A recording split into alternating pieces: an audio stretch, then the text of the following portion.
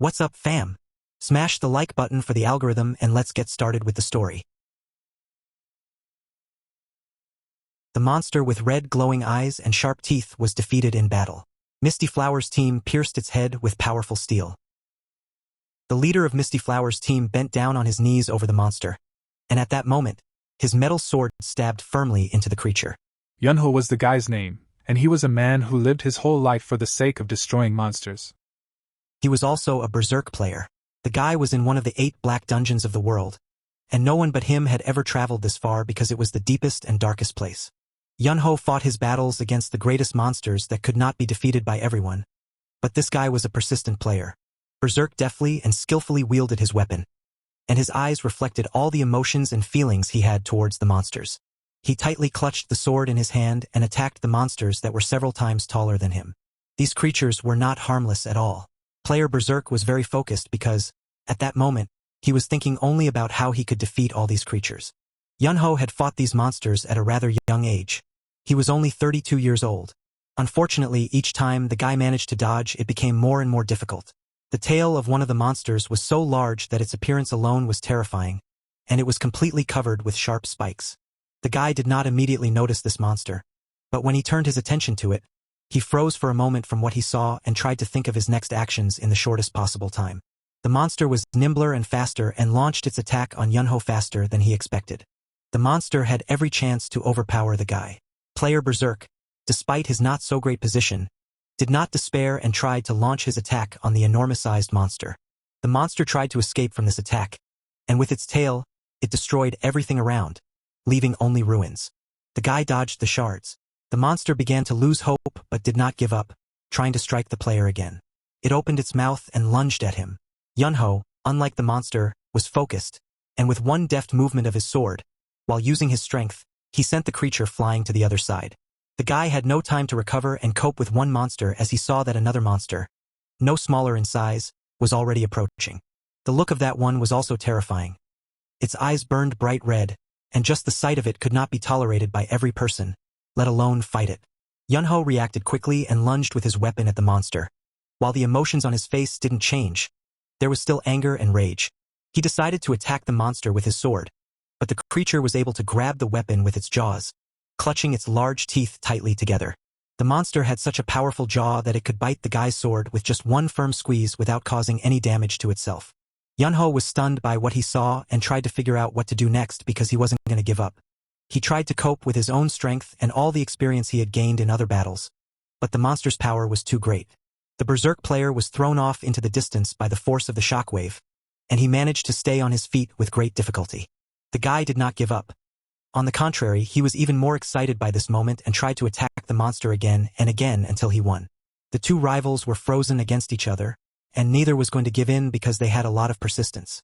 The monster couldn't stand it at first and rushed towards the guy, its eyes filled with anger as it tried to destroy the player with all its strength. Yunho saw the monster's determination and realized that he couldn't delay any longer. He used his strength to wield his weapon. The sight from the outside looked very intimidating, and the force of the blows was incredible. Although the guy was much smaller in size, it did not prevent him from attacking. After a short period of time, Player Berserk managed to make such a powerful attack that the monster had no chance, and the guy's sword pierced the creature, sending it to the other world. After defeating the monster, Yunho was finally able to breathe out and catch his breath, but he didn't plan to stop and was going to move on. While fighting all these monsters, he could not pay attention to what was going on around him, and now what he saw amazed him. He could not believe that his entire Misty Flower team had been destroyed. He looked around again and made a decision to himself that none of this mattered, and he wasn't going to back down from his goals. The guy was even more angry about what had happened, and although he was upset about losing his team, he knew that he would have to deal with it all by himself and destroy the main monster alone. Yunho stuck to his goals and plans and went further until he came to a huge iron wall with an image of some creature on it. The leader of the Misty Flower team, though with great difficulty, managed to boil in front of the battle gate that the guy was waiting ahead. He did not know at all what awaited him. Yunho walked inside the room, trying to find anything and mentally trying to understand and make a plan for what he should do next. He was surrounded by darkness, and although it stirred him from within, he knew for sure that he was moving in the right direction and was confident that the most important monster was definitely here. Although Yunho was looking for the creature he wanted, he still didn't expect the eye of the Darkness Master to appear in front of him in a moment. and it was a very terrifying sight. A bright light pierced through the leader of the Misty Flower team, and it wasn't an ordinary light but an attack on the guy by the main monster itself. The force of the blow from the creature was so powerful that Yunho was thrown a great distance by the shockwave. The berserk player tried to regain consciousness, but it was not easy for him because the attack on him was of the greatest strength. The leader of Team Misty Flower was able to recover a bit and sarcastically laughed as he thought about whether this was the end and if he would be defeated and remain in this place forever. The guy realized that this monster was strong and humanity was now too weak to fight him. He thought that going to the other world in this place was not so bad because it was already the deepest level to which no one had yet reached. Yunho was thinking that he still couldn't believe he had been defeated by a monster. But at that moment, a girl was leaning over him, shouting at him not to dare to give up. The guy recognized Li Wan in this girl and couldn't believe his eyes that she was alive and well. She was trying to help him by using her power at the place where Yunho was injured by the monster. The girl used her power to heal him and was not going to give up, but she also demanded the same from the guy. Yunho didn't understand what Li Wan was doing and told her to leave everything as it was and run away immediately because her safety was much more important to him. The girl was very angry with Yunho and told him to stop saying all this immediately because she would not give up and would try her best to help him.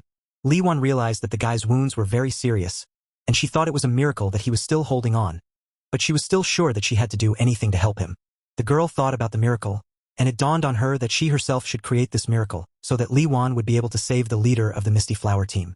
The guy woke up and came to his senses, realizing that this was how it ends, what he devoted his whole life to, namely the destruction of monsters. Yunho remembered everything that had happened to him and had no regrets. If it were possible, he would once again devote his life to it, but he was worried that his partner was all alone.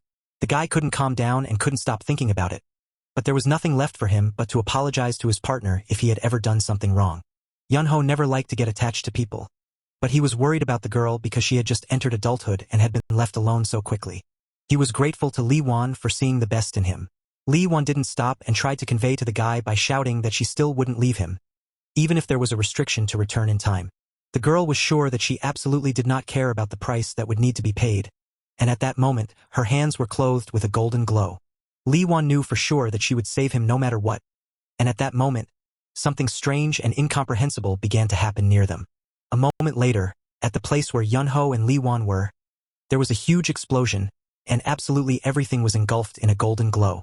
The guy and girl were bent over him, asking Yunho to look at them if he was already awake, but all he saw was not a clear image. It was a bit blurry. After a while, the picture in front of him became clearer, but the people in front of him were happy that he was awake.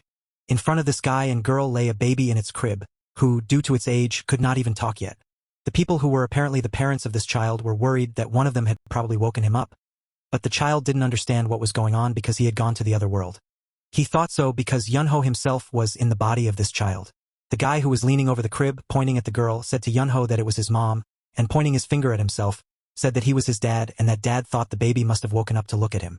Yunho reached out his hand and grasped one of his mom's fingers, and even such an action was not the easiest task for him, but he managed. Mom understood what the baby wanted to do, and from such a scene, she smiled because the baby wanted to hold her hand. But the father, at this moment, was a little upset that the baby chose this action and not him.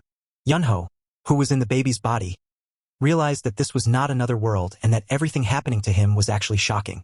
He could not do anything and could not even move his body normally. He finally realized that he had not gone to the other world but returned to the time when he was only 1 year old. He thought it was all just unreal because it was impossible to rewind time. The guy remembered the last thing that had happened to him and how Li Wan had tried to perform a miracle, and it was this miracle that the girl had activated at the very end, allowing the impossible to happen.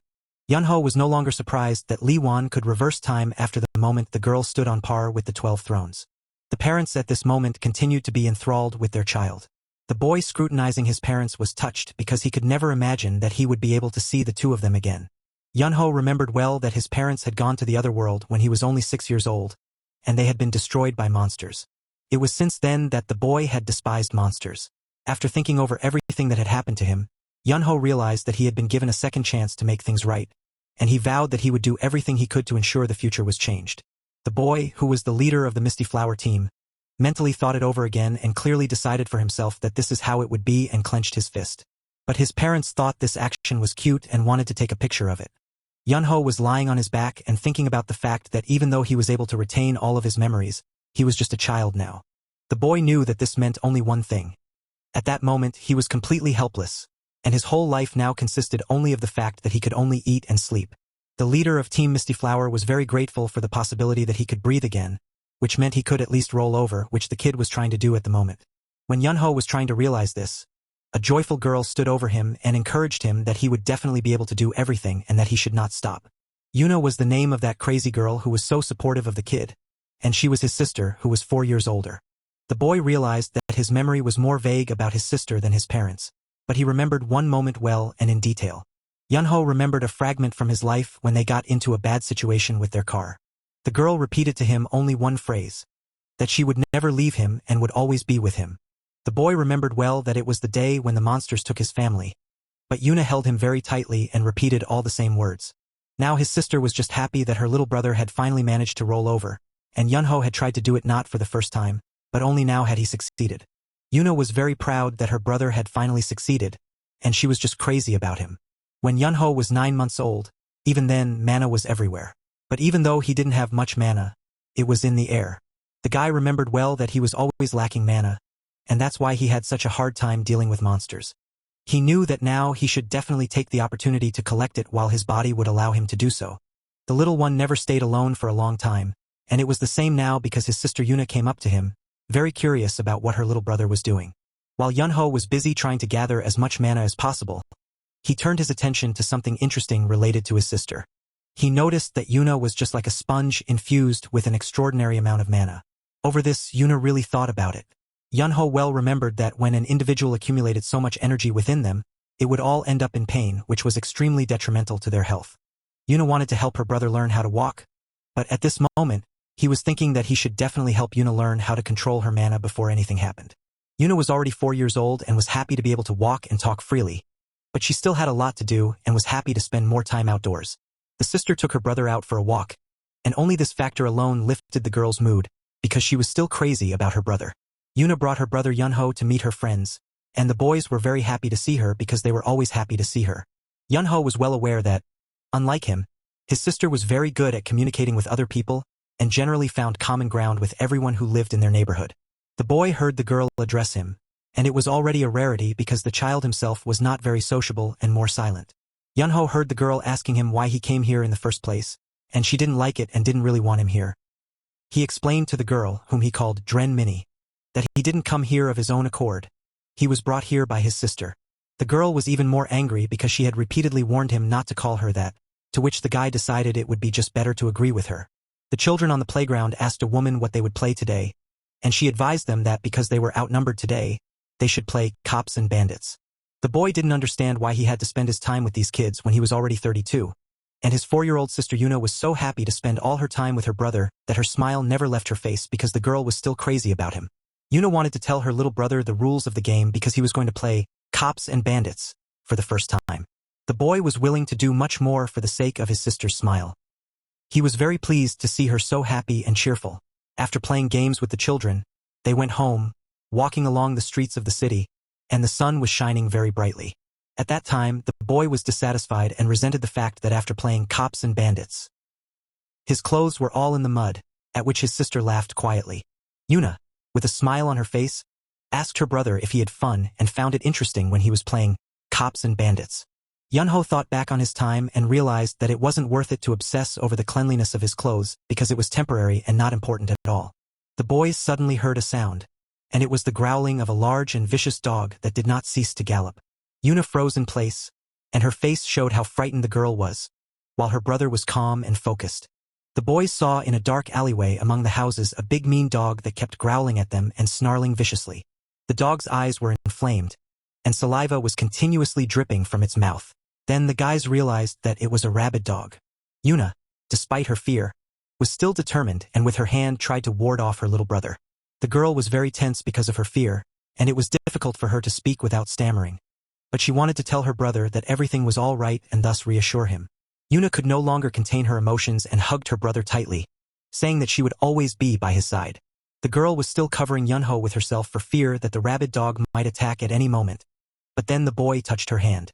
Yunho didn't stand aside anymore and came out from behind his sister's back, surprising Yuna very much. The girl didn't understand what he was going to do. The boy, deciding for himself that it was before he was weak and just trembling in the arms of his sister. But at this moment and in this life, everything was completely different. He remembered his sister telling him that she would always be there for him, and that memory gave him even more confidence. The boy decided to use his mana, and a moment later, his whole body was covered with a blue glow. His sister, who was watching this action, was very surprised. The dog that had been watching the boy intently suddenly pressed its ears to the ground, and it was Yunho who compelled it to do so. Yunho was very focused and mentally ordered the rabid dog to get out of there and leave him and his sister alone. In a moment, the frenzied dog was already running back into a dark alleyway among the houses, and at the same time, the dog whined incessantly. Yunho was still covered in a blue glow, but the silhouette of the mad dog was almost invisible, which meant that the boy had succeeded. The boy was able to accomplish all this and fenced himself and his sister away from the evil rabid dog. Not all given to him so easily, and so he exhaled in relief when it was all over. Yuna stared at her little brother without blinking and thought about how frightened the girl was. The boy tried to reassure his older sister and said that he was perfectly fine, even smiling while looking at Yuna. Yuna pounced on him with a steady stream of questions. She wanted to know how he had done it, if it was his mana, and she demanded that he teach her how to do it. Yunha listened to all these questions and thought that from the outside, it looked very touching and quite expected for his sister. The boy couldn't take any more of these endless questions, so he just agreed and promised that he would teach Yuna.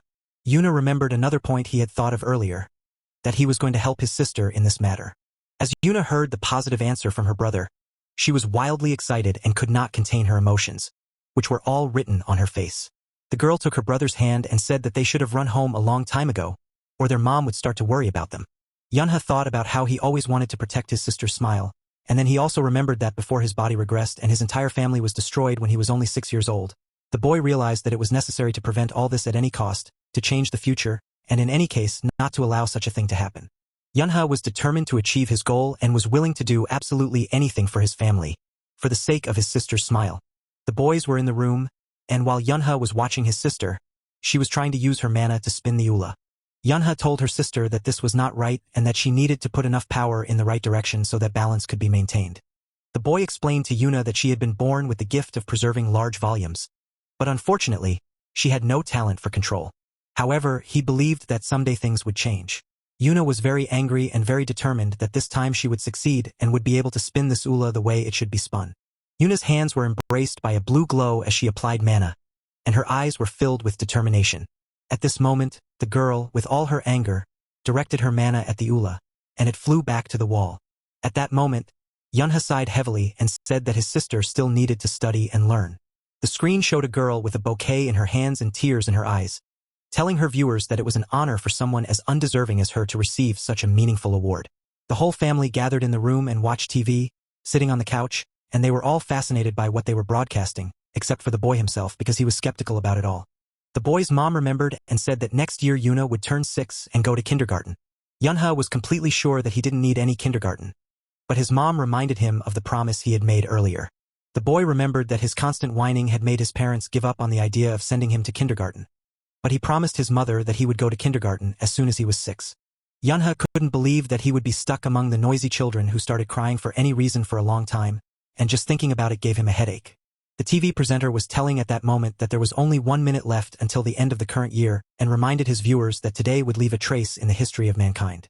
The speaker asked everyone to be more attentive to all the viewers who were watching TV at that moment and waiting for the end of the year. The reporter girl broadcasted that she was with her team at Jongmyo Temple and said that their ancestors, who were members of the Joseon dynasty, were buried there and that this was the place where a new chapter in Korean history would begin. Yunha was very skeptical of all these words and disagreed with the presenter's words about the new head of the entire human race. He remembered well that after mankind had discovered mana, people had only been using it constantly. The boy knew very well that people did not take into account the fact that using mana generates monsters, and so in 1999, just before the beginning of the 21st century, there was an incident, namely the end of the world. He couldn't forget that back then about 30% of the entire population had been lost, and those were crazy numbers. The boy remembered what humanity was experiencing at that moment, and it was shaking with fear because people had to get along with the threat of monsters that came out of nowhere. He remembered the moment when all the government and laws lost all their power, and the only power that could win was mana, which created a new hierarchy in the world. The most powerful people and players with powerful mana had united into a new force, But the problem was that by the time the situation had stabilized, humanity had already suffered great damage because cities had lost contact with each other, and large areas remained in isolation, and their destruction was a matter of time. In Korea, which at that time was already full of despair, a small light was lit, and all people began to live with this hope. A beautiful girl dressed in a beautiful dress was completely enveloped by a blue glow and continued to walk majestically. The girl was very beautiful. This fact could be said by anyone in Korea. All people admired this girl because she was beautiful to them, and if someone had already looked at her, they could not take their gaze from such beauty. Lim Il was the girl's name, and she was originally a popular actress but became the first goddess protector of all of Korea. The girl could stop the effects of mana and dispel it, and she was also endowed with the gift of white grace. It was decided that all players who defended the altar would become sword defenders of Korea, called the 12 Thrones. The boy knew that the players were run by the Mana Control Bureau, but the strongest of them created their own clans. Lim Il, because she had the rare gift of being able to stop monsters, was a very influential person in Korea and was therefore chosen as one of the 12 Thrones. Yunha knew that players who became a throne and belonged to a clan could use the power of the Bureau while also controlling the power of their clan. They did all this so they could have a way to monitor player activity. Great hopes were placed on those defenders of Korea that they would use all their strength. Lim Il really hoped that in the future, the work of the 12 Thrones would bear great fruit for Korea. The girl approached a sphere that stood on a hill, and this sphere was completely enveloped in a blue glow. Lim Il appealed to the gods of earth and heaven and asked them to give her the strength to protect this country from adversity. The girl continued to apply mana to this sphere, and its glow became brighter and brighter. After breaking through the barrier, the sky above the city was completely illuminated with a bright blue glow. The anchorwoman continued her live report and told her viewers that right now a cocoon was unfolding in front of them. That was a semi-spherical barrier that would keep the mana from raging, and it was coloring the skies of all of Seoul. Yuna heard the latest news on TV and jumped up from the couch, running to the balcony to see for herself. The girl watched carefully and intently from her balcony at everything that was happening while her brother stood at her back. She finally got to see what the girl reporter was talking about, and she couldn't help but be delighted. Yuna was not the only one watching everything that was going on because practically every citizen of Seoul was doing the same thing as the girl. Her whole family was already out on the balcony, and Yuna could not keep silent about how beautiful the sky of their city was at night. The boy's father prayed and was very grateful to all the gods that now they could all finally live in peace. Mom bowed her head at this point too and was very grateful to the goddess for everything that had just happened. Not only did the boy's parents do this, but in almost every home, the pattern was very similar because they were all grateful for what they had been given. Yuna decided that she didn't want to be left out either and wanted to pray, which she did. The girl beckoned for her younger brother to bring words of gratitude as well, but Yunha himself wasn't going to do it. Yunha just did not understand why all people did it and, most importantly, to whom they prayed because the boy was sure that there were no gods in this world. The boy thought so because he remembered that when everything came to an end, the gods were also destroyed. In every house, one could see silhouettes in the windows that never ceased to watch intently all that was happening in the sky above their city. The boy also looked up at the sky and noticed that the skies above the city were beginning to turn black. Yuna, at this time, continued to pray, and the girl asked the gods most of all to let her family live happily. Yunha was touched by what he heard from his sister because family was the most precious thing to him. He did not hold back any longer and began to pray himself, wanting most of all for his family, that they and he together with them would be happy in this life. The boy Yunha was 6 years old, and the very incident that had taken his entire family was getting sadly closer. The boy's parents sent Yuna to a kindergarten called Don, which meant evergreen pine trees, by the time he was 6 years old, as promised. Teacher Tao asked all the children for attention and silence, because he was telling them that a new friend was joining them today. The cheerful teacher Tao asked the boy if perhaps he would like to introduce himself to his new friends. The kindergarten boy only said his name was Yunha and that he was 6 years old. Thinking that was enough, Yunha, already at the very end, looking at all the children who were sitting in front of him, added only that it was a pleasure to meet them. Teacher Tao delicately told the boy that it was very short and that Yunha might want to add something else because the teacher was sure that the children wanted to be friends with the boy. Yunha didn't think he needed children as friends, and as soon as he said that, he heard the voice of someone he didn't expect at all. A girl who was sitting among the other children indignantly started asking what Yunha was doing in this particular kindergarten group. Yunha recognized his acquaintance in the girl who was talking. She was the same Dry Minnie, and the boy wasn't too happy about the fact that she was in this group either. The girl could no longer contain her emotions and jumped up indignantly, saying that she had already asked him not to call her that. Teacher Tao tried to reassure the children that they would still have free time before lunch and asked them to be more friendly to Yunha. The children apparently missed the teacher's words and request and all together rushed to the surprised and frozen boy. Yunha could hear the children's questions from all sides, such as where he lived, whether he wanted to play mother-daughter, or whether he knew how to add and subtract. The teacher looked at them and thought that everything would probably be all right. Yunha could barely escape the endless stream of questions and once again was convinced that he didn't particularly enjoy contact with other children. The boy came across a children's book corner and decided that although these books were for babies, they were an opportunity to pass the time in silence. In the children's library, a girl with a red bow in her hair was already sitting at the table, watching the boy who had just arrived in surprise. Yunha, however, did not notice anything or anyone around him and continued to sit and flip through the children's books he had picked up earlier. The girl who saw him still froze and did not move, only watching her new neighbor with her big eyes.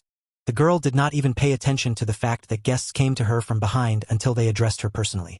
The boy, whose name was Cho Yoon-hook, was with two of his companions and sarcastically asked the girl if she was reading again, not understanding what everyone found in those books.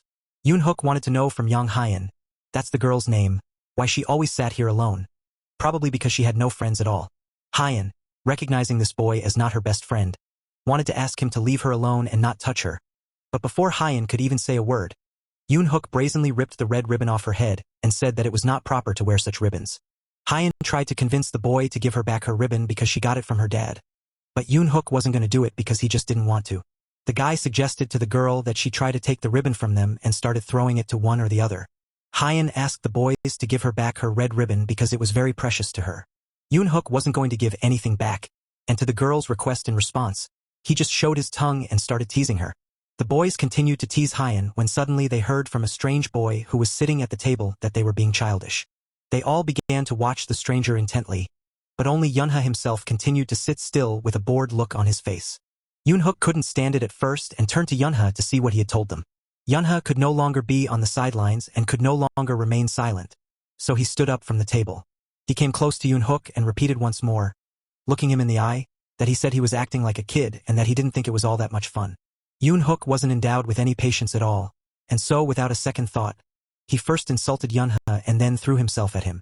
Yunha was able to evade this attack without much difficulty, but Yoon-hook himself was unable to stand on his own feet. The boy had managed to snatch the red ribbon from his attacker during all of this, and now Yunha was scrutinizing it. Yunha walked over to the girl and handed back the ribbon that started this whole conflict. He advised Hyan not to let anyone take that ribbon from her next time. Yoon-hook tried to shout at him and said that he wouldn't let it go, but Yunha wasn't afraid of those words because they were spoken by a child of 6 years old. The boy made a promise to Yoon-hook that he would definitely get to him next time. Hyan touched the sleeve of the boy who had helped her so much and wanted to say something to him, but she was too shy. Gaining courage, the girl sincerely thanked her savior for giving her back her red ribbon. Yunha noticed that Minnie and that boy Yoon-hook had much more mana than the average person, and none of the other kids stood out anymore. He watched all the children closely, but only this girl, Yang Hyan, was not like anyone else at all. Hyan continued to stand and watch her savior admiringly, while clutching her red ribbon tightly to her, while her entire body was engulfed in the blue glow of her mana. The girl had an impossibly large amount of mana, perhaps even more than his sister. The boy noticed that she was very skillful at controlling it, and so the mana around her was concentrated and not dispersed. Such a child would be one of the 12 thrones in the future, or at least their apprentice. Yunha looked at the girl carefully and realized that he had never heard her name before the regression. And even if she didn't become a player, she would definitely become popular because of so much mana inside her. He couldn't fully explain his actions and reasons, and so he extended his hand and offered Yang Hyan to become friends with him. The girl still apparently did not fully understand what was going on at all and answered him with her consent. Yunha knew that mana was a very great power in this world, and so looking at the girl's potential, he knew very well that it would be good to stay close to her. Hyan and Yunha solidified their emerging friendship with a firm handshake. The girl was happy about this turn of events, and the boy in return suggested that they become very good friends. After a busy day at kindergarten, Yunha returned to his home and was glad he did. The boy's mom was happy about such a gift and immediately pinned it on her sweater while remembering to thank Yunha. Yunha realized that mom was referring to the paper carnation he had made in kindergarten, and she had taken it out of his backpack herself. The mom didn't forget to thank her daughter Yuna as well and said she thought it was even better than the actual carnation. Yunha noticed the gift from his sister and decided that if this was also a carnation, then apparently Yuna was very bad at it. The sister took the carnation in her hands and said that here she had another one, and it belonged to her brother, to which Yunha replied in agreement. Mom turned to her son with mortification as she realized that Yunha had made as many as 3 carnations, and apparently one of them was for Yuna. Yunha was in a very awkward situation and didn't know what to say to this. And at this moment, his sister was looking at him with adoration. The boy sadly bowed his head and informed his family that he had made another carnation for his grandmother. He remembered that even before the regression, when Parents' Day came up, they used to put these carnations together at school, and he was made to do them with everyone in the class. Even though his parents were long gone, those carnations were at the bottom of his backpack, and his grandmother would find them every time she packed him for school and put them on the nightstand in the hallway, but never on any of the holidays did he give them to her directly. He thought that when he gave them to her, he would immediately lose his longing for his family and his anger at the monsters. The boy did not show his gratitude until his grandmother went to the other world, but in this life, he would do things differently. On May 4th, the government decided to open the forbidden roads so that citizens could unite with their families in other cities in time for Family Month. A large number of players had been hired by the government to be ready for monsters on the roads, but because of the sudden appearance of the Kraken, many people were destroyed. On the way to his grandmother's house, his family was caught by the monster and sent to the other world. Dad suggested the whole family see Grandma because tomorrow the vacation started and there was free time. While the family was discussing this moment, Yunha, on the other hand, became silent and tried to decide what to do next. Yunha knew exactly one thing, that he must stop at all costs and save his family. The whole family gathered in one room and discussed Dad's suggestion that they go to Grandma's. Yunha knew well that they had only one grandmother since his dad was an orphan, and so he only had a grandmother on his mom's side. The boy remembered that before his return and after his family had been destroyed, he had been raised by his grandmother. She supported him when he was unhappy or if he failed, but then his grandmother had gone to the other world. Dad explained to them all that it used to be very dangerous to go out of town, but this year it should be safer after the government took over the roads. Yunha turned to his parents and wanted to ask them to all go to his grandmother's house another time. The parents could not understand their son's request and why he was refusing now because the government had already taken care of everything. The mother appealed to the boy that if he made a carnation for his grandmother in kindergarten, it meant that he would really like to see her. Yunha agreed with his mother's words and he missed his grandmother very much, but he didn't want to go on that day and suggested that the trip be postponed. The boy understood perfectly well that he was only a child and his word meant nothing, and that's why he had to behave like a child in order not to be suspected by his parents. Yunha shouted that after all, it would be Children's Day soon and he would really like to go to the amusement park to ride the Viking, especially since it was not far from their house. When Yuna heard what her little brother wanted, she was happy to support him and said that she also wanted to ride a Viking. Dad reflected on the fact that none of his children had actually been to an amusement park yet because there was a period of great monster activity. Yun's father still decided that this factor should definitely be fixed, and tomorrow they would all go to that park together. Mom wanted to make her family something delicious for dinner and asked them what they would like. Yuna, without much thought, asked her mom to make her some nuggets and a sandwich. The boy thought that since he could not stand in the way of the Kraken, he could stand in the way of his parents to come to him, and it could change the future. Mom received an unexpected call on her phone, and her face became very concerned with disbelief. She once again questioned whoever was on the phone with her about whether this was about her grandmother. Mom thanked whoever called her and at the end really asked her to take care of Grandma. The whole family was excited and worried because it was about their beloved grandmother and they did not know what happened to her. Yun's mom told everyone that Grandma suddenly felt sick and fainted because of it. Yuna was getting angry because it couldn't be like this. Before the regression, everything had been fine with his grandmother until he entered the Players' Academy. Mom really hoped that Grandma was fine and nothing serious, but because she was very worried and could not go to her, Dad was worried too, and so he made the decision that he would definitely go with her to make sure everything was actually okay. Dad informed everyone that no one could go to the amusement park at this hour, and so tomorrow, as soon as roadside security was prepared, they would all go together to check on Grandma. Mom was now starting to worry about her son. She didn't want him to be upset because they had already promised him. She knew that the boy really wanted to go to the amusement park and so she offered to go to it for sure but some other time. Yunha thought that his grandmother was hurt because he tried to change the future, and he was worried that if he tried to do anything else, who knows what else might happen. There was no way he could prevent his family from meeting the Kraken, and if so, then nothing would be different. The boy thought about the fact that there was one difference and that was himself because now he was completely different. Yunha had begun to accumulate mana since he was a child, and he still had battle experience from his past life. The boy agreed with his mother's words that they would go to the amusement park another time. Yunha turned to his family and said that if nothing could be done, they would go to grandmother's house. The boy had set his mind to the fact that if he could not prevent his family from meeting the Kraken, then he would fight the monster. Yunha wasn't going to give up and was willing to do anything for his family. The Bureau of Mana Control categorized all monsters based on their threat level. Class N9 included those that polluted the environment or spread disease, and Class 8 included monsters that physically threatened everyday life. The 7th class included those who committed robberies, and the 6th class included monsters who terrorized city districts alone or in groups. The 5th class were those who committed terror alone or in groups and had equal strength. The 4th class were monsters leading hordes from the others, and they enslaved people and threatened their well-being.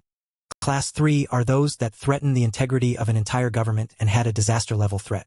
The 2nd class included monsters that were the equivalent of a catastrophe, and the remaining 1st class were those that threatened the existence of all mankind. The Kraken belonged to the 3rd class. Yunha recalled that even before his regression, around the time he entered the Kraken Academy, the Krakens were relegated to the 4th grade because of the players' great efficiency. The dispersed players of a certain class or rank were too weak to fight the Kraken.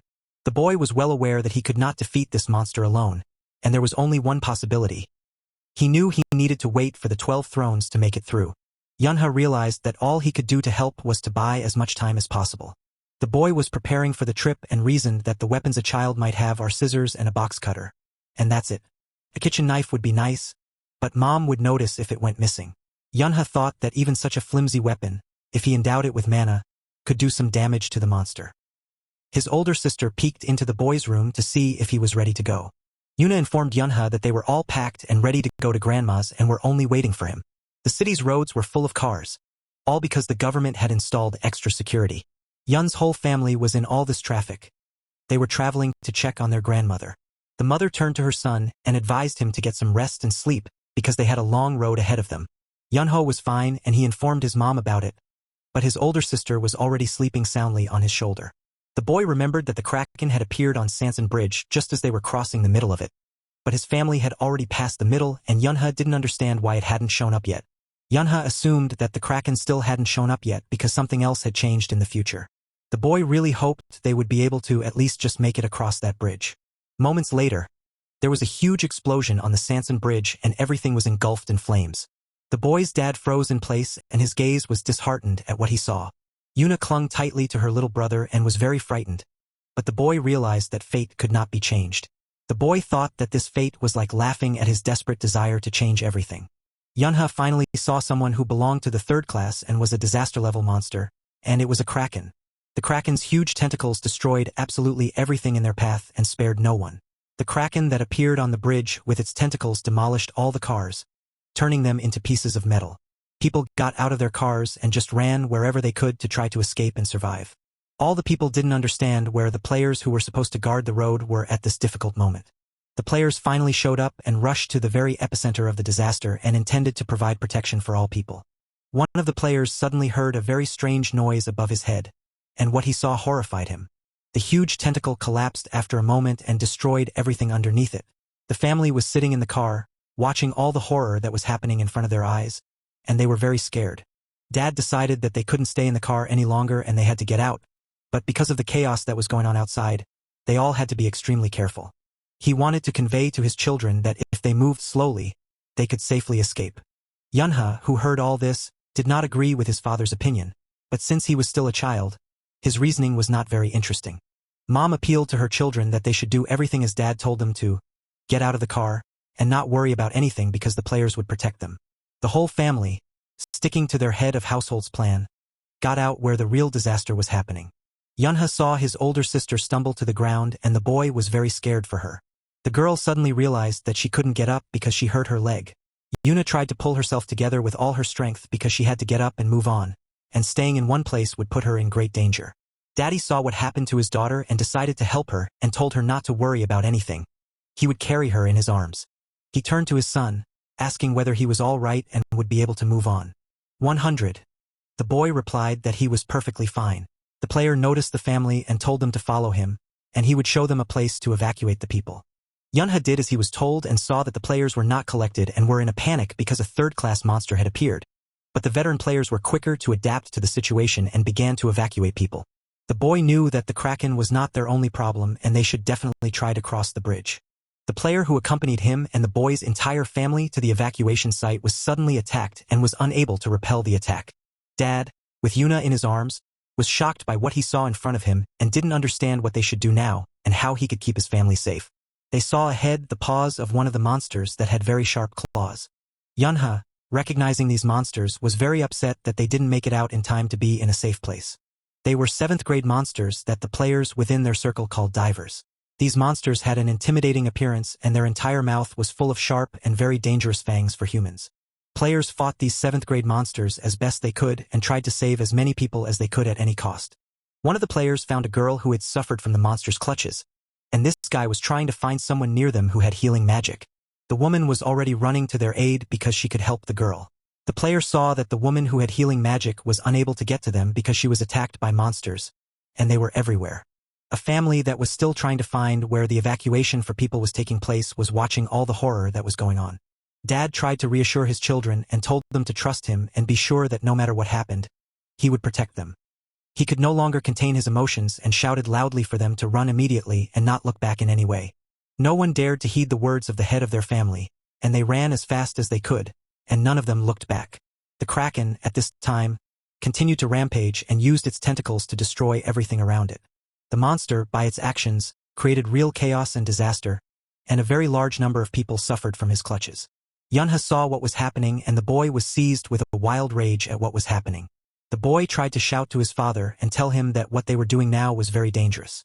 A huge number of cars were already turned into a pile of metal and people were trying to escape who could.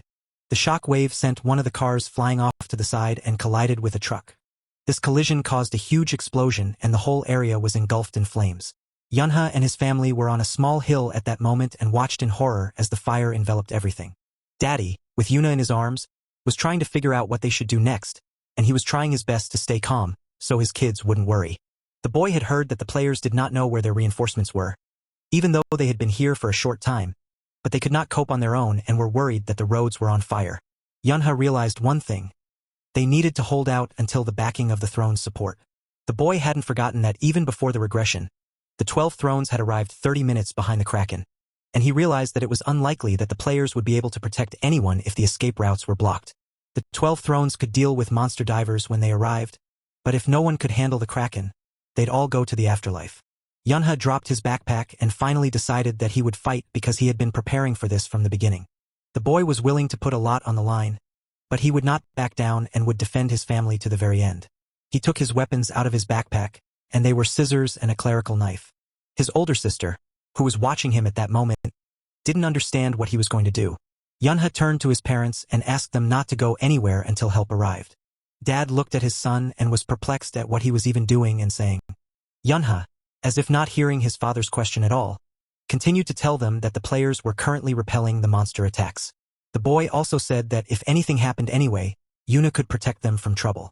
Yunha explained that besides himself, only Yuna could control mana here, and he had faith in his older sister. Yuna rounded her already large eyes to listen to her brother carefully and couldn't believe it. The girl tried to stop Yunha, but it was too late. He ran into the very epicenter of the battle.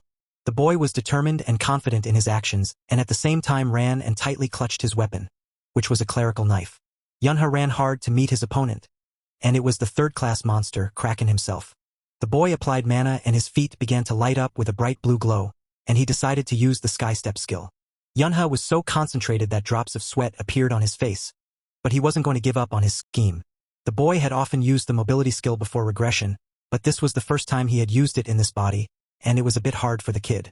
Yun realized that no matter how hard it was for him right now, he would be able to reach the Kraken instantly thanks to the Heaven Step skill. The boy made a great leap and in a moment was in the very epicenter of the battle. People fleetingly turned their attention to someone speeding past them. The players noticed the boy and could not understand what he was doing and where he was running to because it was very dangerous there now. The monsters called divers heard a strange sound and all their attention turned towards the boy. Yunha ran straight to meet these monsters while applying full mana envelopment. The boy was jumping from one car roof to another at high speed, and the divers were already rushing to meet him. Yunha, thanks to his mana, could quite easily and deftly deal with these monsters that were trying to attack him. The boy did not pity or spare any of them. He was very determined and thought only that he needed to protect his family. Yunha destroyed one diver with his clerical knife as another monster was already trying to pounce on him from above. The boy was able to handle both one monster and another without sparing anyone. Yunha realized that he needed to gather all his strength and be very careful. The boy actively used his clerical knife as a weapon against the divers. The beast was strong and it wasn't easy to defeat, and so in one of the attacks, Yunha was thrown onto the hood of one of the cars on the road. Yunha was able to get to his feet and using mana was ready to do battle with the monsters again. There were a lot of divers and they surrounded the boy from all sides, blocking all his paths. The boy gathered all his strength and planned to attack the monsters again and win at any cost. Yunha saw memories of his past life in which he fought monsters time after time and never retreated. The boy remembered all the monsters and different classes and levels that had ever been in his path.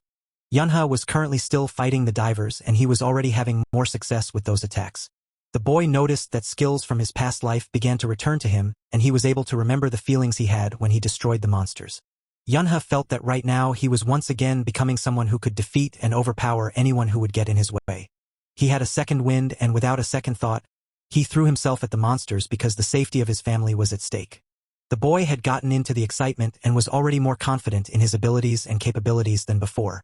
He was distracted by his thoughts and musings and didn't notice one of the monsters lurking under the car while the boy was on the roof.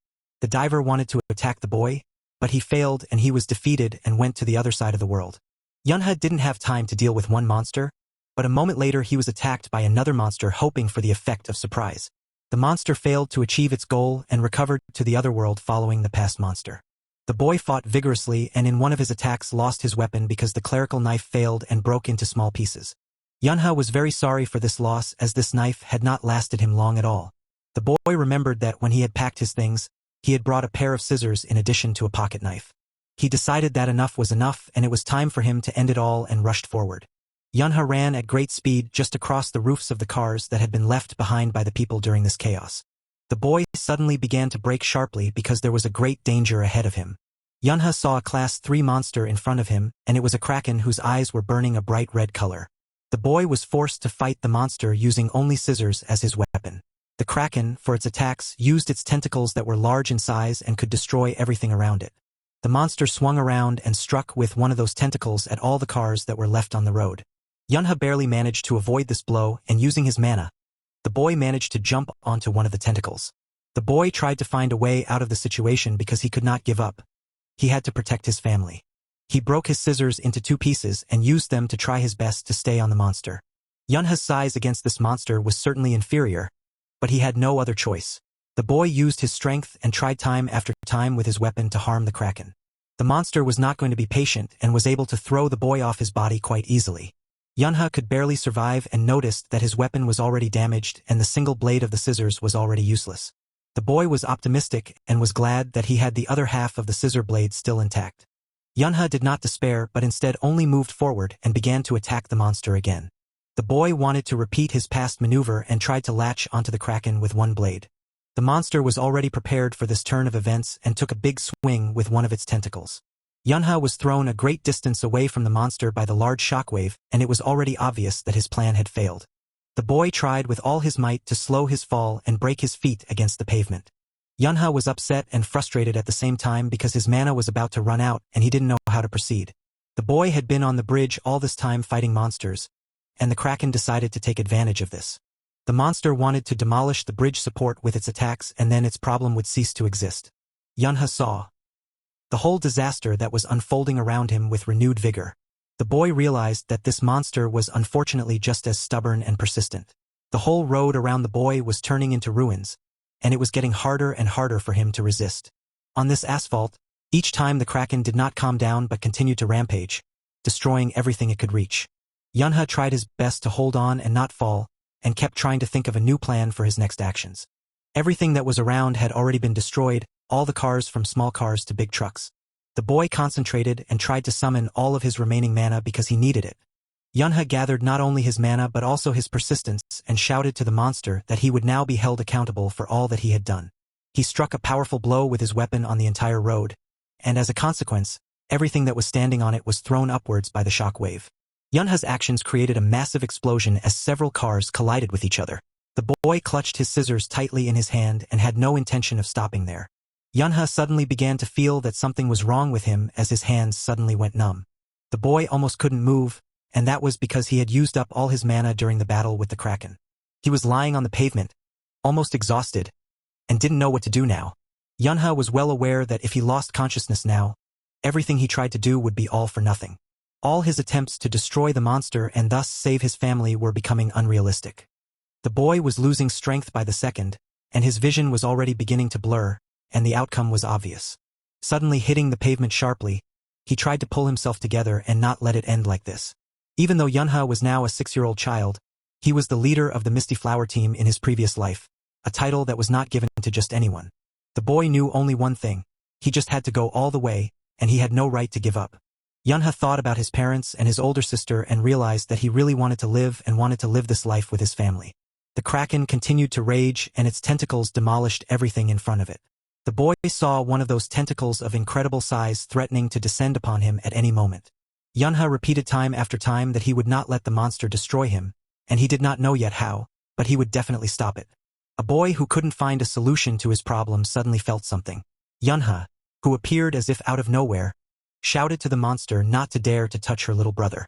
The boy himself took it all as a miracle. The girl was this miracle and hugged her brother tightly, and around them, the boys themselves were enveloped in a golden glow. She used her mana and protected herself and her younger brother Yunha with a barrier against the monster. The monster divers saw what was happening and froze in amazement, for even they had not expected such a turn of events. Yunha used such a strong barrier that a pillar was encompassed, and it looked fascinating. The boy thought that everything that was happening was simply impossible, and it was actually something else than a real miracle, namely a gift that allowed changing the world and its laws. Before the regression, Yunha had only known 4 people who possessed such a gift and ability. Li Wan was the name of the person who possessed such a gift, and the girl was also his trusted partner.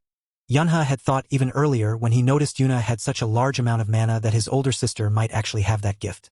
Yuna hugged her brother tightly and told him that everything would definitely be fine now. The boy was surprised to notice that his wounds were beginning to heal, and he found it hard to believe. Yunha also noticed that the light that came from his sister was protecting them from the kraken. The boy began to worry because the use of such a gift never happens without a trace, and those who possess it will have to pay a great price to change the world. Yunha became increasingly worried about his sister and asked the girl if she was all right and if anything hurt. Yuna smiled, looking at her little brother, and tried to reassure him that she was perfectly fine and only a little tired. The girl, after a moment, abruptly lost all her strength from the use of her gift and lost consciousness. Yuna couldn't resist it, and a small glow continued to shine above her. The boy saw that his sister had very little mana left in her, but it was enough to keep her alive. Yunha gently placed the girl on the pavement and realized that for her, the price of using the gift was mana itself. The boy decided that what his sister had done was more than enough, but he would have to do the rest himself. Yunha stood in front of the monster and was ready to fight with all his might so that what his sister had done would not go unchallenged. Kren watched all of this closely, and even the monster was amazed at all that had happened. The boy saw that the monster opened its eyes wide and was glad that apparently even the monster was scared of Yuna. Yunha warned the kraken not to even expect to get close to his sister. The boy would never allow it and would do everything possible and impossible to do so. Yunha used his mana and set his mind determined to attack the monster, and nothing could stop him. The boy applied all his skills and abilities and was going to go all the way. Yunha noticed that his mana had recovered thanks to his older sister saving him. The boy was well aware that he would not be able to defeat the kraken completely, but the most important thing was that the future had already changed and his family was safe. Yunha no longer feared anything. He just had to hold out until the thrones arrived. Before the kraken appeared, a man was on the one bridge near the main action scene. The man who was sitting in the car at the time was very indignant that the rest of the traffic didn't even think to move. He was getting angry at the driver for not driving but just apparently steering, to which the driver replied that it was because there were a lot of cars on the road and all the roads around Seoul were like that now. The man in the backseat of the car was already thinking that maybe he should leave the 12 thrones because instead of relaxing on his golden vacation, he was doing something else. He joined up because he wanted to fight shoulder to shoulder with the tough guys, and instead he had to deal with civilians. Suddenly, they saw a great deal of mana ahead and were greatly surprised by it. The man who was sitting in the back seat dialed the phone and immediately asked if he thought it was all up ahead, and the response was that it was. The man on the phone reported that he agreed with the information. He knew it was a Class 3 kraken. The man who heard what class the monster belonged to was very surprised and wary. The driver was listening to his passenger talk about how he could have fun when there was a monster raging ahead, and if people saw this reaction, they would be outraged. The person on the phone said that this was all happening on the Songsan Bridge, and that they couldn't resolve the situation while all those players were there. He was also told that they didn't know the exact damage that had already been done but were confident that the man would definitely be able to end all the chaos that was going on. The last thing he was told was that he could be picked up on the road soon. The man, or rather it was the lord of the clan, did not wait for anyone and decided to leave the car on his own. But he heard the driver ask him what he was going to do. The clan lord explained that it would be easier for him to get to the place he needed on his own because they would not be able to get there because of the traffic jams. The man from the back seat of the car took out his weapon, and it was a big sword because it would be very useful to him in the near future. The driver didn't understand how he was going to walk because it was at least 2 hours to the right place. The clan lord only laughed at this because he only needed 30 minutes because he was going to use his power. Using his strength, he rushed forward to the very epicenter of the events on the bridge.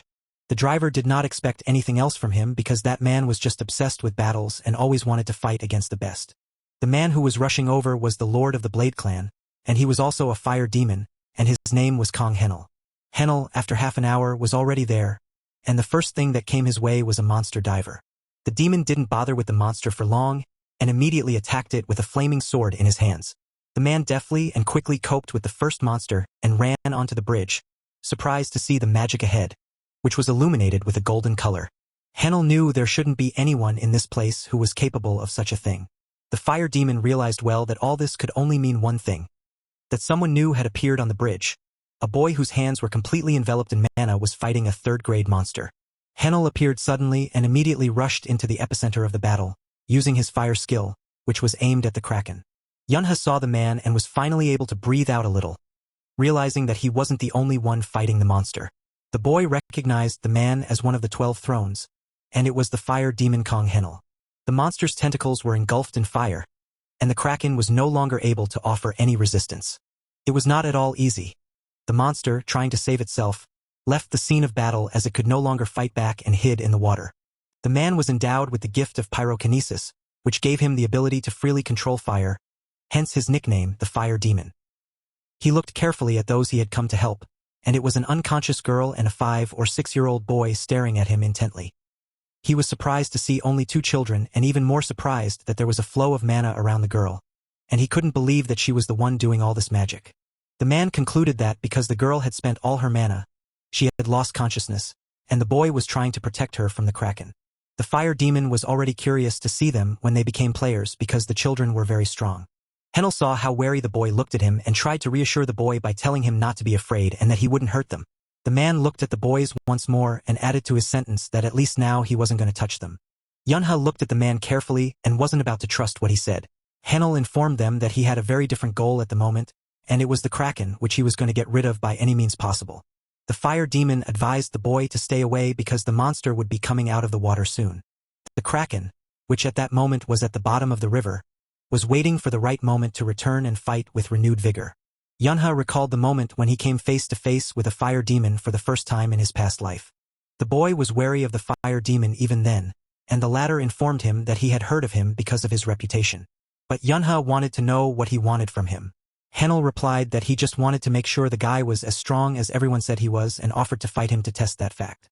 Yunha saw no point in this battle, and so he simply asked the fire demon to get out of his way. Henel, laughingly, replied that he didn't want or intend to go anywhere and that the guy could only get past him if he fought. Yunha stopped being restrained and, getting into a fighting stance, told the fire demon that he would regret it. Henel reacted instantly and was fully prepared to attack in a moment. The boy, hugging his older sister, looked at the man, remembering all the moments from his past life related to that one. Yunha remembered well the moment when Henel had constantly tried to challenge him to a duel before his return. The boy did not forget that he had never been able to win because he was getting stronger with each battle. Yunha thought he was truly a monster who was born to fight. The Kraken found the right moment to make itself known and surfaced from the water, beginning to attack again. The boys and the man were able to barely stay on the remaining bridge after the monster tried to attack them. Henel saw that the monster was able to destroy the column that supported the bridge, and he was overcome with rage. The man tried to think over his next plan of action, but seeing the guys, he realized that while they were here, it would be hard for him to fight. The fire demon spotted a helicopter in the sky above them, from which the silhouette of the Holy Mother could be seen, and it was very timely. The girl in the helicopter shouted that she had asked him many times not to call her that, but she wasn't old and didn't understand what the word mother had to do with it. It was the Holy Mother of the 12 Thrones, whose name was Pak Harem. Henel didn't understand why the fire demon had run all the way to this place on foot if they could get him here by helicopter. The man replied that he just needed to get to Seoul very urgently, and wasn't that clear? Harem said that reinforcements would be arriving soon, and then they could begin rescuing civilians, but for now he just needed to focus on the Kraken. The fire demon saw that the girl had applied her buffs for them, but the guy wanted to proudly refuse it but failed because Harem was more convincing. Harem informed another man that these guys were on him, and he was responsible for their safety. Yunha gently hugged his sister and still didn't trust anyone, counting only on himself. The Kraken no longer lurked at the bottom of the river and surfaced, fully revealing itself. Henel noticed that the monster had finally fully emerged and, without hesitation, rushed straight towards it while using his mana. The man picked up a lot of speed and jumped off the bridge straight into the water, intending to deal with this monster once and for all. Henel had already resurfaced from the water in a completely different form because he had used his fire skill, and his entire body was completely engulfed in fire. The man, as Yunha had said before, was born to fight, and he even enjoyed it. Henel stood in front of the third-class monster and planned his next actions. The Kraken did not wait but decided to be the first to attack and used its tentacles. The man's gaze was a little wild, and he had no doubt at all that he could overpower this monster. Henel struck the Kraken with his powerful blow, and in a moment, the entire monster was engulfed in that fire and had no chance of surviving. The fire demon, after being able to send the monster to the other world quite easily, began to take on a bit of his former appearance. Henel was already completely his old self and looked with satisfaction at his accomplished work. Yunha watched intently and was glad that the Kraken had finally been defeated. Harem, who had come down from the landed helicopter, ran to the guys to make sure they were okay. The girl tried to calm them down and explained that she would help them now while using healing magic. Harem suddenly noticed something that really struck her because the boys did not have a single scratch on them. The girl thought about whether it was a miracle, and it was the one that was able to heal their wounds. Harem found it all astonishing and never thought she would ever be able to witness a miracle in person. The girl wanted to make sure and examine the boy and the girl more closely, but she was not allowed to do so. The boy menacingly informed her not to even dare touch his sister and was very convincing in his words. Harem froze in astonishment, feeling threatened but not understanding how the boy could threaten like that. The girl was even more curious now and wanted to find out who this boy was. The resulting noise made it impossible for her to hear anything in response as a multitude of helicopters appeared over their heads. Harem saw that it was the rescue squad and decided that it would be better to get the boys to the hospital first and then figure things out. It was reported by the authorities that at 5 o'clock in the evening, a Kraken suddenly attacked the Songsan Bridge and caused a lot of damage to the bridge. All TV channels reported that rescue operations were still underway and people were being given the necessary assistance. Yunha listened to all this news that was reported on TV, but all his attention was riveted and focused on his older sister. Yuna was currently in the hospital and was still unconscious but safe. The girl's physician informed her brother that Yuna was severely malnourished due to the lack of mana in her body, but after she took a mana potion, she would be fine. Yunha was insanely happy that it was finally over and their lives were no longer threatened. The boy was glad that despite everything, he was able to change the future, even though he had no hope for it. Yunha suddenly heard himself being addressed by those he was not yet ready to see. The boy saw his parents rushing towards him and were very excited. His parents' gaze was so intense that Yunha realized he was about to get it. The boy stood in front of his parents and dutifully lowered his head, keeping silent. His mom was the first one who couldn't stand the silence and asked her son if he was okay or possibly hurt. Yunha quietly replied that he was fine and uninjured, but his head was still lowered. Mom asked what about his sister, and the boy replied that she had little mana and that's why she was sleeping now, but she was recently given a potion. The head of their family, hearing his son's answer, breathed a sigh of relief that his children were okay after all. Dad had calmed down a bit and now wanted to know why Yunha disobeyed him and ran away from them. The boy lowered his head even further and apologized to his parents for his disobedience. Yunha only didn't understand why he was apologizing to them since his family had been saved, and it was the best possible outcome. The boy was well aware that he wasn't sorry at all and would do the exact same thing again. Yunha only noticed in them that they were not at all worried about the outcome, but they were worried that he had run away to the monster and put himself in great danger. The boy remembered the feeling well and knew what it was like to lose his family, so he did what he thought was right at the time without asking his parents for their opinion. Yunha now understood what his mom and dad were going through, so he apologized to them more sincerely and said that he understood how wrong he was and that it would not happen again. The boy's mom couldn't take it anymore and held out her arms to him to come to her.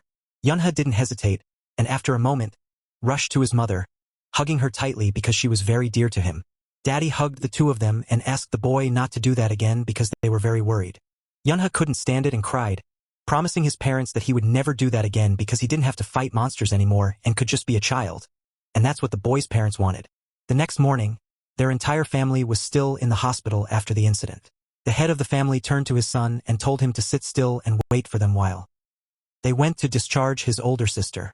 The boy obediently agreed and said that he would sit next to Yuna and would not go anywhere.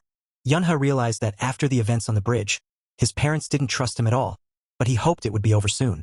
The boy wanted something to occupy himself while his sister was still fast asleep and found something to eat.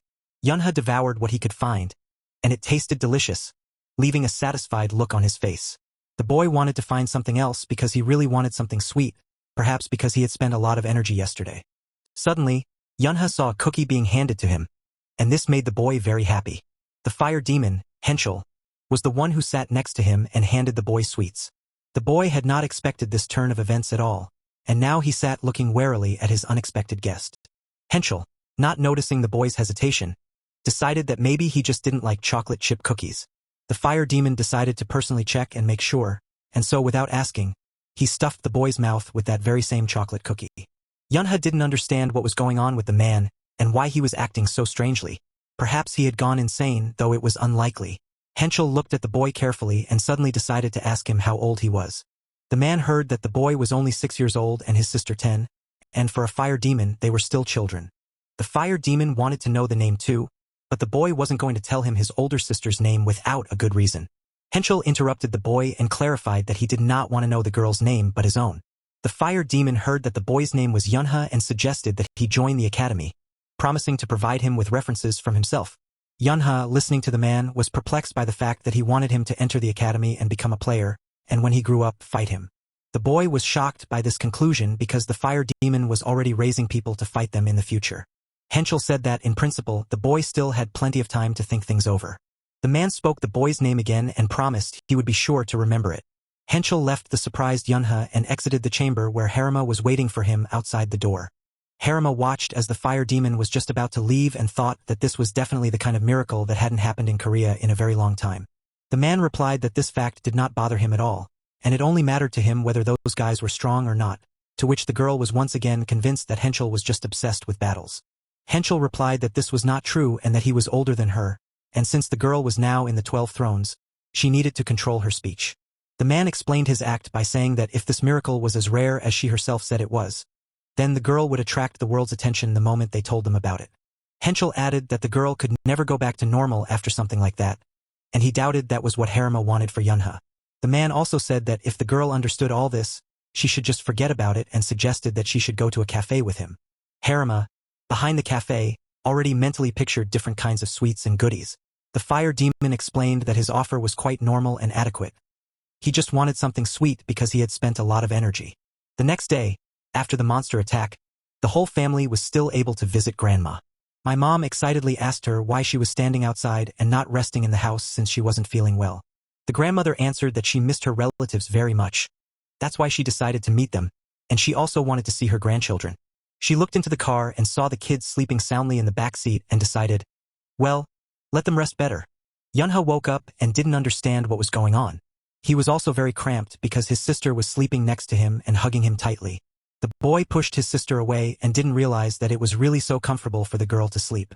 Yunha turned his attention to his parents, who were sleeping nearby, especially to his mother, and realized that his sister must have gotten it from her. The boy gently tucked his sister in and still couldn't be happy that she was perfectly fine. Yunha, trying to leave the room quietly so as not to wake anyone up, decided to take a little walk. The boy sat by himself outside in the yard of his grandmother's house and thought about what had happened to him during this whole period. He saw that he had a lot more mana now. Perhaps it was because of his gift.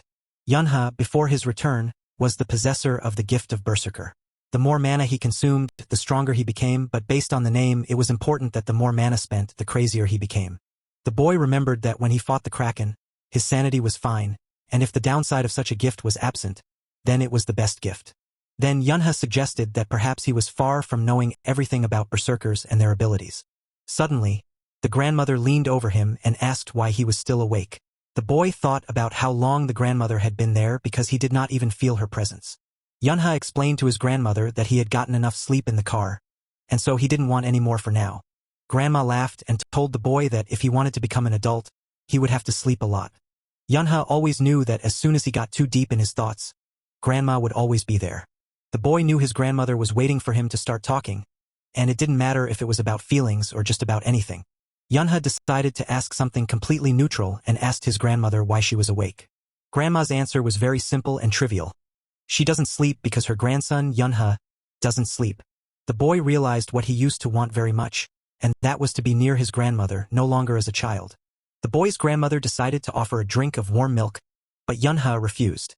Suddenly, a question was asked from behind if he was sure he didn't want to drink warm milk, and the boy was even more surprised because he hadn't noticed her coming.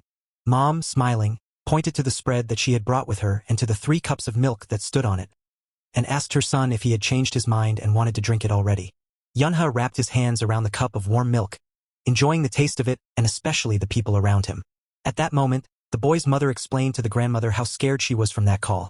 And so the grandmother once again repeated that she was perfectly fine and generally thought her neighbor sometimes exaggerated too much. She was still very excited when she was informed that grandma had fainted. Yunha listened carefully to his family's conversation and heard his grandmother talk about how she had just stumbled a bit and still thought she got off very lightly. Grandma reported that she was just distracted, and that's why it happened. But now Mom would really like to know what distracted Grandma so much. The boy's grandmother said that when she was walking up the stairs, she saw someone. Grandma preemptively beat Mom to the punch and replied that she was completely sane and asked her to listen to the rest of the story first.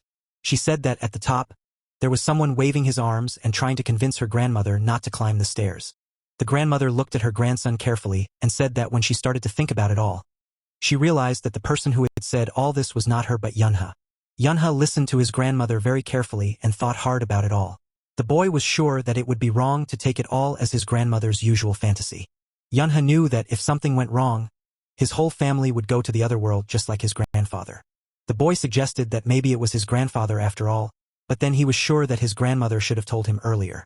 Grandma thought it was all amazing and like it was all a while ago and went on to tell him that Grandpa told her there was a cute lonely fawn outside, and he, of course, went out to see. The boy's mom heard the story and remembered a similar situation that happened to her. She began to tell him that she too had had a similar dream, and in it, her father had left a deer.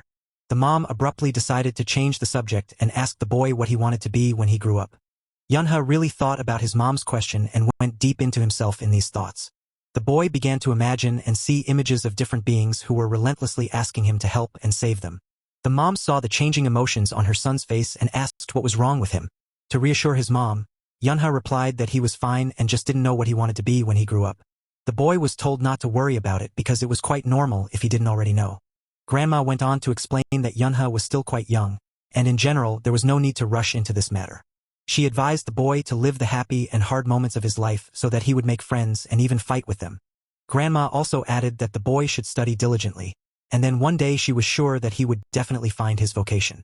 She advised, due to her older age, that Yunha should just live until he finds out what he would prefer.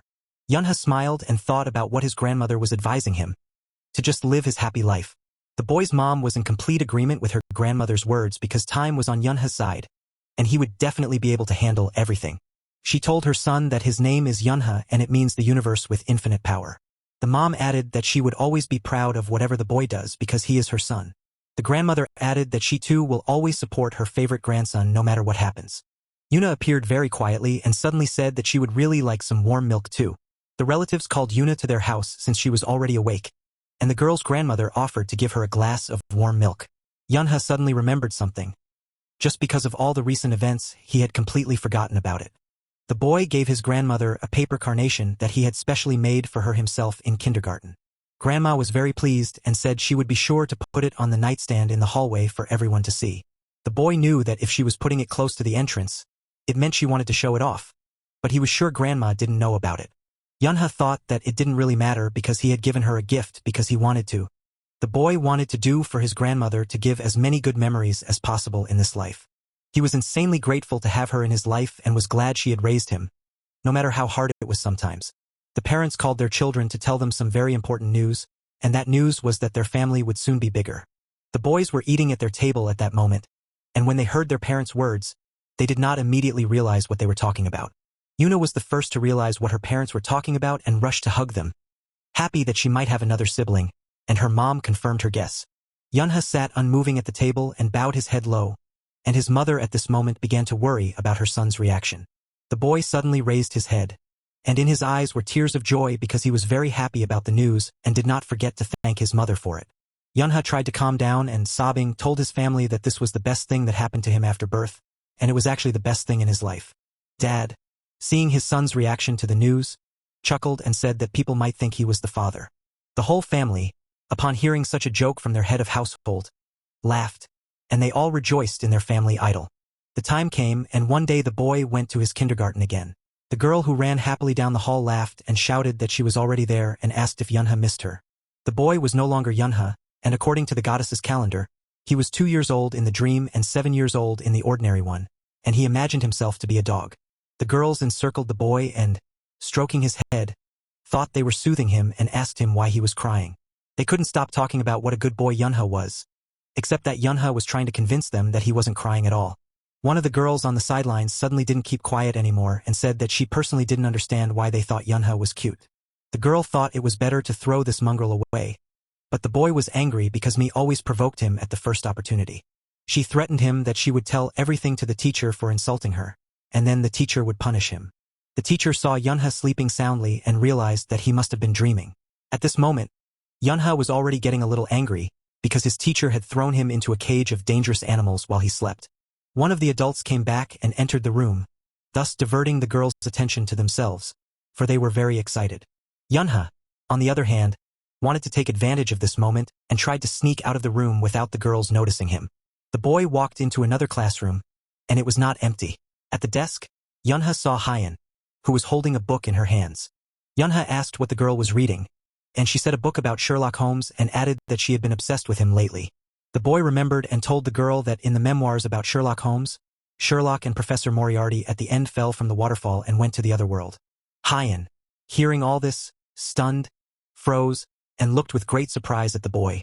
Yunha realized his mistake, which made the girl look at him so surprised because he had accidentally made a spoiler for this memoir. Hyen was upset because she hadn't even finished reading it, and Yunha tried to apologize by telling her that he would be back in one piece in the next installment of Sherlock Holmes. The girl was even more upset and didn't want to hear it, so she shouted at him to stop talking about it or she wouldn't be interested in reading anymore. Yunha was sorry, but it was too late. Yunha decided to find another place to rest and went to another room where a group of guys had already gathered and were discussing something very heatedly. The boys formed a circle inside of which two led their duels, and one boy was defeated but indignantly said that everything was not fair and next time his rival would definitely get it from him. Yunha noticed the one he had wanted to get even with for a long time and said loudly for all the guys that he wanted to find out who was the strongest in their group and addressed Yunha personally, saying that he had come at the right time. The guys started to react very strongly and emotionally to all this because they also now wanted to be the strongest in their group. Yunha or Yunho himself thought about what all these guys were watching on TV, so they reacted like this. Yunho confidently drew his childish sword that he wanted to use in this duel and said menacingly that, in his opinion, this city was too small for the two of them. The boy added that everything would be decided here and now and told Yunha to take his weapon. While Yunha sighed heavily and thought about how he was fed up with all this, Yunho's friends were very supportive of their comrade and shouted that he was much stronger and wanted him to win with a single blow. But Yunha kept thinking only that they were still children. The comrades did not calm down and continued to shout at Yunho to win because they did not like the fact that Yunha was very popular with the girls. Yunha heard his neighbor calling him and thought that she might want to support him, but he was wrong because the girl was only rooting for him to lose. If you think about it, the boy should not expect anything else from her. He didn't think he needed anyone to support him, but he was still a little upset about it. Yunha noticed in the crowd that Hyen was also there and was already happy that she would probably support him and cheer for him in this duel.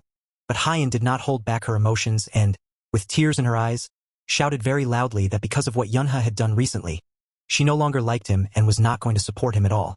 Yunha realized that he, as always, was alone in life and took his weapon in his hands, ready for this battle. Yunho did not hesitate and, confident in his victory, attacked to prove to everyone that there was no one stronger than him in their group. The boys held their baby swords as if they were in a real arena, and all far from games. Yunha was able to repel his opponent's attack without much difficulty with his sword, and Yunho himself lost his balance. Yunho tried his best to concentrate, but he didn't manage to stay on his feet for long, and catching his sword was much more problematic. The boy was unable to fight back Yunha and still fell to his knees, losing his battle weapon. Yunho clutched his stomach and couldn't and didn't want to believe it because he thought that he could still continue this battle. Only if he was able to use his closed powers, things would be different. The boy couldn't even stand on his knees and collapsed on the floor while the boys at this moment were shouting and cheering for Yunho's quick victory. Yunha, hearing all these shouts of joy and support for him, couldn't help but smile and said that it was basically a good fight for him. The guys did not calm down and continued to shout that the boy was very good and strong, and in principle they did not expect anything else from him. The girls also praised him because they liked how Yunha skillfully played when they all played together in the family. The boys were pushing the boy in the back and saying that they thought that if anyone could pull Excalibur, it would only be Yunha. But the boy didn't understand what they were talking about. The boys emotionally said that they never thought they could see someone raise Excalibur and believed only in Yunho. While the boy shyly looked at the sword in front of him, he thought that maybe he should do it after all. Yunha took hold of Excalibur's hilt and decided that since the boys were asking for it, he couldn't refuse them and disappoint them. He did so and drew his sword high above him, and the crowd at that moment applauded him wildly, and the guys couldn't help but cheer. The boys were shouting how strong Yunha was, how good he was for pulling out Excalibur, and the boy was even starting to feel a little proud of what he had done and shyly asked them to calm down. On the city street at this time, someone's phone was left under a streetlight, and there was not a single person around, and such emptiness was alarming. On the phone he had left, the online television news was broadcasting that there was an emergency in the city because of the 7th grade goblins who were trying to blend in with the crowd in crowded places. While all the news channels were reporting that if anyone could spot them, the authorities should be notified as soon as possible, the boys were running around on the playground, playing their games and not suspecting anything. The girls were having fun and happy to catch up with each other, touching and shouting whether they froze or the player melted and could continue the game. Yunha sat in the shade under a tree and watched them all as the boys ran one after another without stopping. The boy wondered if they were getting tired at all because he didn't have the energy for it.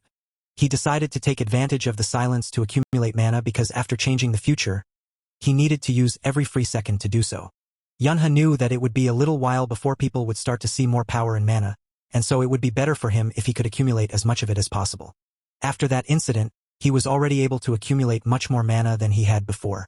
The boys noticed Yunha and turned to him, asking if he had rested enough and urging him to join their game, shouting that he was now it. The boy himself never ceased to be amazed at their endurance. The teacher was able to distract all the kids and turn all the attention to himself, or rather to the ice cream he had brought and was going to give them all. Yunha watched the whole situation as one tried to outrun the other to get to the ice cream and thought about how they were all still kids. The teacher kept handing out ice cream to all the kids and said that if someone didn't have it yet, they should come to him and get it. While being handed out ice cream by the teacher, Yunha and Minnie took up the same thing at the same time and now looked at each other frozen. The kids started arguing about who they thought had taken the ice cream first, and no one was going to give in. The teacher came over to them and tried to understand what the problem was, but Minnie tried to argue that Yunha was a boy and had to give in to her, but the boy didn't agree. The teacher took the ice cream away from the boys and said what he had told them earlier so they wouldn't fight with their friends. Making a decision, the teacher did what he thought was best in this situation and broke their ice cream in half. He gave each of them half a piece and added that this was the end of their conflict because they could always share with each other. The kids decided unanimously that this outcome did not suit the two of them and began to play a game of rock, paper, scissors, and the one who wins in the end will get both halves. The teacher tried to calm them down and told them again that they should share and that it was the right thing to do. Hyan suddenly came up behind the teacher and wanted to ask him if he knew where Yunho was now, but he suggested that perhaps the boy was walking in the garden. Minnie was eating her half of an ice cream cone and talking in her ear about how she didn't doubt that Yunho was out there waving his sword. The only thing she didn't understand was why the boy always played by himself and almost never did it in the company of the boys.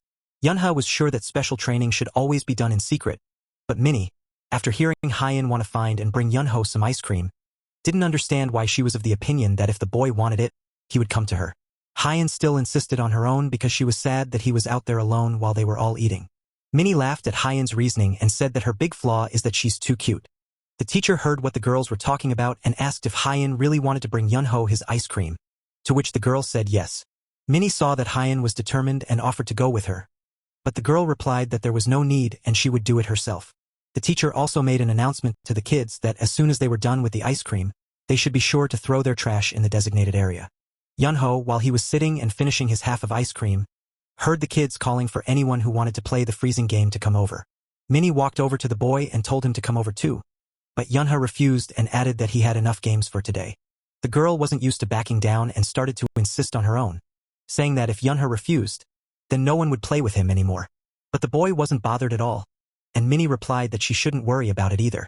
Minnie wasn't going anywhere without him and explained to Yunha that she had been personally asked by his older sister Yuna to play with him, and she wanted to fulfill that request. Yunha began to think about how nice and caring his older sister was, but his thoughts were interrupted by Minnie, who told him to get up immediately. The kids played among themselves to see who starts driving in this game, and that person turned out to be Yunha. Yunha didn't really like this outcome, but there was nowhere to go, and he ran to catch up with Minnie. The boy tried his best and wanted to catch up with the girl who was trying to run away. Yun's next target was a boy who was also running for all his might so that he couldn't be caught. Yun still managed to catch up with one, and he was able to touch the boy, and according to the rules of this game, he was now frozen and immobile until he was unfrozen. Afterwards, Yunha ran towards Minnie, and in a short time was able to run to her, touch her, and shout that she had already melted and could continue the game. Minnie didn't even have time to move from her seat before another boy ran up to her and was able to pass the baton. She was now it, which the boy reported to all the other players. But the girl herself was starting to get angry. Minnie naturally blamed Yunha for all of this and was going to direct her anger at him, but she had to catch up with him first. Yunha was already enjoying this game a lot, and with a grin on his face, he asked Minnie if she really thought she could catch up with him. The boy suddenly stopped, and that gave Minnie the opportunity to reach him and tell him that now he was it. But that was not what Yunha had in mind at that moment. After a moment, Yunha was completely enveloped in mana and was glowing with a bright blue glow, all because of the feeling of annihilation. But he did not understand how this was possible because he was in a kindergarten. What he saw next amazed him and surprised him very much, and it was a green monster paw with big sharp claws. Yunha took a closer look and became very angry, not yet fully believing that all this was really happening in a kindergarten.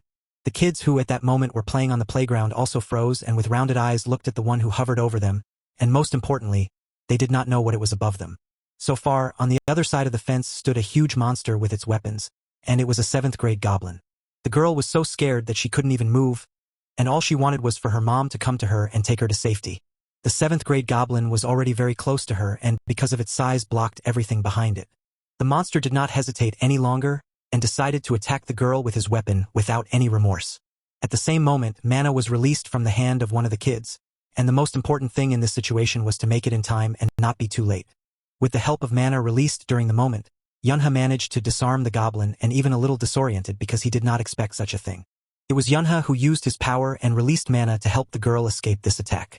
The goblin quickly got out of the situation and shifted his focus to Yunha, trying to attack him while the boy dodged and shouted to the monster that he was fed up with them all. Yunha was determined as always when it came to monsters and thought that he would try to deal with it quickly and run to help the other kids. The boy and the monster were fighting one-on-one, and each wanted to get even with the other as soon as possible. The teacher at this moment did not stand aside and tried his best to cope with another monster because he had to provide safety for all the kids. He used the first thing that came to hand as his weapon, which was an ordinary broomstick, and tried to shout to Hyan to just stay in one place. The teacher threw his broom at the goblin, and such a picture actually made Yunha stagger in one place in surprise. Yunha, in a moment, was thrown to the teacher's shoulder, and they tried to carry him as far away as possible, and the same thing the teacher was doing to the girl who was grabbed by the arcing arm. All the teacher told them to do was to hold on as tightly as possible. The teacher tried to save the children, but the goblins themselves did not agree and chased him to destroy all of them. The goblin decided to catch up with them as soon as possible and rushed at them from behind in a leap with his weapon already quite close to the kids. Yunha decided to help the teacher and himself as well and once again applied his power, using mana. The boy tried to concentrate, though it was not easy to do so in a hurry, but he did not intend to give up so easily and quickly in front of the monsters. Yunha was still able to accomplish what he had planned, and thanks to the boy's strength, the monster was pushed as far away from them as possible.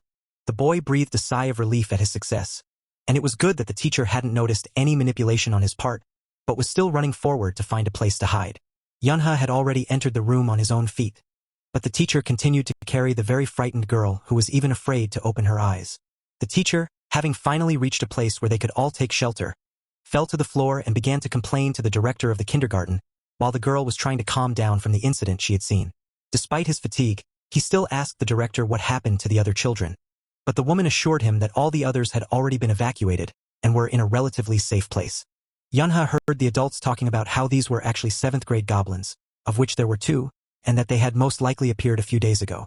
All this information was passed on to the authorities, and now it was necessary to wait for the players who could sort it all out.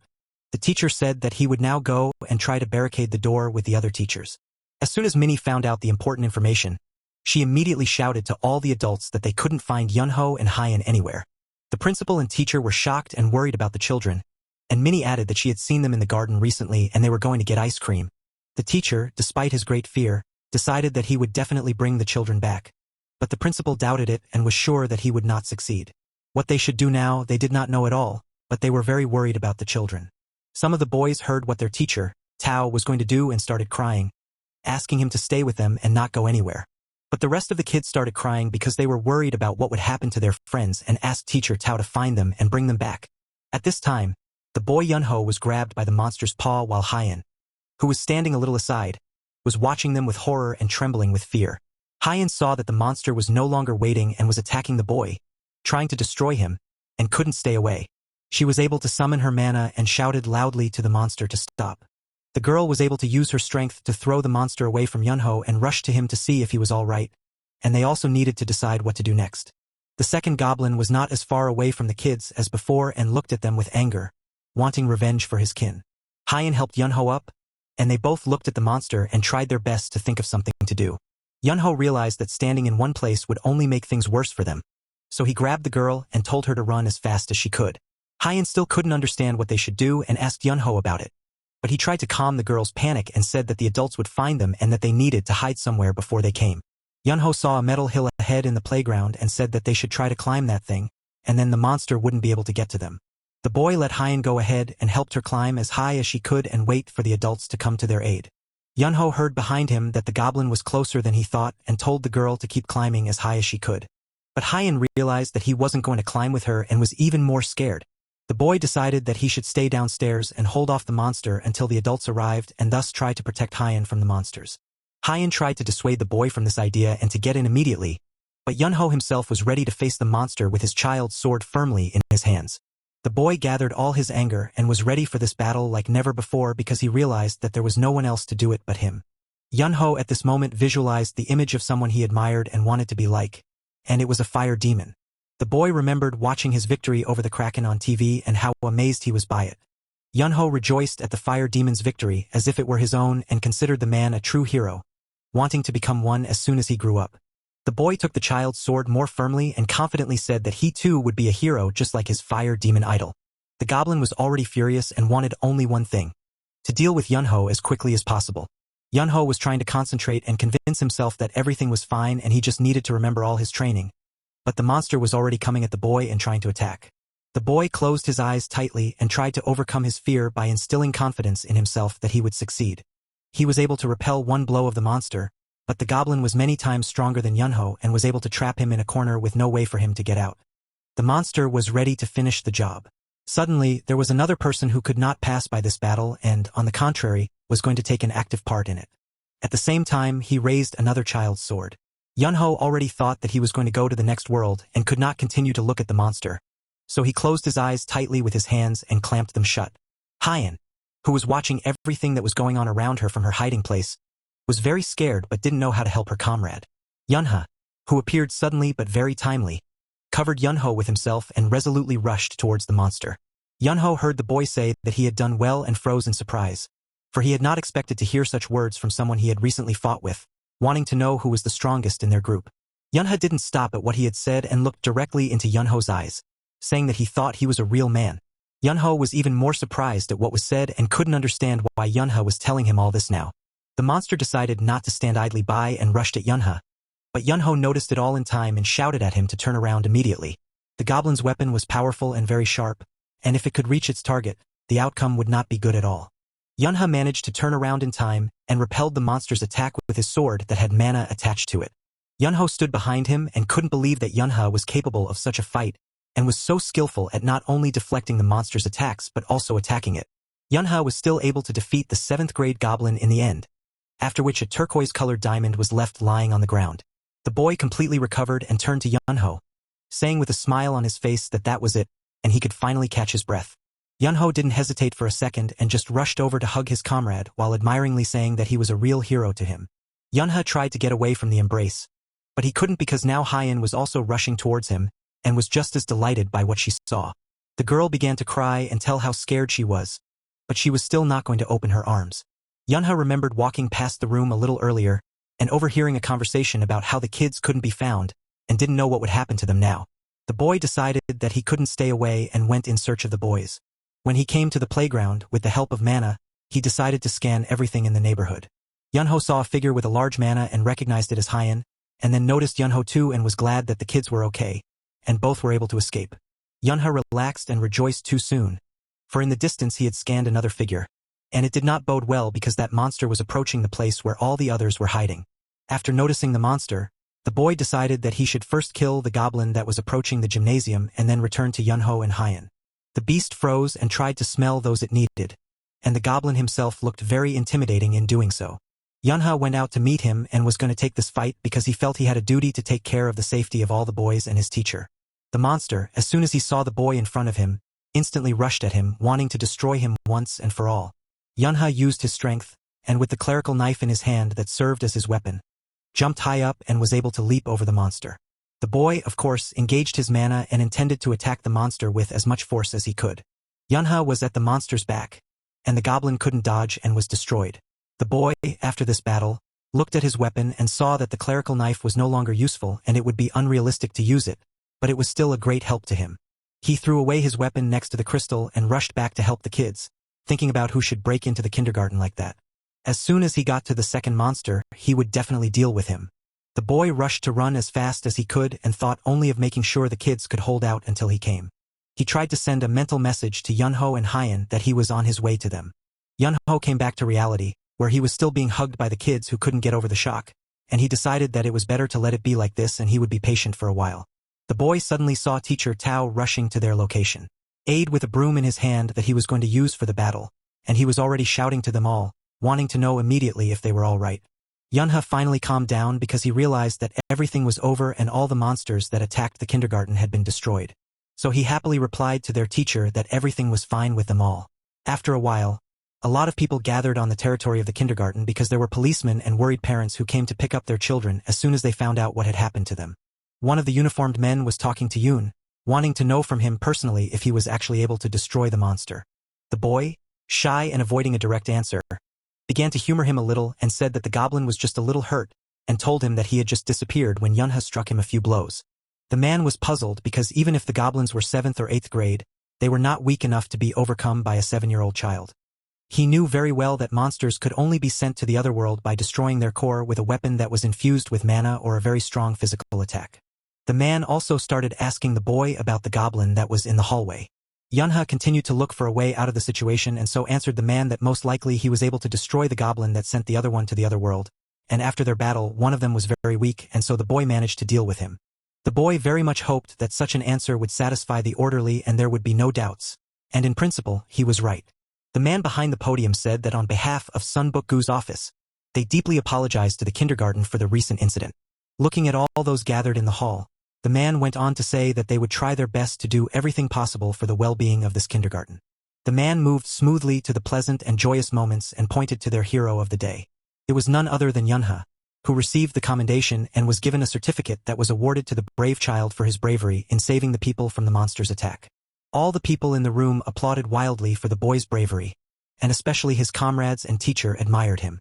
Suddenly, the boy's parents appeared and heard what exactly their son was being rewarded for. They asked threateningly if he had once again done something without thinking, as he had done with the Kraken, and added that they wanted him to write a note of apology. Yunho heard his parents' reaction and was all but certain that he wouldn't get off that easily. Now the reporters asked the boy to smile a little wider so they could get a good picture. After a while, the school directorate decided to organize a festival at Doan Kindergarten. In this festival there was a character and a legend which said that a long time ago there lived a princess, Snow White, and her face was whiter than white and she was very beautiful. It was Snow White, and the legend was told that Snow White had a warm heart and in the forest lived 7 dwarves who loved her very much. The girl was actually very sweet and beautiful, and the dwarves protected her and shielded her from all troubles. These actions on the stage were watched by parents who sat in the audience and admired their children and their play. Yoon-hook grabbed his head and ran up to Yunho, whom he had recently considered his captain, and started shouting that he didn't know what to do because he had forgotten his text. Yunho didn't understand why the boy was so panicked since he had only been given one line to learn and sounded out his words for him once more. Yoon-hook was happy to have such help and thought that Yunho was a true captain who remembered everything, but Yunho thought about how the boy had changed a lot after the situation with the goblins. Yunho remembered how the boy had nicknamed him Warrior, but he didn't like it at all and urged him not to call him that anymore. So they agreed that Yoon-hook would call him captain instead of warrior. Yoon-hook said that he understood and promised his captain that he would show him how good an actor he could be. On the stage stood the prince, Prin, in a beautiful dress, and to her rushed someone. The girl who came on stage turned to the princess to look at this red apple in her hand that looked very appetizing. Princess Snow White took a closer look at this apple and decided that it actually looked very beautiful. The dwarves tried to warn the princess not to take anything from the stranger and were almost certain that the apple was poisoned. One of the dwarves yelled for the princess not to eat that apple. The boy, Yoon-hook, who was also on stage, shouted very loudly for her not to dare take it. The guys shouted to the princess all in one voice that she did not touch the apple and in any case did not eat it, and this game they came out perfectly. Their emotions were incredible. The teacher took a microphone in his hands and voiced everything that was happening on stage for the guests. At this time on the stage, the emotions only heated up more and more because the dwarves were trying to prove to the princess that she should not eat the apple, and the queen wanted to insist on her own. Parents and relatives of the kids who were watching the scene and everything that happened on it were delighted with such a game of actors. Yunha, who was still backstage at this time, watched Yoon-hook carefully and thought that the boy was playing like a robot and moving the same way. The queen, who was tired of waiting and persuading Snow White, threw an apple at her to finally eat it. The girl launched the apple, but it fell into the mouth of the wrong person for whom it was intended and got even angrier. One of the guys who played the dwarf did not hold back his emotions and cried because he thought that Yoon-hook went to the other world because the apple fell into his mouth. All the other guys froze in shock because the dwarf had eaten the poisoned apple that was meant for the princess. The teacher continued to comment on all the events happening on the stage and spoke into the microphone for the audience that despite all this, the queen did not give up. He went on to voice the further scenario, saying that the queen still made the princess eat the rest of the apple. The girl who played the queen couldn't stand it any longer and shoved it into the princess's mouth and told her to finally bite it off. Snow White, with a bitten apple in her hand, with horror said, "Mom." And the queen, who was running backstage, shouted back that she was not her mom but her stepmother, and reminded her that she had already asked her many times not to call her that. Hyen froze in place in surprise and still continued to hold the bitten apple in her hands. Snow White could no longer stand still because her legs suddenly weakened, and she fell. At this time, the dwarfs were carrying their comrade, who had accidentally gotten a poisoned apple, off the stage. The teacher carefully continued to watch everything that was currently happening on the stage and walked over to Yoon, putting his arm around his shoulders. He wiped away the tears in his eyes that came from laughing and told Yunha that apparently he could only rely on him now. The teacher told the boy in confidence that they had placed bets on which band would perform best. At this time, Snow White was already lying on the stage, and there were many beautiful white flowers around her. The moment had come that Yunha now needed to go on stage and play his part in this play. Hyen, on the other hand, lay motionless in the flowers with her eyes squeezed tightly shut, and the girl still looked very cute in her pretty dress. As soon as Yunha walked onto the stage, he immediately heard the audience whispering in the hall, wondering if he was really the one. Yunha stood beside Snow White, and the whispers from the hall were getting louder and louder. He heard people speculating whether this boy was really able to destroy the monster and didn't believe the rumors. But someone said that it was all true and he was even rewarded by the mayor's office. Some viewers still could not believe it because in front of them was just a child, and how he could do such a thing people did not understand. Yunha didn't regret anything because those were real monsters who were not afraid to sacrifice people's lives. But he was a player and it was his duty. The boy's thoughts were interrupted by loudly spoken words from the hall shouting that he was very good. And Yunha didn't understand who was saying that. Yunha was a bit confused and now froze motionless, trying to come to his senses a bit. The girl who was shouting words to the boy about how good he was while actively waving her hands from her seat was his sister, Yuna. Following his sister, his parents began to support the boy, and the first one shouted out his father what a very handsome son he had, and his mother said that she was also here with his younger brother. Yunha heard all the words of his relatives who tried to support him with all their might and decided that he would be able to play his role properly. The boy blushed and laughed and told his family that they were embarrassing him with their flattering words. Yunha was finally able to overcome his stiffness and confusion and approach the princess. The boy gathered all his courage and exhaled deeply, intending to do what he had to do. Yunha leaned over the princess and spoke his line for the play that said, "Could someone so beautiful exist in this world?" Next, the boy in the script was supposed to kiss Snow White on the forehead, which in principle he did. After that kiss, the princess was able to open her beautiful eyes a little. Yunha gave the girl a hand and helped her to lift herself up while the boy looked at her very touchingly and tenderly. The whole hall burst into applause after the skit, and his family was especially happy for their talented Yunha. Yunha and Hyen bowed low in front of the entire hall, taking their hands. The guys who were watching this scene backstage could not stand still any longer and rushed at the guys with shouts of joy. Yoon-hook, who could not have expected anything like this, was lifted up in their arms and began to toss him around while shouting at him how good he was. The boy began to worry about his safety because the boys were throwing him very high and he could fall. The boys still couldn't hold Yoon-hook, but they were able to catch him with strong, steady hands without letting him fall and hurt himself. It was his father's hands who immediately raved about how good he was on stage, and he was very proud of him. The boy, hearing these words, smiled happily and said that of course he was good because he was his son. While Dad and the boy were laughing, Mom came up to them and wanted to ask Yunha something. She smilingly looked at her son and asked if he had thought about what he would do when he grew up. Yunha suddenly thought about it and remembered his mom asking him the same thing just last year. The boy had a memory of drinking warm milk in his grandmother's yard and his mother wondering what he wanted to do when he grew up. The boy, with his eyes downcast, did not know the answer to this question. He still did not know what he wanted to do when he grew up, but now as he looked at all of his boys who were enjoying a well-performed play, he realized one thing. Yunha was sure for sure that he just wanted to be happy and didn't want anyone to stop him from being happy. And now the boy is thinking that he has to give his mom an answer to what he wants to be. The boy, sitting on his father's shoulders, smilingly said that perhaps he would like to become a warrior. Yunha asked his daddy to let him down, which he of course agreed to because that's what his rising warrior wanted. The mom looked at her son with pride and great love and couldn't help but be overjoyed. The boy was already running to his boys to celebrate his successful performance, and his mother added that he should do as he saw fit and she would always support him. Yoon-hook, seeing Yunha, immediately with a smile on his face rushed to hug and congratulate his friend, his captain. After a while, there was no longer a kindergarten building but an elementary school where all the kids went. The principal, from the podium, standing behind the podium next to all the teachers, congratulated all the children who entered elementary school on this beautiful spring day. Along with the buds blooming among all these children was Yunha himself, who was already 8 years old at that time, and according to the goddess's calendar, it was year 3. When Mindy saw Yunha standing in the row with everyone else, she was disrespectful because the boy was yawning and told him about it because at that moment the principal was speaking. The boy could not keep silent and replied that he thought she was just as strange. Hyen had already turned to the two of them and informed them that the teacher had asked them to be quiet. Yoon-hook couldn't keep quiet anymore and told Yunha that he thought there would be many strong children here and wanted to know when his captain would be in charge. But Yunha asked him to calm down because he wasn't going to do anything. The boy still didn't want to calm down and continued to speculate aloud that Yunha, as his boss, must be worried about Yoon-hook while Yunha was tiredly trying to convince his comrade that he wasn't worried about him at all. The headmaster was finishing his speech for the junior high school students. After the principal's speech, all students were assigned to their classrooms for further introductions and instruction. A girl spoke in front of the class and introduced herself. She said her name was Kim Mindy, and she was from Hano District. The girl told everyone that she went to Doan Kindergarten and she still wants to play and make friends, and she also likes to watch melodramas and listen to music. But listening to her, Yunha did not understand why she had to talk so long. Delicately interrupting Mindy, she was told that today they did not have much time for this and offered to tell the girl about it all another time, and said all this was the class teacher of the first year, boys number 4, Eugene.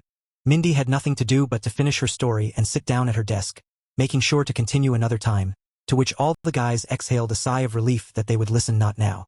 The teacher asked the next student to introduce himself in front of everyone, and it was Yunha who was already standing up from his desk ready to fulfill the teacher's request. The boy, unlike Mindy, decided to tell his name briefly that his name was no Yunha, that he was from Doan Kindergarten, and the last thing he said was that he hoped they would become friends. Teacher Gina, as soon as she realized that this was the end and the boy was not going to tell anything more about himself, began to think about who to ask next to speak and get acquainted.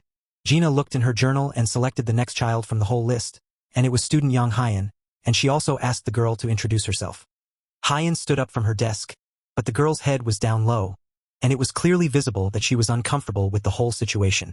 The girl could not start because she was very shy and embarrassed that the whole class was looking at her so intently. She was only able to say that her name was Yang Hyen, but the girl stopped there and could not continue, no matter how much she wanted to pull herself together and overcome this obstacle inside her. At this moment, Yunha was watching Hyen carefully and became a little worried for the girl, seeing how difficult it was for her to overcome herself, but he hoped that she would definitely be able to cope with everything. Hyen once again tried to pull herself together, and for some reason, she remembered an event that had happened earlier. On the porch, next to the girl stood a man who introduced himself, saying he was Hyen's dad, and he was very pleased to meet his daughter's friends. The kids who all came to visit Hyan happily and with smiles on their faces said hello to her dad. The girls' dad knew that getting to their house was not so easy for the boys, and so he promised them that he would cook them a delicious dinner. While they were waiting, he asked them what they wanted to drink. Yunha, meanwhile, was looking at the girl's dad very carefully, and something was bothering the boy while he was wondering where he could have seen him. The boys were shouting to Hyan's dad about what they wanted to drink. One asked for a chocolate bar, another wanted mango juice, and Hyan herself told her dad she wanted yogurt. The man promised all the boys that he would bring the drinks they wanted and turned to Yunha to see what the boy would like to drink. The boy first asked the man for an espresso for himself, but then came to his senses, smiled, and said he'd better get some banana juice. In front of the guys was set a fancy table on which stood a lot of plates with all sorts of sweets, and the guys themselves looked at it all admiringly. The guys started trying absolutely everything on the table and thought it was all very tasty and excellent.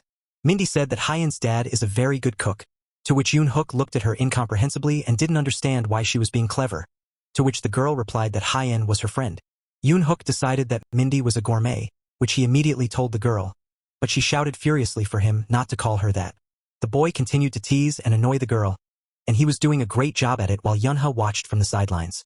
While Yunha drank his banana juice, he thought about how delicious everything on the table was and how the guys reacted like that. The boy continued to drink his juice, and suddenly, after a moment, his eyes rounded with incomprehension. Yunha was puzzled because he couldn't understand what he had just drunk, but his body was already covered in a blue glow.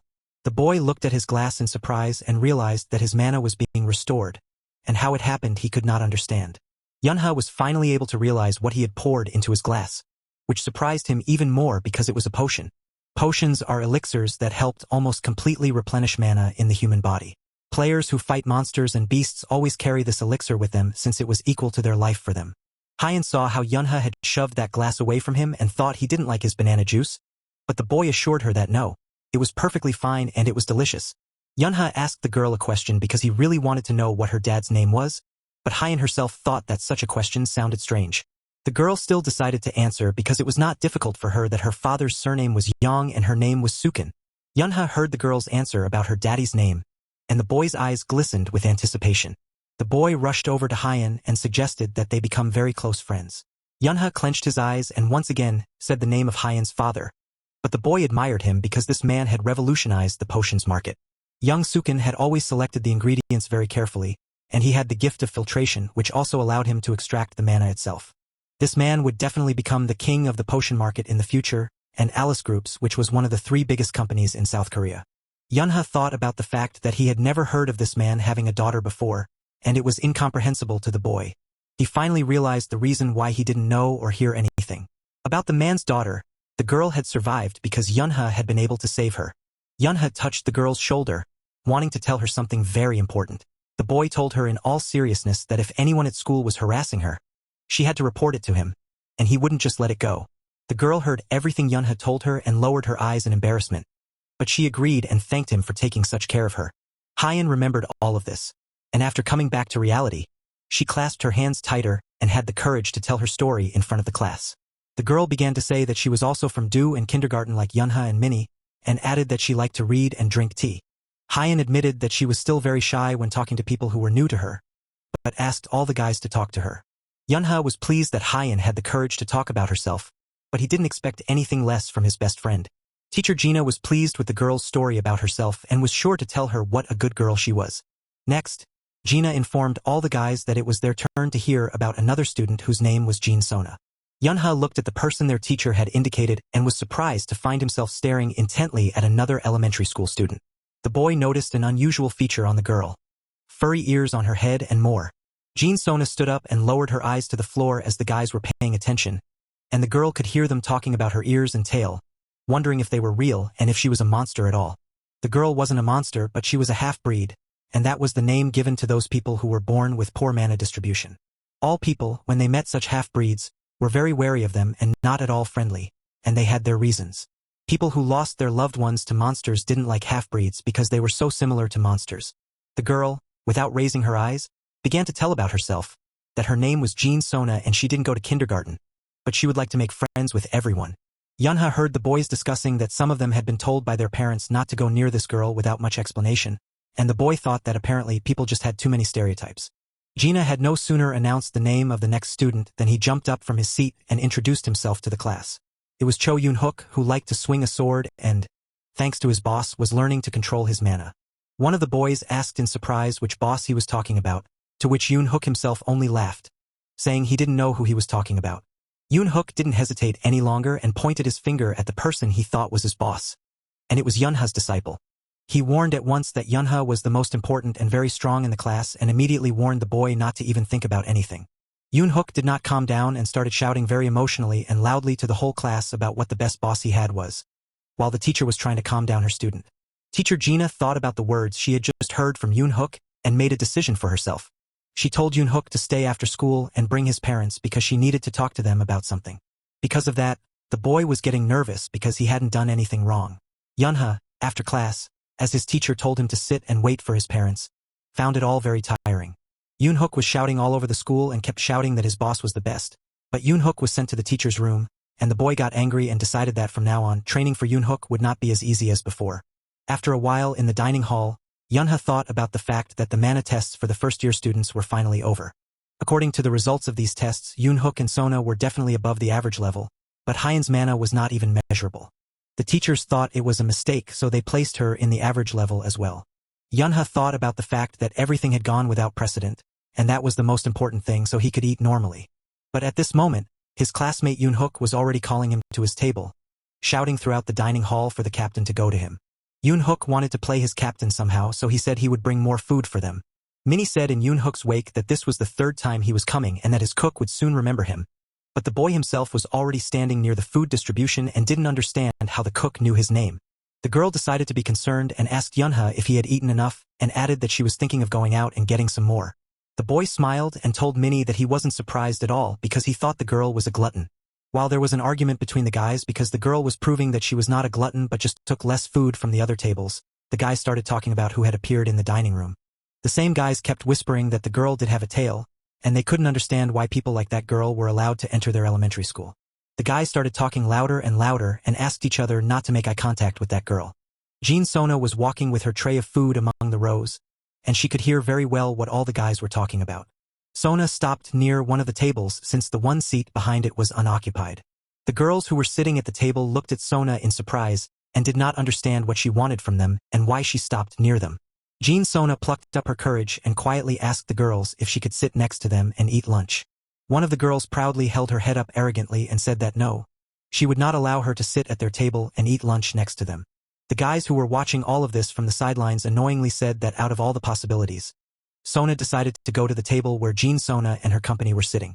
At that moment, this same Jean Sona didn't understand and asked Jean Sona what she was thinking, who she thought she was, and what she was counting on when she approached them and wanted to sit at their table.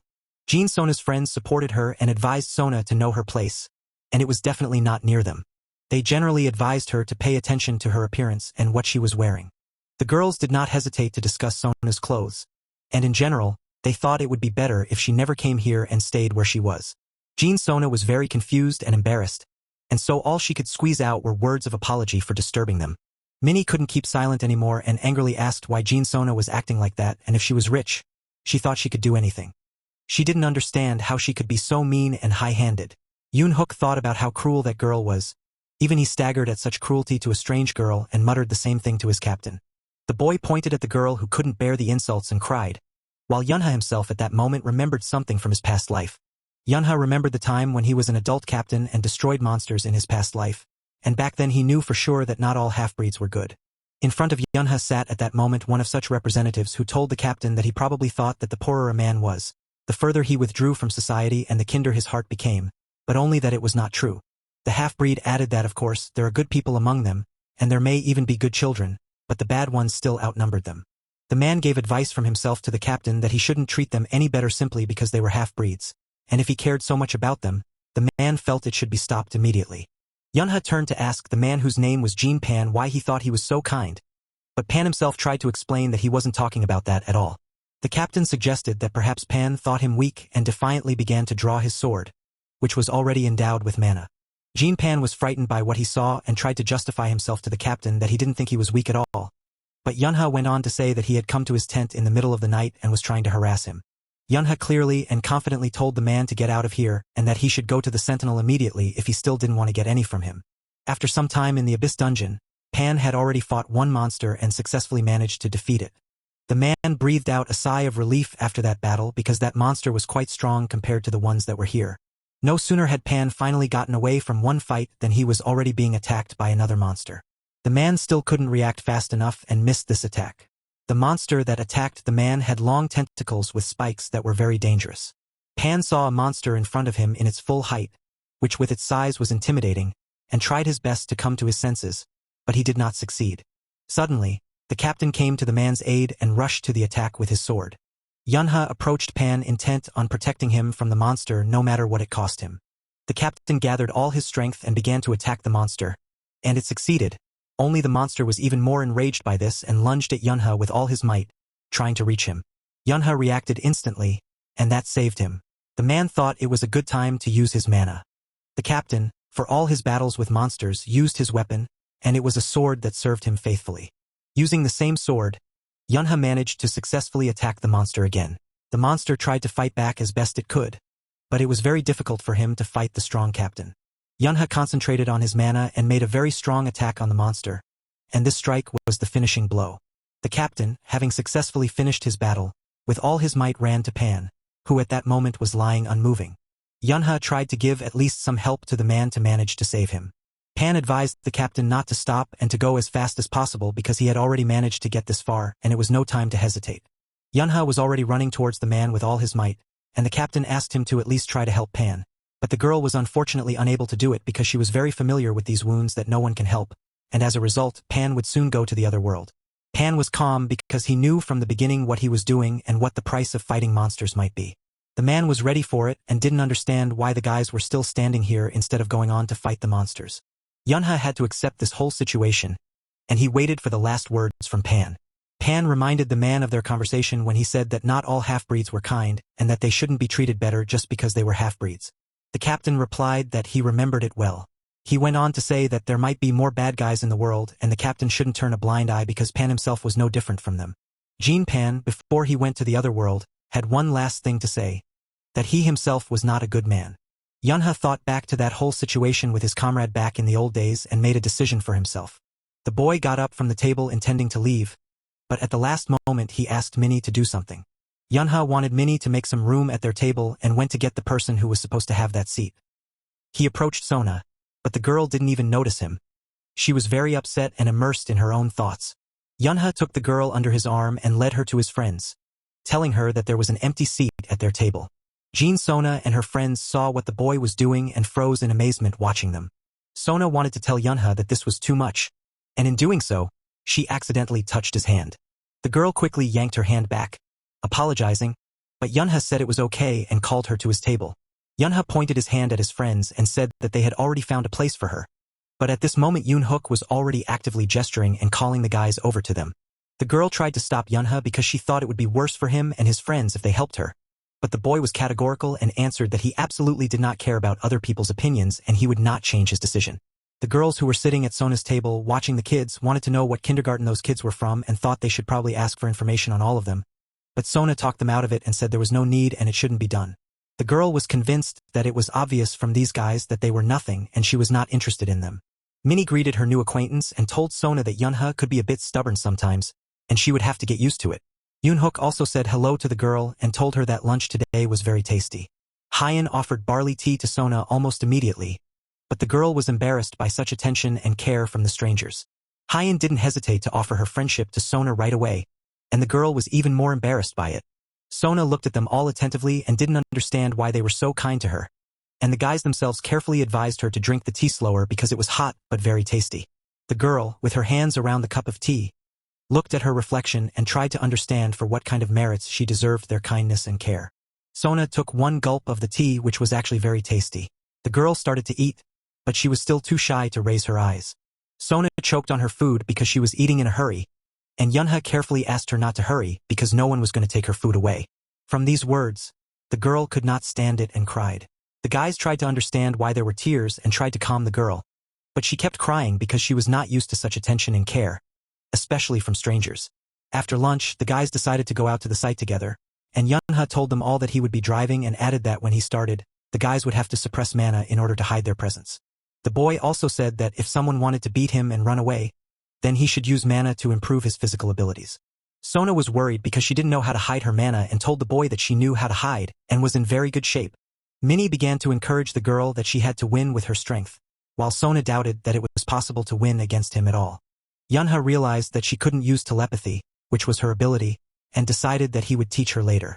The boys started their game, and Yunha warned them that they couldn't hide inside the buildings and had to stay on the school grounds. Yunha turned away and started his countdown, warning all the guys that he would start after 100 seconds. The boy complied honestly and stood with his eyes closed, counting to 100. Yunha finished his countdown and shouted loudly to the entire site that he was going to search. The boy very quickly managed to find almost all the guys at once, which upset them and made them a little angry. Yunha realized that only Hyen and Sona were left, but he couldn't feel Hyen's presence at all, which meant that the girl had excellent control over her mana. So he decided to find Sona first. As soon as he decided he was going to look for Sona first, his luck ran out. The boy was sure that behind the bushes he would find a girl, but this is where his luck ended because the girl was no longer there. Yunha was able to spot the girl's tail when she was about to disappear around the corner. He tried to run as fast as he could, but he couldn't catch up with the girl. When Yunha's hand was about to reach the target, Sona jumped so high up that it was impossible for him to reach her. The girl said loudly and seriously that she wouldn't lose until Yunha caught up with her, and so far there was no way the boy could do that. The guys stood back and watched as Yunha tried to persuade the girl to immediately descend from the roof, but she stubbornly refused to do so. Suddenly, Yoon Hook, who was standing on the sidelines, decided that he had been found and caught, and so he was going to resume his participation in the game. Minnie didn't stand idly by, and in fact, she decided that she had been tricked and now she was eager to run. Yunha, who was Yunha's older sister, thought that it was fine because she really wanted to play again, and with the help of mana, she would be able to run much faster. Yunha, who saw that the guys had decided to take part in the game once again and not admit defeat, simply became furious. The boy grabbed his head and couldn't understand what was going on and when he was the one who lost control in this game. Yunha pulled himself together and decided that if that was the case, he should definitely catch up with everyone and prove to the guys once again that they were still on the losing end just like the first time. Sona watched the whole situation below with a smile but still remained standing on the roof. A little earlier, Hyen, who was also playing this game, had escaped into a building and was now trying to figure out where she could best hide. The girl heard Yunha shouting that he had already counted to 100 and was now going to look for them all, so she thought that she had to suppress her mana or the boy would be able to find her quickly. Hyen tried her best to suppress her mana so that she wouldn't lose this game or at least not so quickly. After a little while, she sort of succeeded, and then the girl remembered the rules of the game that she was not allowed to go inside and so needed to go outside. But before the girl could get out, she suddenly saw whole stacks of books unknown to her on the stairs ahead.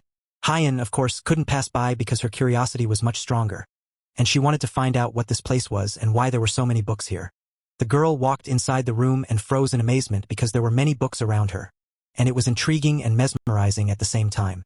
She walked farther into the room and couldn't get enough of what she saw around her. The girl, after picking up a few books, decided that this must be her personal paradise because of so many. Hyen suddenly snapped out of her reverie and began to think about where she was and what this place was all about. But she didn't forget that she needed to get out of here. The girl stopped abruptly because she saw a book that she was very interested in, and she could not pass by it until she recognized its title. Suddenly, a man behind her said that the title of this book was Alice in Wonderland. The girl was a little frightened because she didn't expect that there was someone else here besides her, and now she looked at the unknown grandfather. With glasses, the guys who went in search of Hyen because they could not find her anywhere suddenly heard incomprehensible phrases from behind the door that were about Alice, who went back and chased the rabbit. Yunha immediately went into the room because he thought that the girl was in danger, but from what he saw, he could only menacingly say the girl's name, Yang Hyen. Hyen at this time sat on her grandfather's lap, and he read to her the book about Alice in Wonderland. But as soon as the girl heard the voice of her friend, she immediately became nervous. Yunha said hello to the grandfather and explained that Hyen had disappeared when they were all playing a game together, and that's why he was looking for her. But the grandfather told the girl that she should have warned him that she was with her friends. The rest of the guys watched the action in the doorway and tried to be quiet, but Hyen told her friend that she'd just forgotten. Yunha was furious at this response and didn't understand how she could just forget. The girl herself tried to apologize because she was actually ashamed of her act. He told Hyen to warn them if she wanted to leave, and the girl said she would and apologized again for her actions. Yunha thought that if he continued to scold her, she would cry, and so he should stop. Yunha also apologized to his grandfather for interrupting him, but his grandfather replied that it was nothing bad and that he was bored until Hyan came to visit him. The grandfather told the girl to visit him again because it was nice to have a friend who loves books as well, and from what Hyan heard, she was very happy. Hyan emotionally said that she would visit him tomorrow because she wanted to finish reading the book she had found. But Yunha tried to take her home because it was already late. When the boys were on their way out, Grandpa suddenly asked them to wait. Grandpa suddenly decided to offer the boys a ride home. A black premium car was already waiting outside the school, and it looked very solid. Grandpa told all the guys that whoever wanted a ride home in this car should get in the back seat. Some of the guys ran to take their seats in the car without thinking, while Yunha watched from the sidelines and didn't understand who this grandfather was. Yunha, Hyan, and Sona took their seats and talked enthusiastically about what a great car it was and how soft it was for them to sit in. Grandpa took his seat in the car and told his driver to go. Yunha, as well as his older sister Yuna, refused Grandpa's offer to give them a ride home, so they stayed outside to watch the car drive away from them. Yunha thought about the fact that he had never ridden in such a car before. The boy realized that at that moment he was very jealous of his friends who drove away in that car. In the school, there was light in the windows because there were classes for students, but the weather was rainy and overcast outside. Yunha, on the other hand, sat at his desk and watched the rain drumming on the windowsill. At this moment, the boy was distracted from his dreams by the fact that he heard from the teacher his name and that he would be enrolled in some candidates. But he didn't understand what it was about. Yunha looked more closely at the blackboard on which the teacher had already written the election of the class president. And now the boy was even more surprised. The boy could not restrain his curiosity, and so raising his hand, he immediately asked the teacher why his name was written down. Minnie, sitting next to him, said that she didn't understand why his name was on the ballot because she had been told that Yunha wanted to be elected class president. The girl did not hesitate to point at the one who was sitting in the next row of their school class. Yunu was smilingly looking at the one he was basically thinking of, and it was a very pleased Yoon-hook. The boy raised his hand proudly, confirming that yes, he was the one who had recommended his captain. He was 100% sure that it was the captain who should be president, while Yunha himself thought about the fact that Yuku should no longer expect mercy from him. Yunha interrupted his teacher to inform him that he was declining his candidacy and did not wish to become the president of their class. The boy tried to explain his refusal by saying that he didn't think he was suitable, but the teacher said that he had already been chosen by Yoon-hook and she didn't think he should ignore it. Teacher Gina added that all children have limitless potential. Yunha didn't know who to get back at, so he asked his roommate Minnie why she hadn't told him anything about it before, except that the girl claimed that she had and no one had asked him to throw a tantrum. The teacher informed the whole class that Yunha was the only presidential candidate so far and wanted to know from the other kids if anyone else wanted to volunteer for this semester. Of all the kids, only one girl, Sina, responded by raising her hand up and thus attracted the teacher's attention. Yunha and the guys watched carefully what Sina was doing and were a bit surprised. Sina looked back and looked directly at the guys and said that she wanted to run for office. Yunha was already looking at her wearily and directly sensed that the girl was already up to something. In a big box, there were a lot of burgers that attracted the attention of all the guys. Sina informed all the guys that they could dismantle and added that her dad bought all those burgers. All the guys were happily piling on the treats, happy to have burgers for lunch today while repeating how great Sina is and that she's the best. Sina's girlfriends handed out treats to all the kids and told everyone that Sina said if she was president, she would buy them all burgers once a month and that's why the girls advised them to choose Sina. Yunha and his friends were watching it all from the sidelines, and so far none of them were in a hurry to run out and treat themselves. Suddenly, one of Yunha's classmates still held out a burger, but the boy didn't react in any way.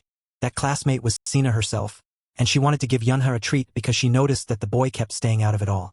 On every burger package that the girl handed out, it was written that she was thankful for every precious vote, and it was a kind of marketing move. Yunha, however, was not going to give in to such publicity and simply replied that he didn't want and wasn't going to eat that burger. The boy decided he wasn't really enjoying this interaction and so turned around and walked away from the girl. Yunha heard Sina continue to promise the boy something in return if she became president, and he was surprised that she was still a child, but she was already behaving like that.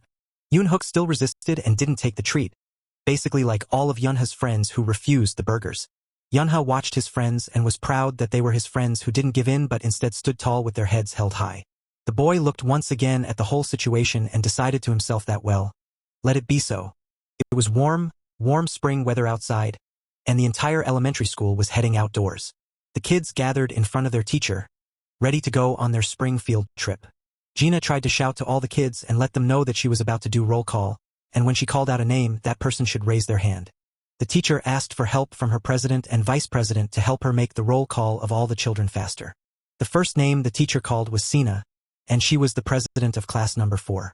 The next one was Vice President Yunha, also a 4th grade student, but the fact that he held a position below Sina did not please the boy at all. The teacher continued onward with the roll call among all of her students. The children thoroughly enjoyed following their teacher Gina on the hike. Gina enjoyed telling her students about the different sights that came their way. After a short walk, it was time for lunch, and they broke into small groups and spread out their plaids and started eating the food they had brought with them from home. Yunha opened his lunchbox and was surprised to see that, "I love you," was written on top with ketchup. And that was the message his older sister Yuna had left him. The girls in his class read what was written on his lunch and exclaimed that it was wonderful and looked very appetizing, while the boy wondered when Yuna had time to write it.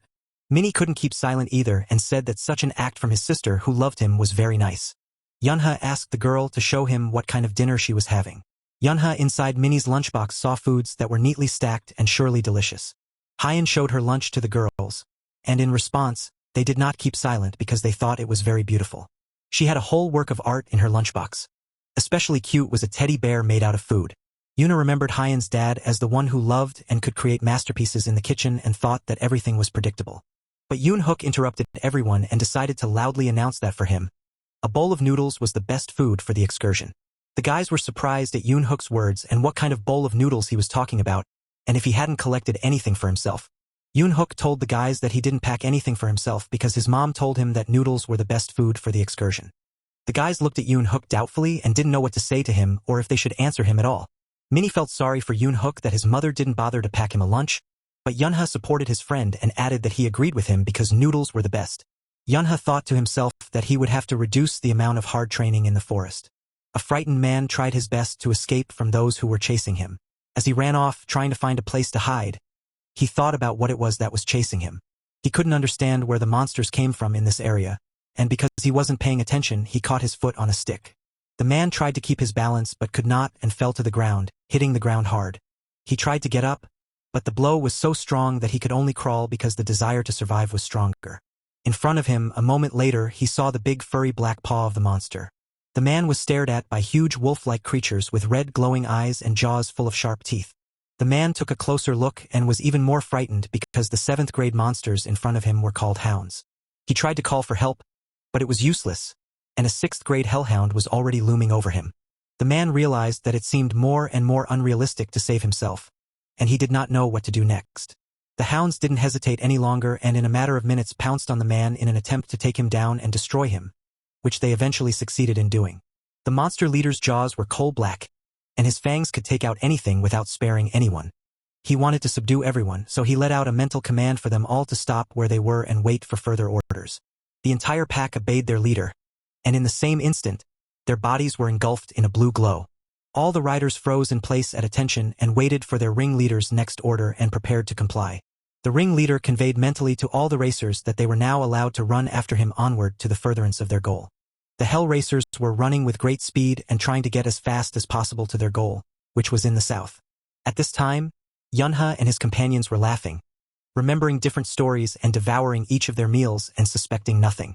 All the guys had previously pulled out clue papers and started looking for surprises all over the area, and Yunha's friends were going to do the same, except that his companions were not very lucky because their papers were empty, and the boy himself did not give it any importance, considering this occupation not the best.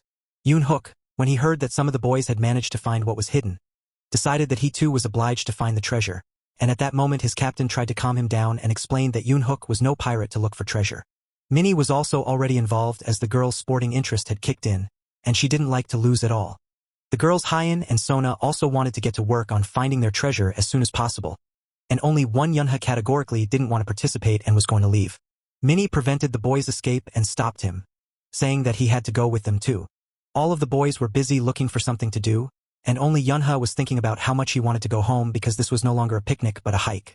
Yunha kept thinking that it would be better if they went to Koken Palace, which was much closer. Yunha was flooded with memories that brought him little joy because the Yijjangu area was just beyond this mountain. All the guys suddenly stopped because they heard an incomprehensible rustle that was near them. Sona froze fearfully, not knowing what it was, and the same emotions were experienced by Minnie. Yunha interrupted the girls' whispering and listened more closely, trying to figure out what had them all so wary.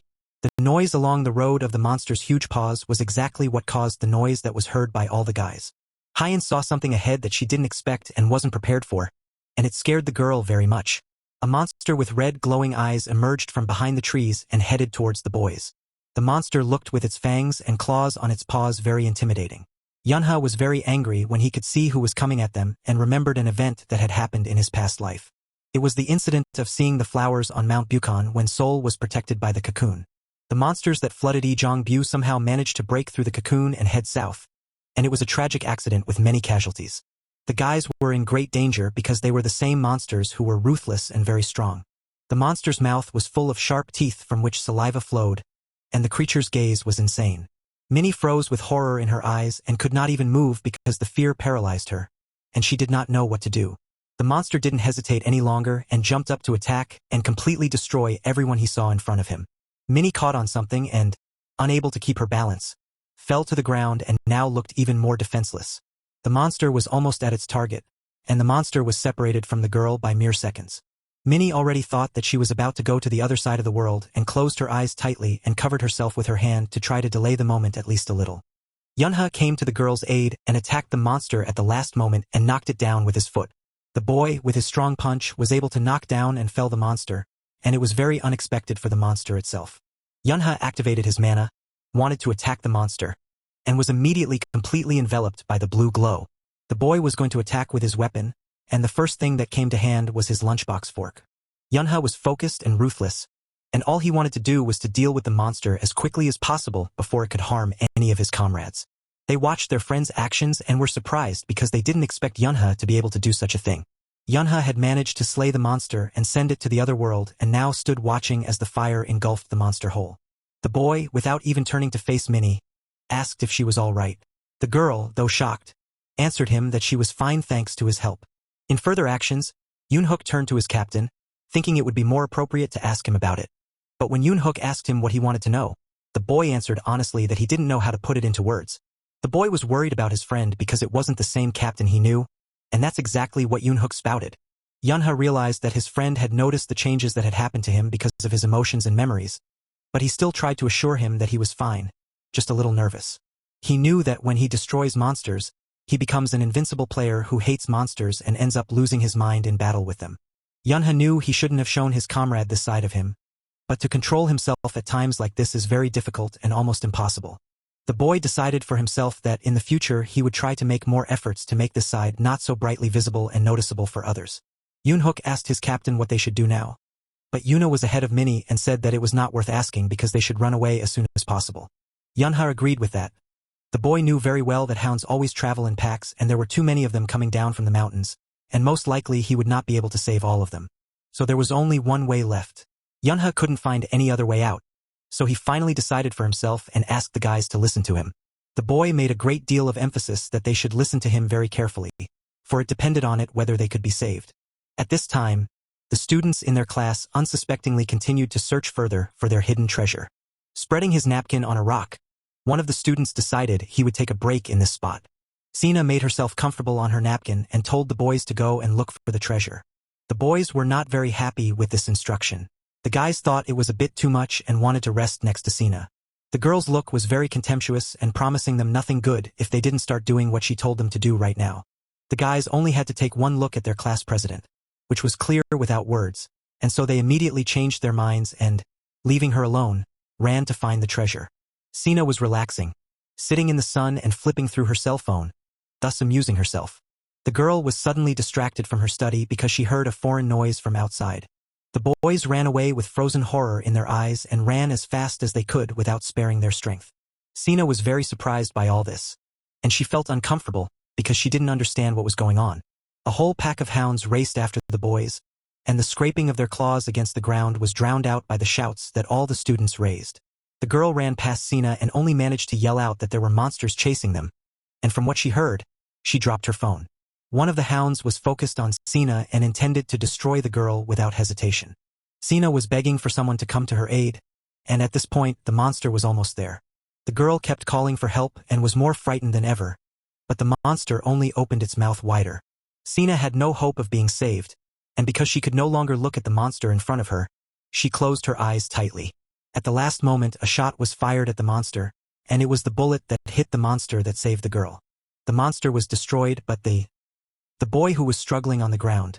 Yoon-hook was pinned down by the hellhound, and the girls could see the fear in his eyes.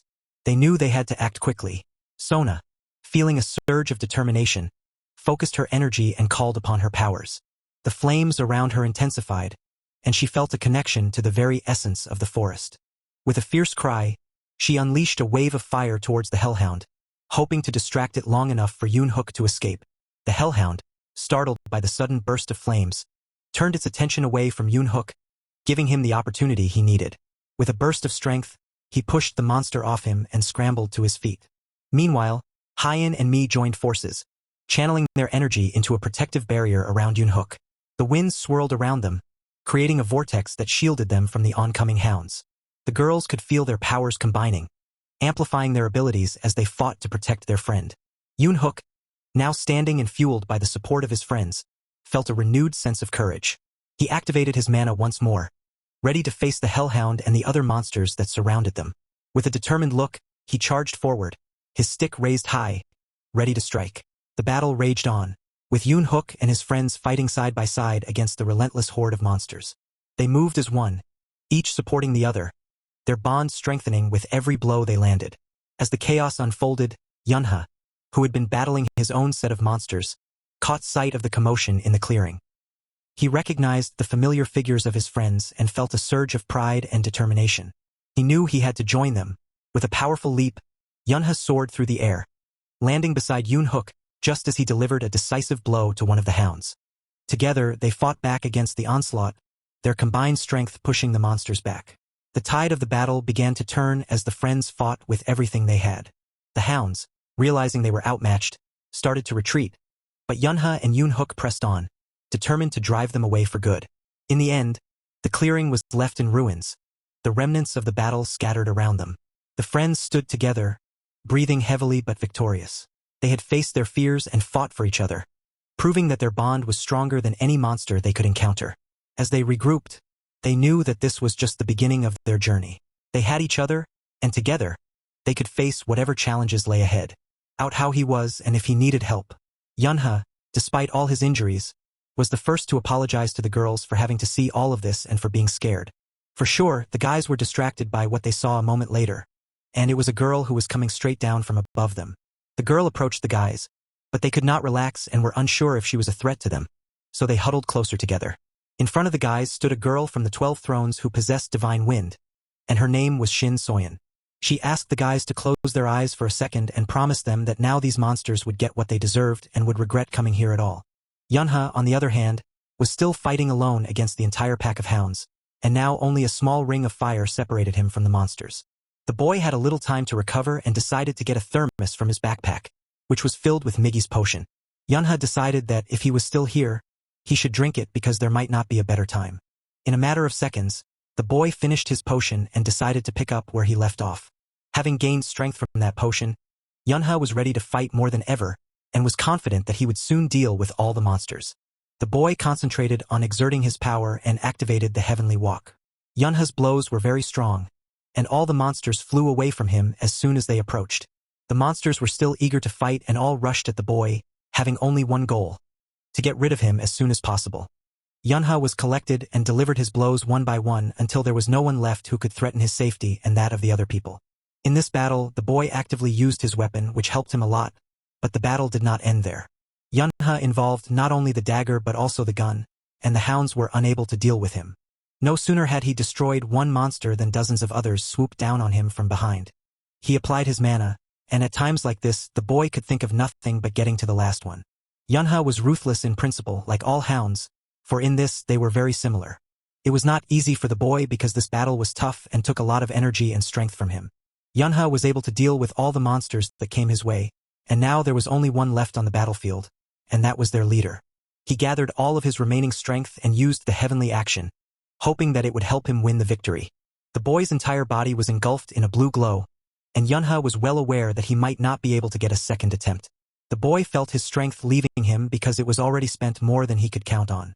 It wasn't easy for the monster either, but like Yunha, it wasn't ready to give up and retreat, so it went all the way to the end.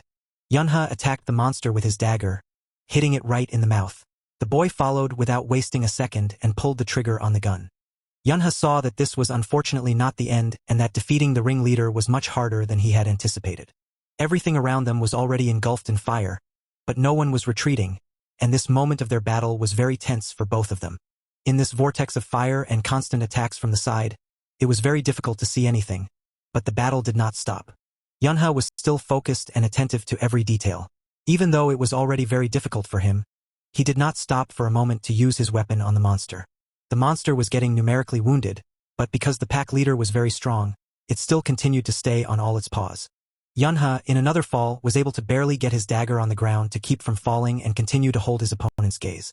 The boy realized that he had no more ammunition and was left to use only close combat. Yunha also realized that his mana was already almost at zero, but he was glad that the monster had it as well, and so the odds were even. The monster, despite being attacked a large number of times, still had a very intimidating appearance. The monster thought the boy was an overconfident human and began launching large black clots of its energy at Yunha. Yunha turned to the monster with a sneer, wanting to know if it had any strength left for another attack. The boy noticed what the monster was releasing and at first thought it was a mark, but looking closer, he realized that the monster had begun to thicken the fog before attacking. The monster wanted only one thing: to get this boy to the other side of the world once and for all. Yunha was no longer standing still and pondering. He was already rushing to meet his opponent. The boy began to apply the rest of his mana and used his dagger to throw an attack, hoping it would be the final one. Yunha couldn't see anything around him. There was only a large black blob.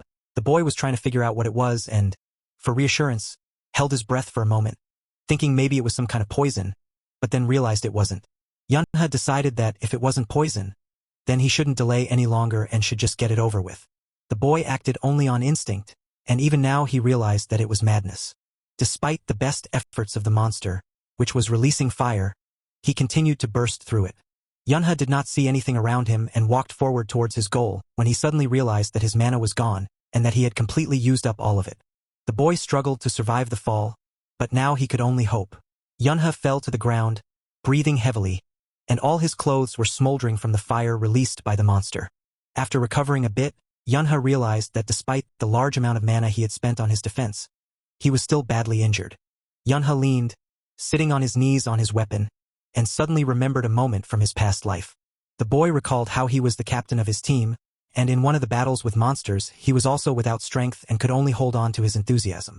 That captain had then bent down on his knees when many different monsters stood before him, and someone was rushing to his aid, but one of his comrades stopped him and told him not to touch him.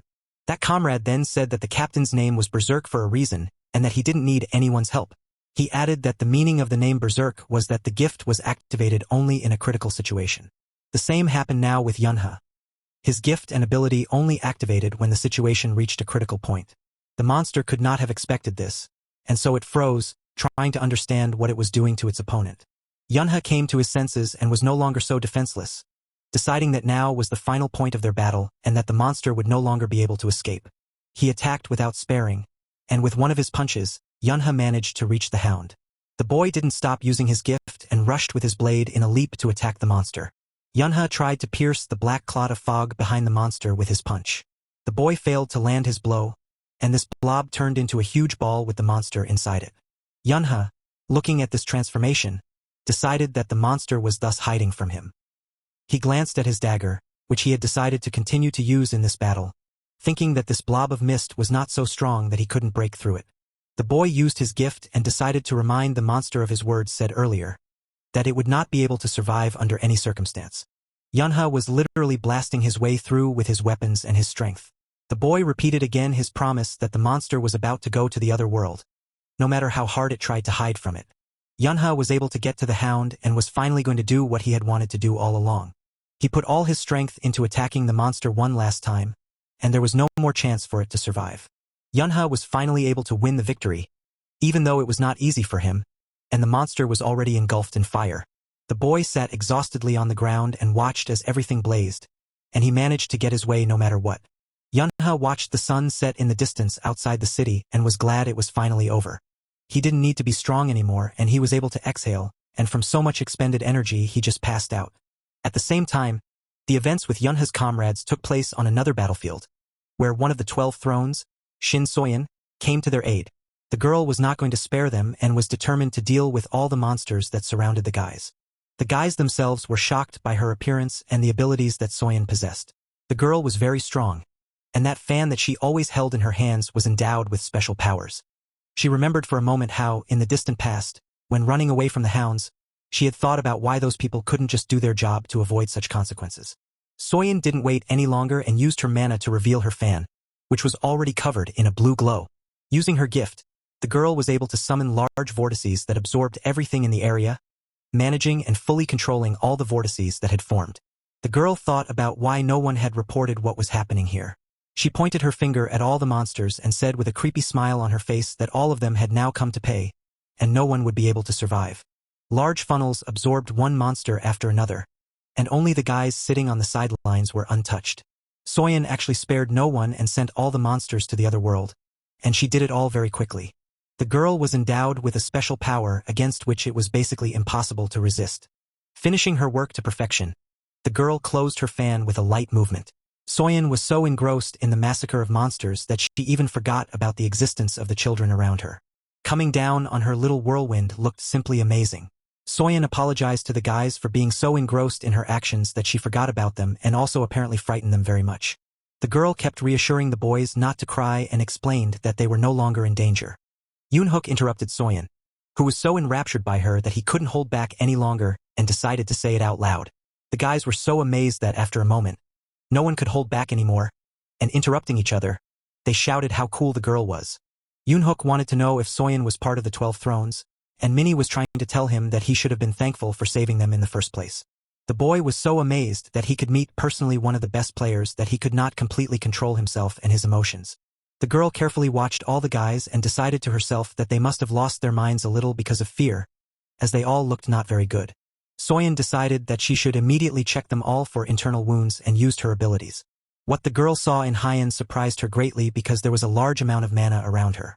Hyeon, from such attention that was showered on her, was very surprised. Soyeon rushed to hug the girl, and now all the guys were very surprised. The girl didn't hesitate and immediately decided to ask Hyeon about possibly wanting to become a player. Yoonhook suddenly wedged himself between them and shouted indignantly that he was the one who should become a player. Soyeon thought about the boy's words because, if you think about it, he had been doing fine on his own before she came. The girl decided all the same that it was fine, and now hugging the two of them and thinking these guys were very cute, Soyeon didn't forget to praise Sona too because she was the one who sent the telepathic message to the girl, and only thanks to her could they be found. Sona froze with tears in her eyes at such praise, thinking that she had done nothing but help herself and all the guys. The girl now threw herself at Soyeon with a hug for Sona, grateful just for coming to their aid. Soyeon told the boys to go down the mountain and added that the rescuers would be arriving soon. The girl herself didn't plan to go with them because she needed to help other people as well. After a moment, the guys heard a strange sound from outside, and it scared them a lot, but Soyeon was completely calm. Behind the trees, there was someone of enormous size with glowing red eyes. His hands were very large, and his body itself was unfathomable in size. The man who came out of the forest first asked how Soyeon could leave him alone because it was very difficult for him to get here. In front of the guys stood a representative of the Azure Ocean clan nicknamed Bulldozer, and his name was Kong Cole. Soyeon ignored the man's question and motioned for the boys to follow him. Yoonhook was against this plan because his captain had not yet returned. The girl was surprised at the boy's words and didn't understand what captain he was even talking about. Yunha, who was still unconscious, continued to lie in the same place, and in his memories, there was a fragment from the past where he was reproachfully reprimanded for taking care of himself in the tent. The girl was trying to convey to the guy that if it wasn't for her, Yunha would have already been sent to the other world an unknown number of times. They tried to explain to the guy that not only was he seriously injured, but he had also injured himself in order not to lose consciousness, and it was not normal. The captain, with indifference, said only that who cares what he does with his body, and the girl was very angry with these words because she was the one who treated his body. He couldn't understand why the girl was swearing like that, and Yunha was trying to convey that if she was watching over this body, then she had every right to resent its condition. The guy decided that it would be easier to just apologize than to prove something to her, and the girl thought that such apologies were no good. If he was even a little bit really ashamed, it was better to let him give her time on the weekend. The guys kept arguing, and each tried to convince the other that he was right and no other way. Yunha struggled but opened his eyes and tried to recreate all the events that had happened to him. The boy looked around and realized that he woke up in the hospital, but he didn't know how he got here. Yunha was examining his body, surprised to find no wounds on them, and at that time a visitor came knocking. The boy was very surprised because he had no idea who had come to see him. Yunha looked at the man who entered his chamber with great surprise. So appeared before the boy in all her glory and asked him if he was all right. While Yunha replied that he seemed to be fine, his thoughts were occupied with the fact that the 12 Thrones player himself had come to see him, and he really wanted to know what she already knew. Soyeon said that as soon as she found the boy, she took him to the hospital. Yunha thought that the girl should never find out that he was the one who fought the monsters. The girl said her name was Shin Soyeon, but the boy could call her Soyeon Nuna, to which Yunha couldn't help but laugh. But he had to be careful what he said. Yunha suddenly jumped up and asked the girl how long he had been lying there and what was wrong with his friends. The girl calmed him down and said that his friends were safe and that he had been there for about 6 hours. Soyeon revealed that Sona and Hyeon were very worried about Yunha's condition and added that she had taken care and called his family, and they were on their way to the hospital. The boy was very happy to hear that his friends were all right, but he had no idea what he would tell his parents. Soyeon said she needed to find out something, but to do so, the boy had to answer all her questions honestly. The girl recalled the moments that Yunha had experienced not too long ago, how he was surrounded by destroyed monsters, and so Soyeon wanted to know who had sent those monsters to the other world. The boy adhered to the version that he did not remember anything at all and said that he tried to run away, and that's probably why he was there.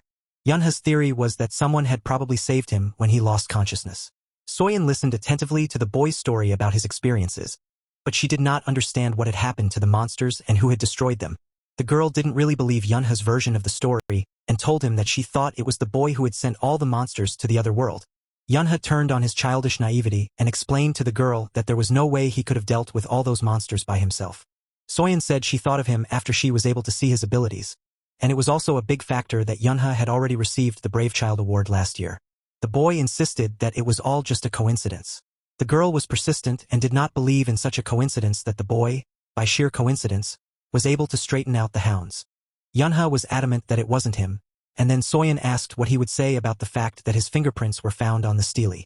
The boy looked at the girl and realized that if he made another excuse, it would look too ridiculous.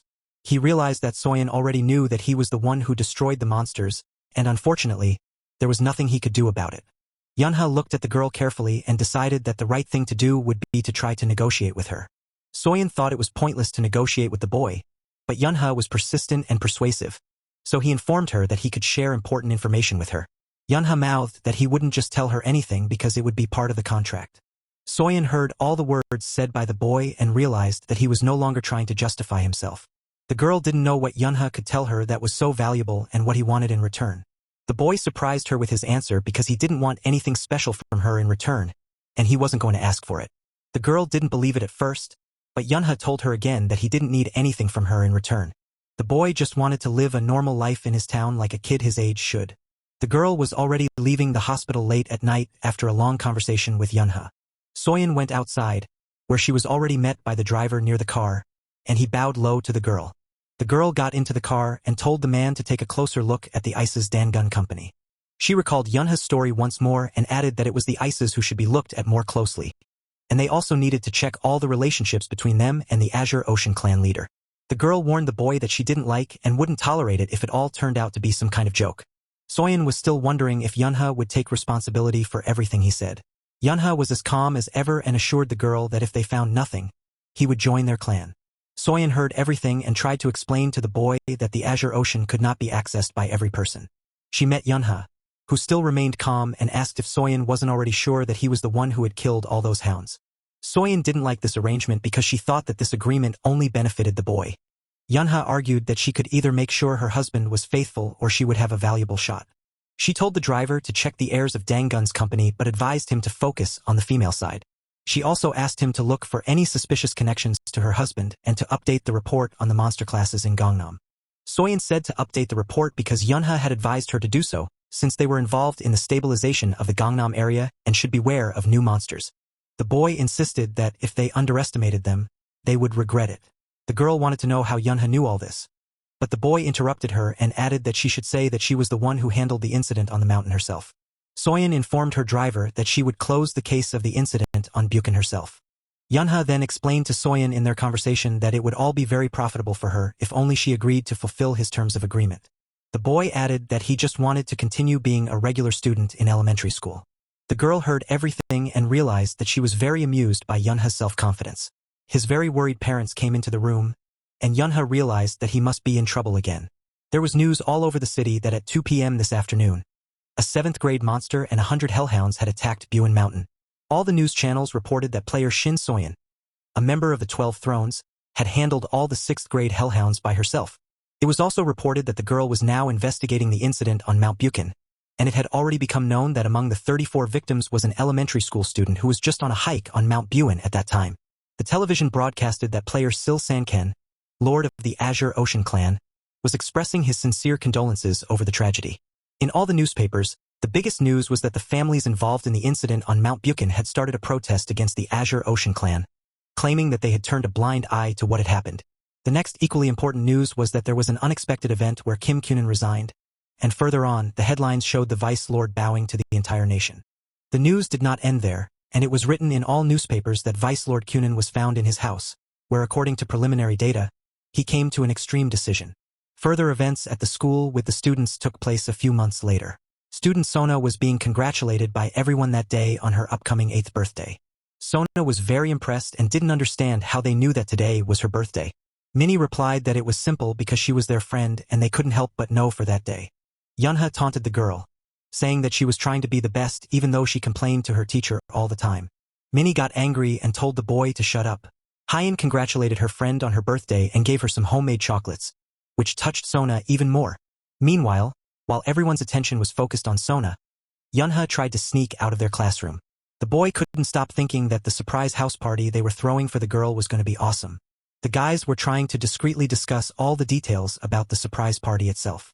Sona paid attention to their strange whispering and wanted to know what was going on, but the guys kept silent, saying that everything was fine and the girl just imagined it.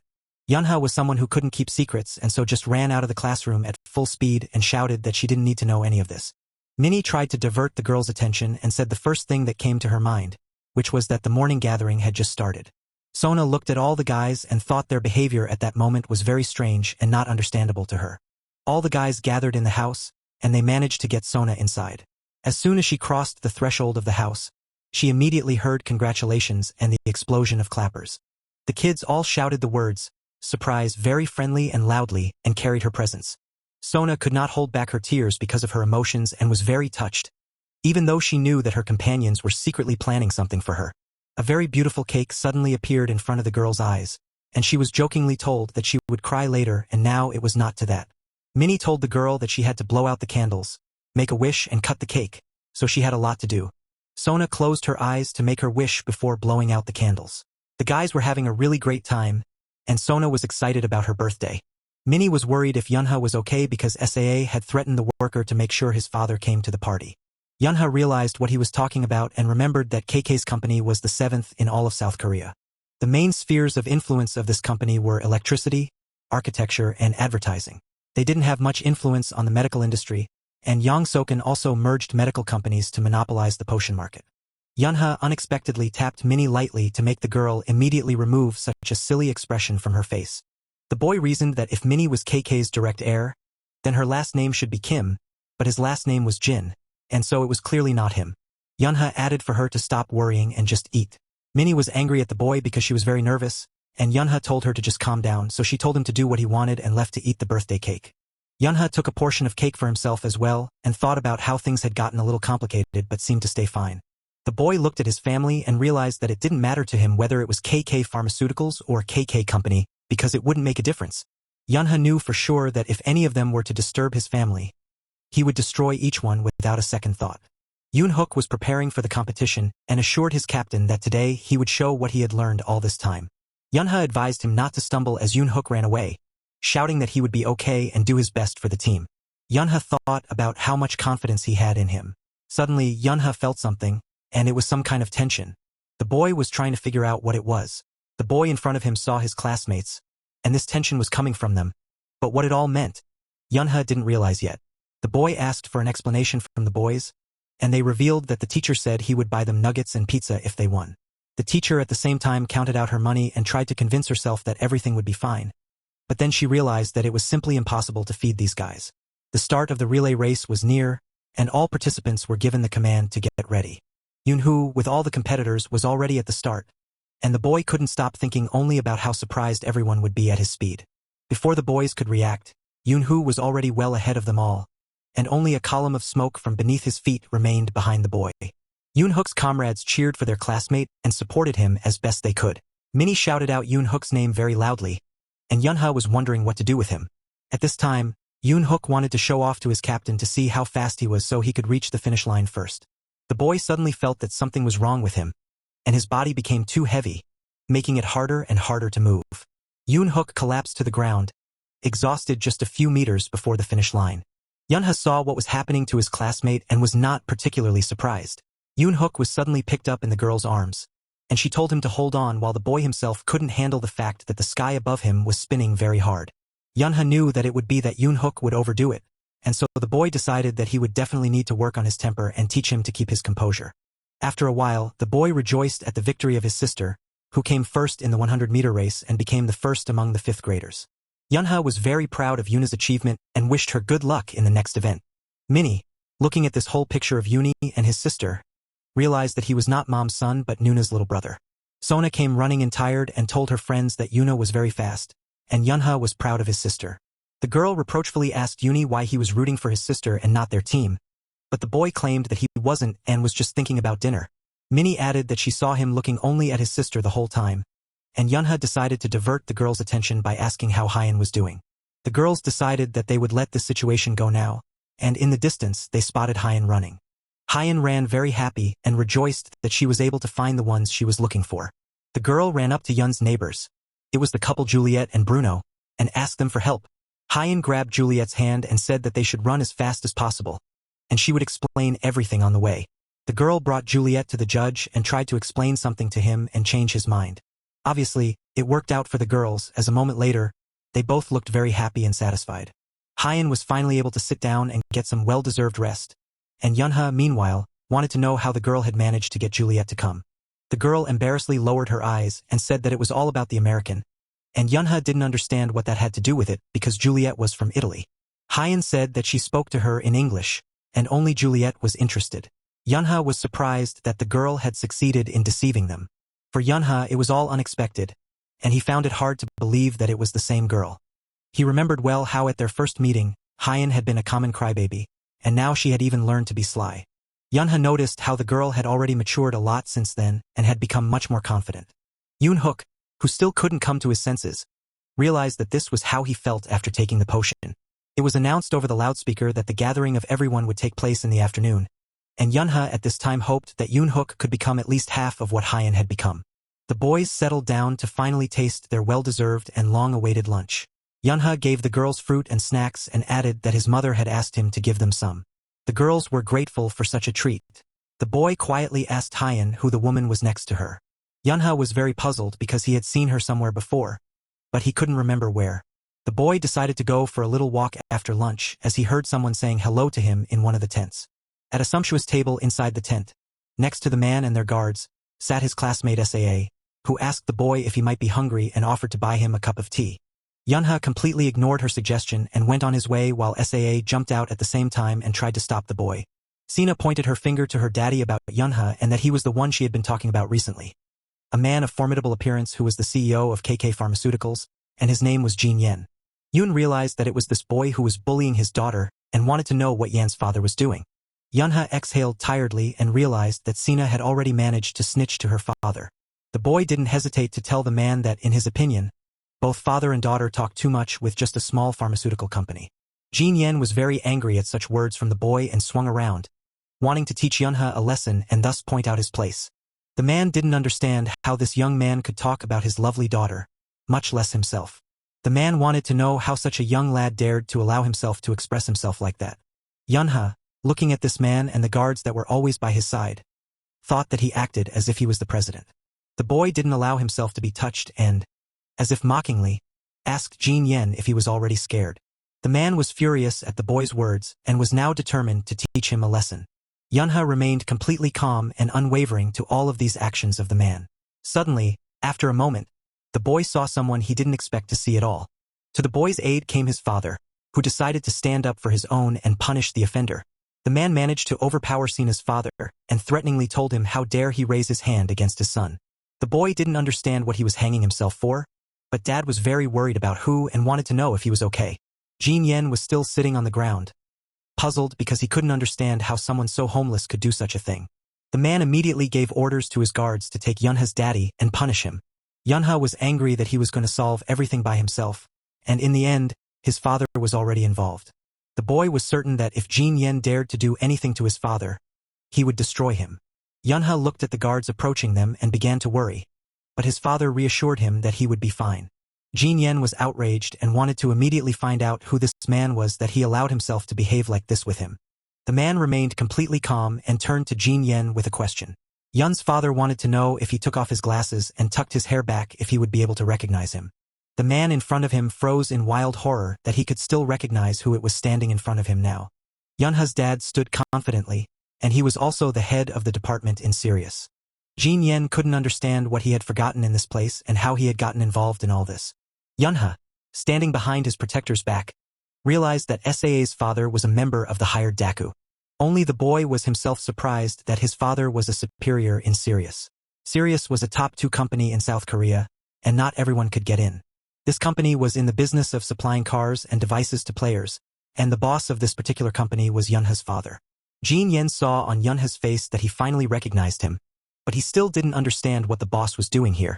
The man abruptly changed the manner of his conversation and, in a more affectionate tone, said that he was just very interested in what the head of the strategic department was doing here.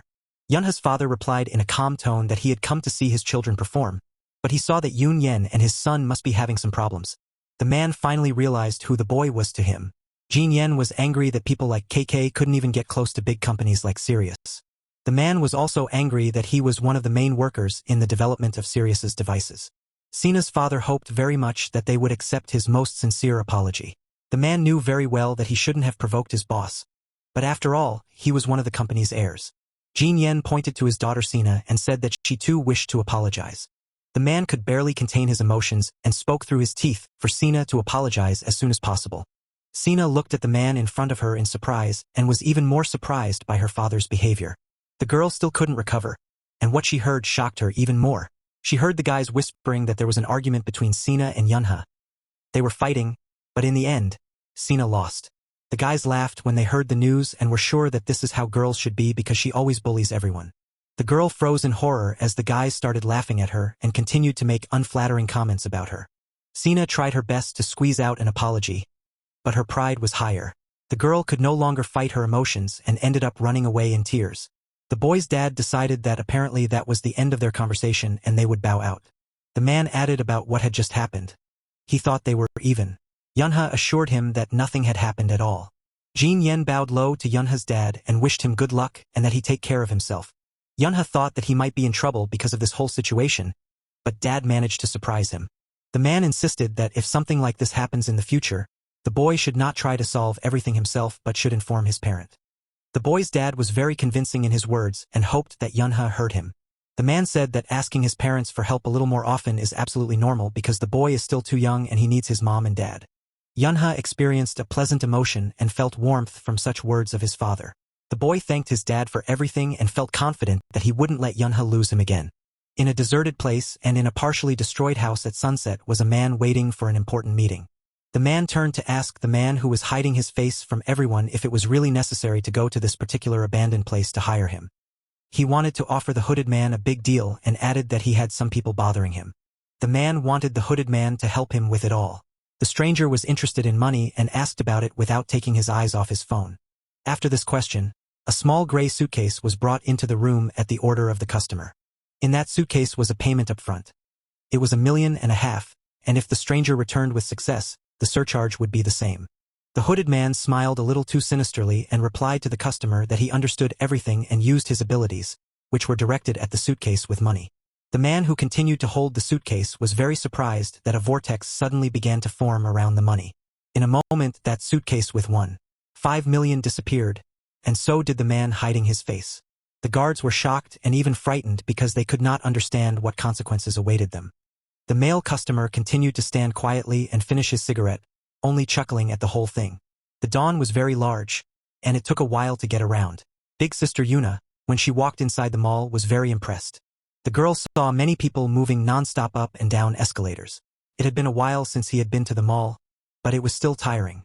She said, looking at the boy, that they had all just gotten here and really hoped that Yunha wasn't tired yet. Yunha stayed with Bruno, who made sure he was safe while Juliet and his sister went shopping. Contentedly, the boy looked at the man and felt an ominous aura around him, unable to understand what was wrong. Yunha couldn't comprehend how an ordinary office worker could hide his mana so perfectly. The boy applied his powers and decided to take a closer look at the man. Bruno noticed the boy's overly intense gaze and immediately asked what Yunha was worried about. Yunha decided to create a bit of a distraction, mumbling that he wanted to know where his Nuna was and what was going on with Juliet. He was sure there was something wrong with the man. Bruno said that the girl and Yunha had gone to the 5th floor, and the boy realized that it would be hard to find them because his sister could now also mask her mana. The man took out a smartphone and showed it to Yunha, indicating that he didn't need to worry. When Yunha looked a little closer, he realized what it meant and was very surprised. With this device, it was possible to track their location. Yunha realized that Juliet herself probably didn't even know about it, and Bruno confirmed his guesses, saying that it was a secret and the girl shouldn't divulge it. Bruno suggested that the boy go up to look for the girls, but Yunha thought the man was suspicious. The man, who was hiding his face from everyone, was talking on the phone at the time and told his interlocutor that it was time to start. Yunha suddenly stopped and felt something very strange, trying to figure out what was going on. The boy turned his attention to that stranger and was even more surprised. Yunha remembered that he had already met this man in his past life and could recognize him by the tattoo depicted on the stranger's arm. It was the same man and his name was Nameless. Just by that name alone, you could tell that the man wasn't easy to deal with. Yunha was trying to figure out what this Nameless one was doing here, and he didn't believe in random coincidences. The boy decided to share his thoughts with Bruno, informing the man that something very strange was going on. Bruno took Yunha's words seriously and decided to look around. He managed to spot 3 people and pointed them out to the boy, noting that they gave him a strange feeling of foreboding. One of these men was dressed all in black and was moving in their direction, while another man sat a little apart from everyone else, still hiding his face. Yunha was watching them all carefully, so he decided to use his mana and formed several small clots that glowed brightly with a blue color. The boy launched that energy at the 3 men who were in different directions. All the men reflected that energy without much difficulty. At that moment, Bruno decided it was time for them to leave and informed Yunha. The boy looked at the men as he left and confirmed his conjecture, having guessed that the 3 men were gamblers. Bruno looked at them and concluded that those men were very well trained. Yunha, for his own reasons, was interested in exactly the last person who was hiding his face. Nameless watched everyone but never revealed his position. The boy thought all such actions were extremely strange and suspicious because something was obviously wrong. Yunha saw one of the men slow down a bit and wanted to pull something out of his pants pocket. The man threw a small stone on the floor that had a bright blue glow. Yunha took a closer look and almost immediately recognized it as a magic stone, which confused the boy. He could finally understand what these people were up to and couldn't believe it. Yunha saw how, after a moment, everything around him spiraled into a blue vortex, and a black hole formed in the middle of it. The boy, watching all this, realized that somehow the mana was being redistributed through this vortex. A large number of monsters of different classes and categories began to appear, causing panic among the people. The monsters did not hesitate and immediately began to attack anyone who got in their way. Monsters kept appearing one by one and were already everywhere, causing great harm to humans. The mall declared an emergency because the monsters were inside the building, but all guests and employees were urged to stick to the plan and go to shelter. Yunha heard the man who was hiding his face talking on the phone, saying that if someone got in their way, they should be sent to the next world. Without a second thought, the boy understood that it was a terrorist attack on the mall. Before his return, no one would have thought of such a thing. He realized that after the incident with the Kraken, the future had completely changed its course, and it was hard to predict further developments. Yunha didn't immediately pay attention to how a monster behind him was about to attack. In a leap, Bruno came to the rescue and, with a punch, knocked down the monster, thus saving Yunha. The man urged the boy to be more focused and attentive because his safety depended on it. Bruno told the boy that they now needed to find Yuna and Julie as soon as possible. Despite the chaos around them, the man and Yunha went to the top floor because finding the girls was their first priority. Bruno used his phone to track the girls' location and saw that they were still on the 5th floor. He became worried, thinking that something had probably happened since they were still there. A man and a boy were going up the escalator when suddenly they heard a question. In front of them stood a man in a Panama hat who wanted to know if Yunha was the one who had used mana first and also wanted to know where they were rushing to so quickly. Yunha didn't hesitate because there wasn't much time and used mana at once. The boy thought that the man's rank was about A, B, or C. He had not yet had time to fully use his abilities, as the picture that appeared in front of him surprised him very much. Without wasting a second, Bruno immediately attacked the man and managed to knock him to the ground. Yunha watched this battle and thought to himself that if Bruno was this strong even without the device, then he was far from average level. The boy suddenly asked Uncle Bruno to stop and calm down a bit. Yunha explained that there was no way they could send him to the other world, and he also thought Bruno should stop because if he destroyed him it would be too easy. Yunha remembered how many complaints he had heard before his return because he simply didn't know who this nameless one really was. The boy was about to go up the escalator when he saw Bruno leaning over the man and doing something. Bruno wanted to shut the offender down, but he couldn't because modern children are very curious. A couple of minutes ago, Yunha and Julie had also heard that an emergency had been declared because monsters were inside the building. The guests and employees were urged to go to a safe place. The girls heard the screaming and panic of the people and couldn't fully understand what was going on and whether the mana had redistributed. Yuna tried to get her emotions under control and calm down because she had to see how many monsters there were. First, the girl found 3 monsters behind the wall to their left, but that was unfortunately not all of them. Yuna saw that there were 2 monsters on the other side of the room and another monster in the center of the room. The girl was glad that there were only 6 of them and realized that she would have to run to avoid meeting them all. The girl tried to be brave and told her aunt not to worry because she could protect them both. Juliet didn't even give Yuna a chance to speak and shouted a warning about the danger from behind. The monster was already almost at the target, planning to destroy the girl in a matter of seconds. Juliet, without wasting a moment, grabbed the girl's arm to pull her away. The girl was able to save Yuna and prevented the monster from harming her, but she put herself in harm's way. Yuna was very worried about Aunt Juliet, fearing that she might get hurt because of her. But after a few seconds, her aunt amazed the girl. Julie, at this point, used the hanger as her weapon and applied her abilities using mana. The girl was very agile and was able to attack the monster and take it down in a matter of minutes. Yuna was surprised, for she had never known or suspected anything like this about her aunt. At this moment, apparently still under the effects of the recent battle, Aunt Juliet was looking at the broken rack with which she had attacked the monster a few minutes ago, thinking about whether she would have to pay for it. While Yuna was trying to realize the fact that Aunt Julie was a player, she told the girl that they needed to evacuate immediately. Bruno and Yunha would be waiting for them. The other 3 monsters didn't waste any time and rushed towards the girls, intending to get even with them. Juliet was going to protect Yuna at all costs, but she needed a plan to do so. The girl didn't stand still any longer and grabbed Yuna's hand, saying that they should run away now and as soon as possible. Julie stopped for a moment to apply mana and defend herself against the monsters, but the girl had underestimated the monsters a bit, and they were a lot faster than she had anticipated. Juliet knew that at this rate, her mana would quickly run out, so she tried to find something nearby that could be used as a weapon. Yuna tried to run away and spotted an escalator ahead, immediately informing her aunt about it. Juliet tried to yell at the girl to run to the escalator and go down it. Suddenly, she noticed one of the monsters trying to attack Yuna, but there was no way she could let that happen. Yuna froze with fear and couldn't budge while remembering a fragment of her past. The girl recalled how she and her younger brother Yunha fought against the Kraken, and it wasn't easy. Yuna convinced herself that she wasn't afraid of anything anymore, and using her strength, she ran, pushing past the monster with a powerful kick. There was no way the monster could have expected such a turn of events from the girl, and this surprise was visible to the naked eye. Yuna thus managed to push the monster right over the railing, and it was very spectacular. The girl was now finally able to exhale a little and realize what was going on around her. But because of a bad landing, Yuna twisted her leg, and it was very painful. Juliet was able to get there just in time to pick up the girl, so she wouldn't hit the floor. The girl was very scared for Yuna and asked her if she was okay. As soon as she heard Yuna say that she was okay, she sighed in relief. But they could not afford to rest for long because they were surrounded by monsters on all sides.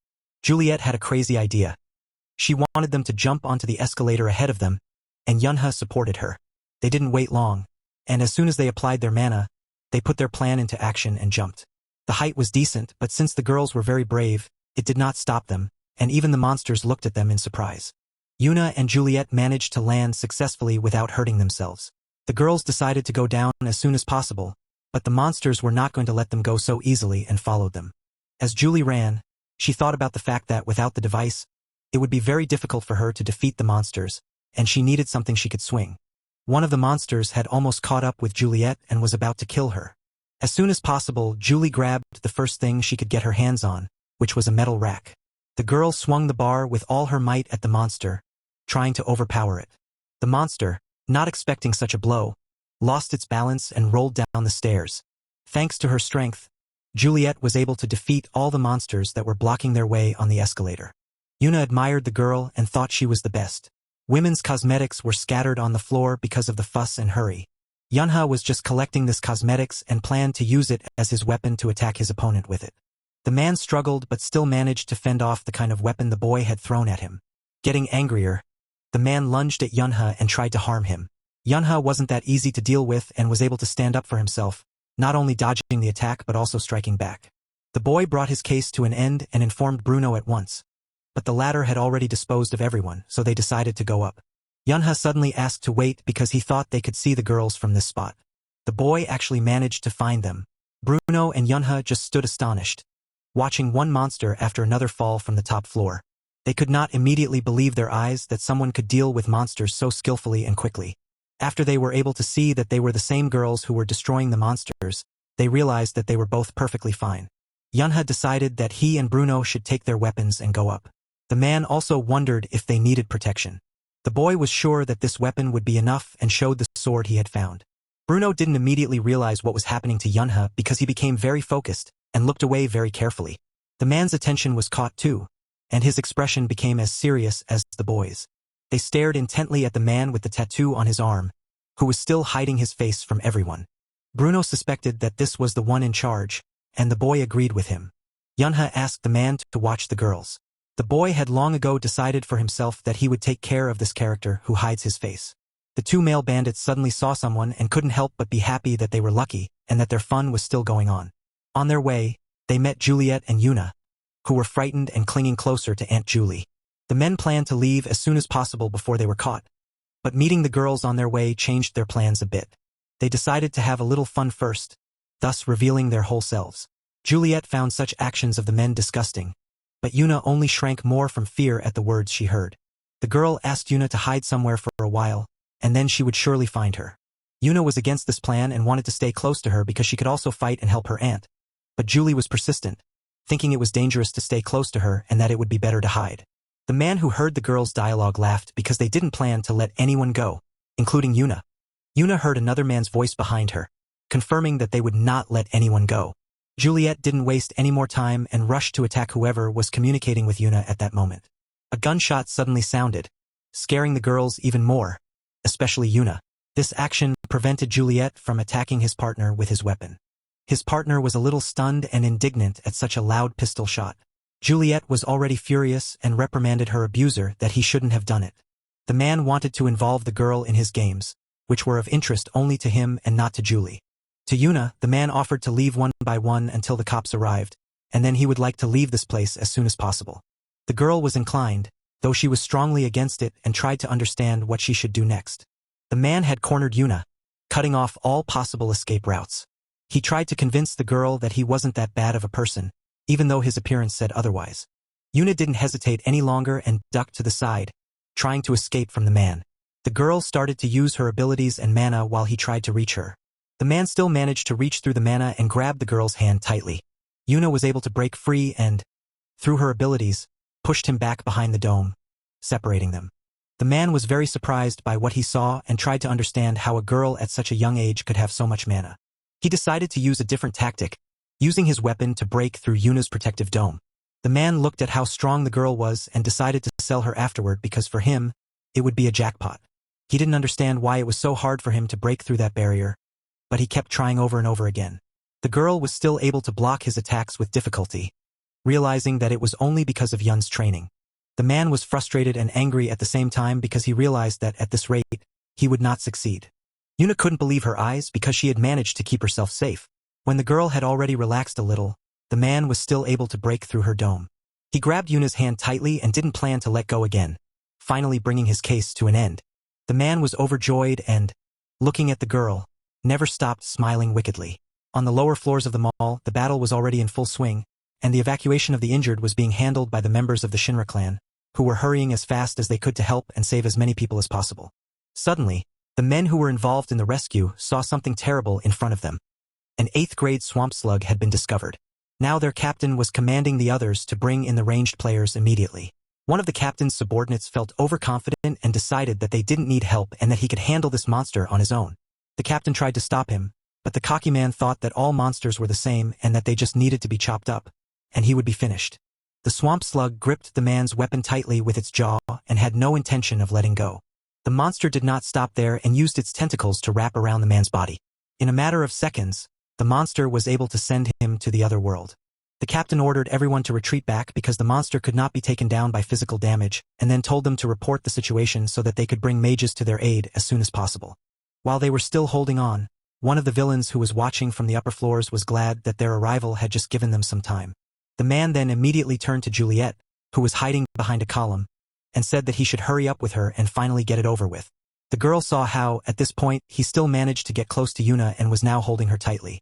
Yuna tried to figure out how he had managed to get through her dome since she was sure she was fully protected. The man thought about how he wouldn't be able to call himself a player anymore if this girl could stop him. He was able to put up a protective barrier around himself at the last moment, hiding from the flames that were trying to attack him. Juliet released those flames with all her might and tried to yell to Yuna to run away as fast as possible. The man struggled to hold his dome and was very angry that his prey was running away from him again. The second villain, who had approached the girl from behind, gave her a standing ovation, for he had not expected her to be capable of such a thing. The man immediately built a barrier around himself using his mana so he could protect himself. Juliet tried her best to apply the same technique to the second villain. But unfortunately, it was useless, and the man advised her to just give up.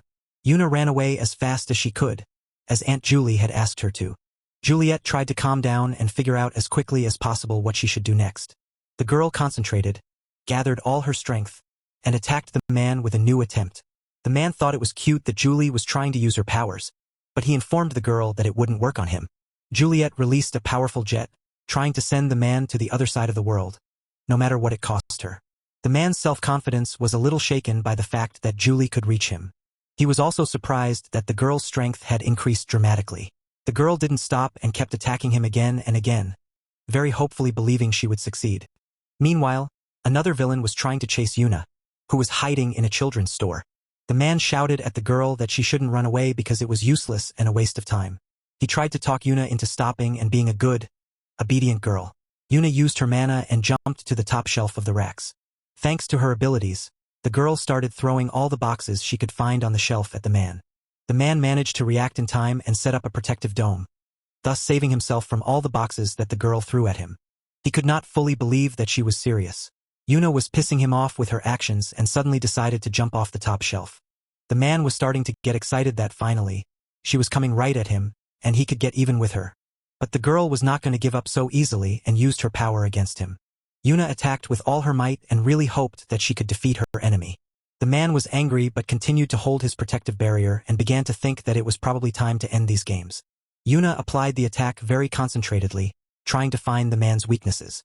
Each blow the girl threw at her opponent was harder and harder, and she couldn't afford to lose.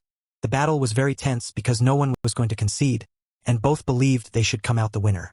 After this fight, the man was very surprised that the girl was so strong and assertive because he had expected to deal with her in a moment. Yuna suddenly remembered Aunt Juliet's use of her powers, and how she was able to release the flames, thus allowing the girl to escape. The girl tried to remember in the smallest detail all the actions of Aunt Julie and repeat them herself. Yuna was sure of one thing. She needed to gather as much mana as possible before attacking. The man was not prepared for such a thing, and now he realized that in front of him was not just a girl but a real threat. After a moment, Yuna was still able to gather mana, and as a result, there was a powerful explosion that blinded everyone around her. The man who had been injured by Juliet turned his attention to that explosion and tried to figure out what had happened there through the column of smoke. Yuna flew out with a bat in her hand and ran towards him with the sole purpose of helping Aunt Juliet. The man couldn't believe his eyes because it turned out that the girl was able to take out his partner. Not only had he run out of ammunition, but they were also delayed, and it would not be safe for him to go out against the two of them. But he could not run away because it would be a real disgrace for him. Juliet shouted with all her might for Yuna not to dare approach her and to stay there. Julie was only distracted for a second, but it was enough for her opponent to chain her legs in strong chains, preventing her from moving. The man was no longer going to underestimate the girls, and so he took them on in full force. While Juliet was trying to get rid of those chains, A man stealthily approached her from behind and grabbed her in a tight grip. Juliet had not expected this, and the man was well aware of it, so he could not contain his gloating grin. Yuna saw it all and was horrified, not knowing what to do. But she didn't plan to leave her Aunt Julie. The man advised the girl to stay away, or if she didn't obey, her Aunt Julie would have a hard time. Yuna continued to run to Julie's aid when suddenly the man threw her to the floor and held her tightly, angrily saying that people like her could not defeat a real player. The girl was lying on the floor and could not even move, and from this helplessness, she was even more frightened. Juliet was very worried that if things continued like this, she just wouldn't be able to hold on. Yuna surrounded herself with a protective barrier at the last moment, thus giving herself a small amount of time to have a chance to recover. The man was again surprised to notice how the girl's mana was able to increase even more. He realized that if she was left like this, she would simply explode. But the girl herself could not think about anything because all her thoughts were occupied with worries about Aunt Julie. Juliet tried her best to free herself to keep Yuna safe, and so she bit her enemy's hand with all her anger. The man decided that he had had enough and used his weapon to attack Juliet, rendering her unconscious. He shouted to his partner that they had no more time for games and should finish as soon as possible. The man decided it was a matter of principle and tried to reach Yuna to get even with her. He succeeded and was able to strike his blow, which was quite strong and went straight into the target.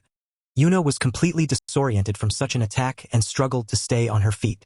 The girl still couldn't, and through the fog, she could hear a conversation between the men in which one insisted that she should be left behind, and the other regretted it because Yuna was quite pretty for him and she had plenty of mana. Yuna had already passed out, but her mind kept thinking that if she had been a little stronger, things might have turned out differently. The girl suddenly heard a voice, but she didn't know where it was coming from, asking if she wanted more power. The girl couldn't believe what she had heard, that someone could really give her more power. These musings were interrupted by a memory in which her younger brother, Yunha, urged her not to listen to anyone or ask for anything under any circumstances.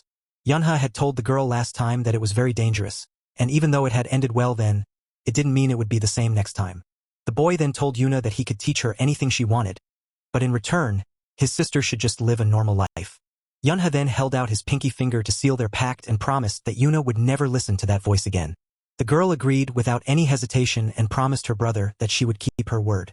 Yuna mentally apologized to Yunha and, back in the present, was certain she wanted to be able to protect others. The girl thought of her family and friends and wanted to be able to provide them with security with her own hands. Yuna was determined that she just needed the strength because she needed to protect her Aunt Julie. At this point, the man was surprised that the girl was rising again.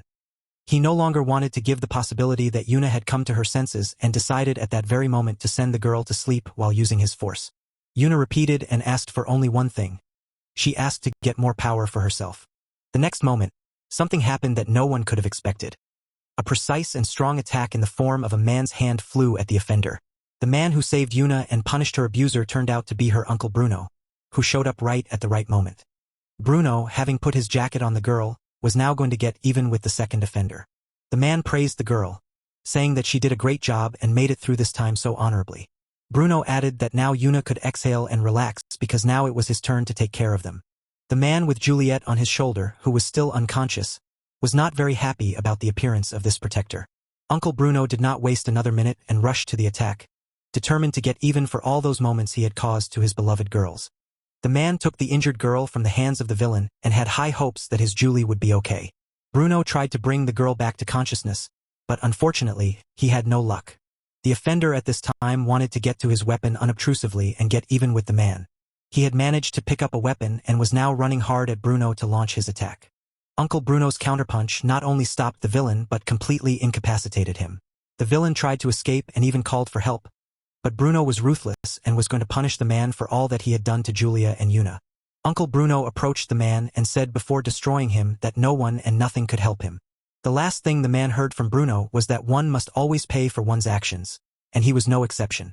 A few days before the terrorist attack on the mall, in a cabin in the woods, a man struggled to convince his interlocutors that he had done everything possible that was asked of him and now couldn't understand what else was wanted of him. The man who tried to persuade him was Kim Kwan, and he was not going to give up but persistently proved that he was not at fault. When the man realized that the outcome was already decided for him, he desperately grabbed his weapon and was about to attack the man who had never shown his face to anyone. Kim T. One was going to send his interlocutor to the other world and then do the same to Sang Hun. But just before he could begin his battle, the man was immediately defeated by the hooded man, who applied a gift that distorts his opponent's perception. The man who was hiding his face overpowered the man without much difficulty and mouthed that the man was talking too much. The man used the rope, thus covering his tracks and distorting the events that happened there, and at the end added a message from the lord of his clan. The message said that his family would be looked after and that he should not worry about his wife, as she would be taken care of too. The man was thanked for his hard work up to that point and said goodbye. These were all the words Kim Kwan heard before he went to the grave. In all the newspapers was the most sensational news that Vice Lord Kim Kwan was found in his house, and the investigation suggested that he had come to such an extreme decision on his own. At the Dawn Mall, the men were gathered at the distribution warehouse, and one of the men received a call from the captain informing him that the Shinhwa clan had already entered, adding that they were not allowed to cross paths with them. The hooded man spoke to his interlocutor about how those were faster than expected and now they needed to leave, thinking it was pointless. Suddenly, his attention was caught by a child who was behind him, and turning around, the man looked at him carefully. There was no way the man could have expected this, but there was actually a boy standing behind him, and that boy was Yunha. Yunha considered and informed the man on the counter that it was very timely that he was able to spot him. The man was now trying to figure out who this boy was and, more importantly, how long he had been standing there and what he had been able to hear. Another man approaching them realized that the hooded man didn't know the boy but couldn't understand why he was looking at Yunha so intently. He decided that the best solution was to get rid of the boy, and that was it. The man who came up immediately turned to the boy and said that he should not have followed anyone like that, adding that otherwise something very bad could happen. But he should have thought of that a little earlier. Yunha didn't want to listen to him anymore, and so in an instant, he attacked the man with his weapon, and he was destroyed. The rest of the team, who were watching from the sidelines, were shocked. The boy looked around and realized that he probably shouldn't have sent the man to the grave like that. The whole team jumped to their feet and was about to get even with the boy for their partner, but the hooded man managed to stop them and added that this wasn't just a kid as it seemed at first glance. Yunha scoffed at them all, for they all began to shake as soon as the boy spoke to them in their language, and he did not understand why they were so afraid of a child who held a small weapon in his hands. The boy continued to taunt them and again mouthed that they were scared of the kid. After all, the boys were first shocked and then angry and lunged at the boy, intending to get even with him. Immediately, Yunha used mana to apply heavenly steps and was able to overpower their entire team in a matter of seconds. The boy turned to the hooded man and didn't understand why he was standing there. Yunha warned him that if he didn't approach him, he would come to him. The man looked at this picture and couldn't believe his eyes, thinking that it was impossible because the boy had destroyed all players above rank B in just a second. The man who hid his face realized that he couldn't fight the boy in the open. He speculated that perhaps Yunha was preparing to be a player of thrones, but even if that was the case, he still wouldn't be able to sense him. They didn't waste any more time talking or thinking and rushed to attack each other. The boy threw his blows one after another without giving the man a chance to do anything. Yunha looked at the man and realized that now he didn't think that the nameless man was such a big problem for him. The boy added that the only reason people still remembered the man was that he had always been an outcast. Nameless became furious at such words from the boy and was going to punish him for it.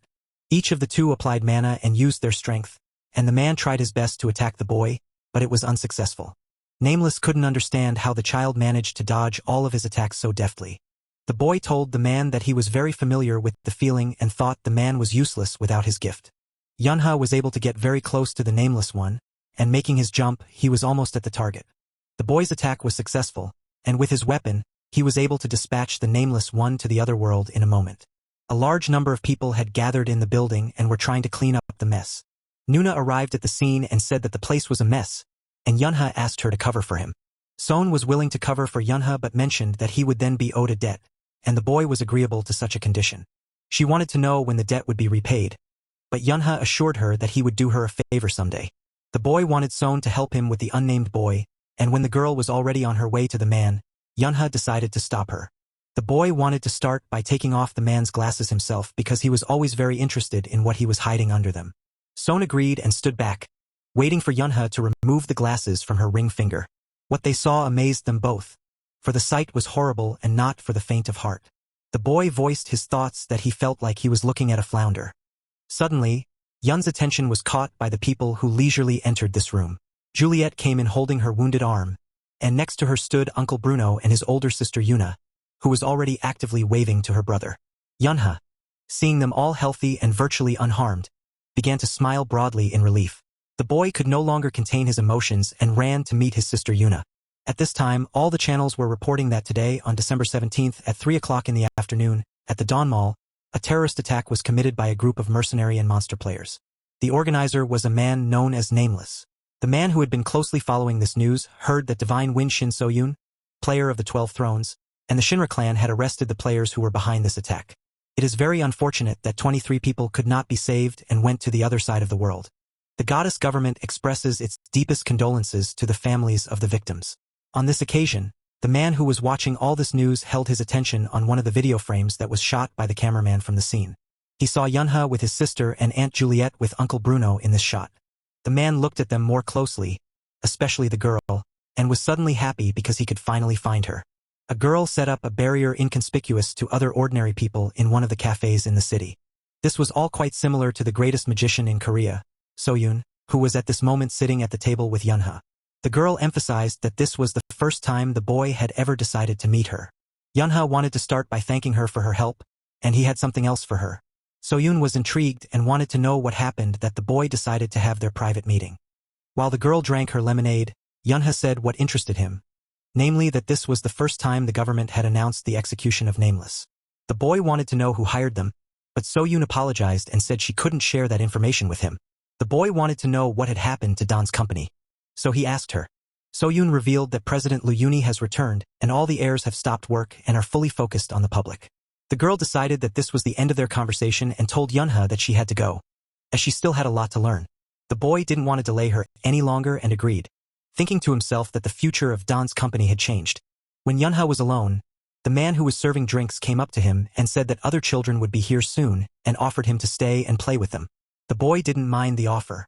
While Yunha waited on the children, he pondered the fact that before his return, the three sons had started a battle for the inheritance, and as a result of the struggle for the inheritance, the eldest son was able to sit on the throne and rule the company. Yunha recalled how his family had survived the Kraken attack and had not forgotten the miracle his sister had performed. The events that had happened in kindergarten and the minimal casualties from the Buchanan incident added to the memories the boy related to these memories. The failure of the terrorist attack on Dawn Mall and how the future of the legacy at Don's company had changed all this could only mean one thing. That the future had already changed, and this time everything would work out differently. Yunha couldn't help but be happy about it. The whole Uni family was eating at the same table when his sister Yuna decided to announce something very important. The girl had the courage to tell her parents that she wanted to become a gambler. Yunha didn't expect that. The boy looked at his sister in surprise and hoped that he had either heard it all or Yuna had just made a bad joke. Yunha wondered and couldn't believe if this was all happening because the future had changed. Suddenly, unexpectedly for the whole family, the boy thumped his hand loudly on the table and announced that he was strongly against it. The boy did not calm down and began to express his opinion that it was very dangerous to be a player, and in general, he thought that this kind of activity would not suit Yuna. Yuna disagreed with her brother and told him that no one would know about it if she didn't at least try it. The girl made a strong argument that she had talent and that Yunha himself had said so. Yunha explained that he was doing it so that the girl wouldn't get mana depletion and could live a long, healthy life. Yuna was determined and didn't care what her brother had to say because she still wanted to become a player. The boy convinced Yuna that she shouldn't do it because gamblers are honored, but it's far from luxury and riches. It's completely different. The girl was sure she wanted to be the kind of person who could help others. Yunha once again tried to explain to Yuna that she no longer wanted to stand uselessly behind the backs of others. Their mother held their little brother in her arms and told him to let Yuna do as she wanted. The child cried because of his brothers and sisters' screams. Yunha's mom said that his little brother's crying right now was his fault, and she tried to calm him down. The boy did not understand why his parents were so calm about Yuna's decision and whether they did not realize the seriousness of the player's activities. His mom replied that she was well aware of how dangerous it was and what the consequences could be. She was of the opinion that since Yuna had already decided everything for herself, she wanted the girl to do it, and she and Dad would always support her. Yunha didn't approve of his parents' reaction like this, but from the looks of it, he wouldn't be able to influence their opinion. In the office for the meeting, Seo Yen-hong was asked to narrate a summary of the latest news for everyone. The man told everyone that the terrorist attack on Dawn was for a reason, and there was definite confirmation that it was planned from inside the company. The story went on to say that the Dawn company was currently divided between President Yuni and his three sons. The main suspects were the middle son and the eldest son, while the youngest son had too little power according to them. Bunzen was known for his violent nature, and in principle many people thought that he would inherit the company because he was the eldest. But on the other hand, the middle son, Yunin, had very good personal qualities and was also a capable manager. The woman at the head of the table tiredly stated that the blundering Bunzen had initiated a terrorist attack on a shopping center that was in Yen's jurisdiction. A grown man who was also sitting at the table asked if the president himself knew about all this. The woman replied that of course, the president was already aware of everything, and that is why he had returned from house arrest. The man who had initially started to bring everyone up to speed on the situation drew attention back to himself and asked everyone present to look at the information on the projector because, unfortunately, this was not their only problem. He told everyone that Bunzen had brought not only the Nameless Ones but most likely it was the Azure Ocean clan. Some men hearing this information could not contain their emotions and thought it was too much. He explained that 92 hounds had been neutralized on Mount. The Azure Ocean clan had taken 7 mana stones, but they had only offered 3 for sale, so the terrorist attack had been caused by summoning hounds using the stones. There was a suggestion that perhaps the Azure Ocean clan was just waiting for the demand for mana stones to increase. But the man found a contradiction here as well because 7th grade mana stones were easy to find. The woman really wanted to know what the chance was that the Azure Ocean used mana stones to attack. The man said that he had previously scrutinized all the information on the number of mana stones allowed on the market by the Shinra clan, and the likelihood of their involvement was 0. The older man made it a point to emphasize that it was somehow just a theory and no proof as such, but still, everyone should realize that such a version has the right to exist and it should be taken into account. The man proceeded to bring everyone present at this meeting up to date on all the events. The woman suddenly decided to report that this April it was revealed that Jill Sangan was having an affair with the Dangun Eyes. And when Soyoung found out about it, she was furious. It was obvious to everyone what Sangan was thinking. As soon as the focus on Dangun fell, they would immediately focus on Dangun. The woman explained to everyone present that this was the reason she had called everyone. Now there was speculation about whether this was the beginning of a real battle between them, and everyone was wary of the consequences. One of the men feared that the Azure Ocean clan had a divine wind, but the other assured him that Azure Ocean was not alone in having a throne under them and that they had a Lightning King, which was not a bad thing either. But there were doubts about their advantage because the Lightning King was still too young, even though the guy was gifted, but for him, the battle against Soyeon would be very difficult. The woman got up from the table and informed everyone that unfortunately, they could not take part in this battle, but she knew for sure that they couldn't just leave the Azure Ocean clan behind. The woman destroyed all the information that was on the piece of paper and said that they would support Yunin as DA's successor. They should all start a meeting so that they can discuss countermeasures to be able to contain the Azure Ocean clan. The boys had already advanced to 2nd grade, and all of this was happening in Heavenly's 4th year. Yunha looked at all the guys and realized that they were all in the same class again and didn't know whether to be happy about it or not. Yet Mi also noticed that they were in the same class again, and Sona told everyone that she was very worried about it and worried that they would be in different classes. Yunha was very happy that Sena was in 1st grade, and it was a relief that he wouldn't have to be in contact with her. He hoped that they would get through the year in peace. The boys' thoughts were interrupted by Yoon Hook, who persisted in trying to get his captain's attention. He pointed to the guys off to the side who had been staring at them for far too long and intently. Yoon Hook was about to attack the ones he thought couldn't look properly, but Yunha stopped his friend and asked him not to complicate things. When Yunha himself looked at the guys, they pretended that they weren't interested in anything or anyone. Mi wanted to know for herself if they were really going to ignore this misunderstanding, and Yoon Hook was already raring to find out. Yunha didn't understand what the girl was even talking about, and then she explained that very quickly rumors spread that his father had successfully attacked Sena's father, President KK Medicine, and now because of that the whole school was afraid of the boy. The boy couldn't understand why he and his father had become villains because of that situation. Sona was very worried about Yunha and asked him if he was sure he was going to be okay. The boy was fine and thought about how comfortable it would be that no one would touch them. Yoon Hook was very emotional, reporting that he had been practicing on the captain's advice and regularly drinking the juice that Jan's father makes. Yunha, on the other hand, remembered that he had told me and Se to also drink this juice to get mana. The boy suddenly realized that in addition to the mana itself, his friends had also become taller, and now he was the shortest of them all. Yunha decided for himself that from now on he would also have a drink regularly, and his thoughts were interrupted by a classmate who informed everyone that their new teacher was approaching the class. As Yoon Hook ran off to his seat, Yunha himself watched very carefully who entered their classroom. In front of the entire class stood a man named I'm Dun, and it was the man who would be their class teacher this school year. The man had a very presentable appearance and was scrutinizing the entire class with his gaze. Yunha was focused and attentive because the teacher's mana flow was clearly not that of a normal person, and it was all very suspicious. The boy wanted to know who he was. Grandfather was sitting in his favorite chair in the library holding a book that the girl Hyen really liked. A man came up to him with a report in his hands. The man reported that the issue with the parents of the students who insisted on expelling half-human Jean Siona had been resolved as requested. Grandfather thought it was a job well done. The report also revealed that KK Medicine tried to get into the class arrangement to separate the children involved. But the promise was kept, and Yunha was enrolled in the same class as the rest of the kids. Grandpa, watching Hyen from the window, decided to clarify that KK Medicine was the company the family owned, Kim Gaona. The man confirmed that this was the case, but now the grandfather was puzzled because how dare he interfere with the child that Minjunik treats as his own granddaughter. Grandpa had heard afterward that the Hyen class had been dealt with in such a way that they had put a man there who had retired earlier after being seriously injured but was still competent. This person used to be part of a regular client agency, and they think it was a good choice.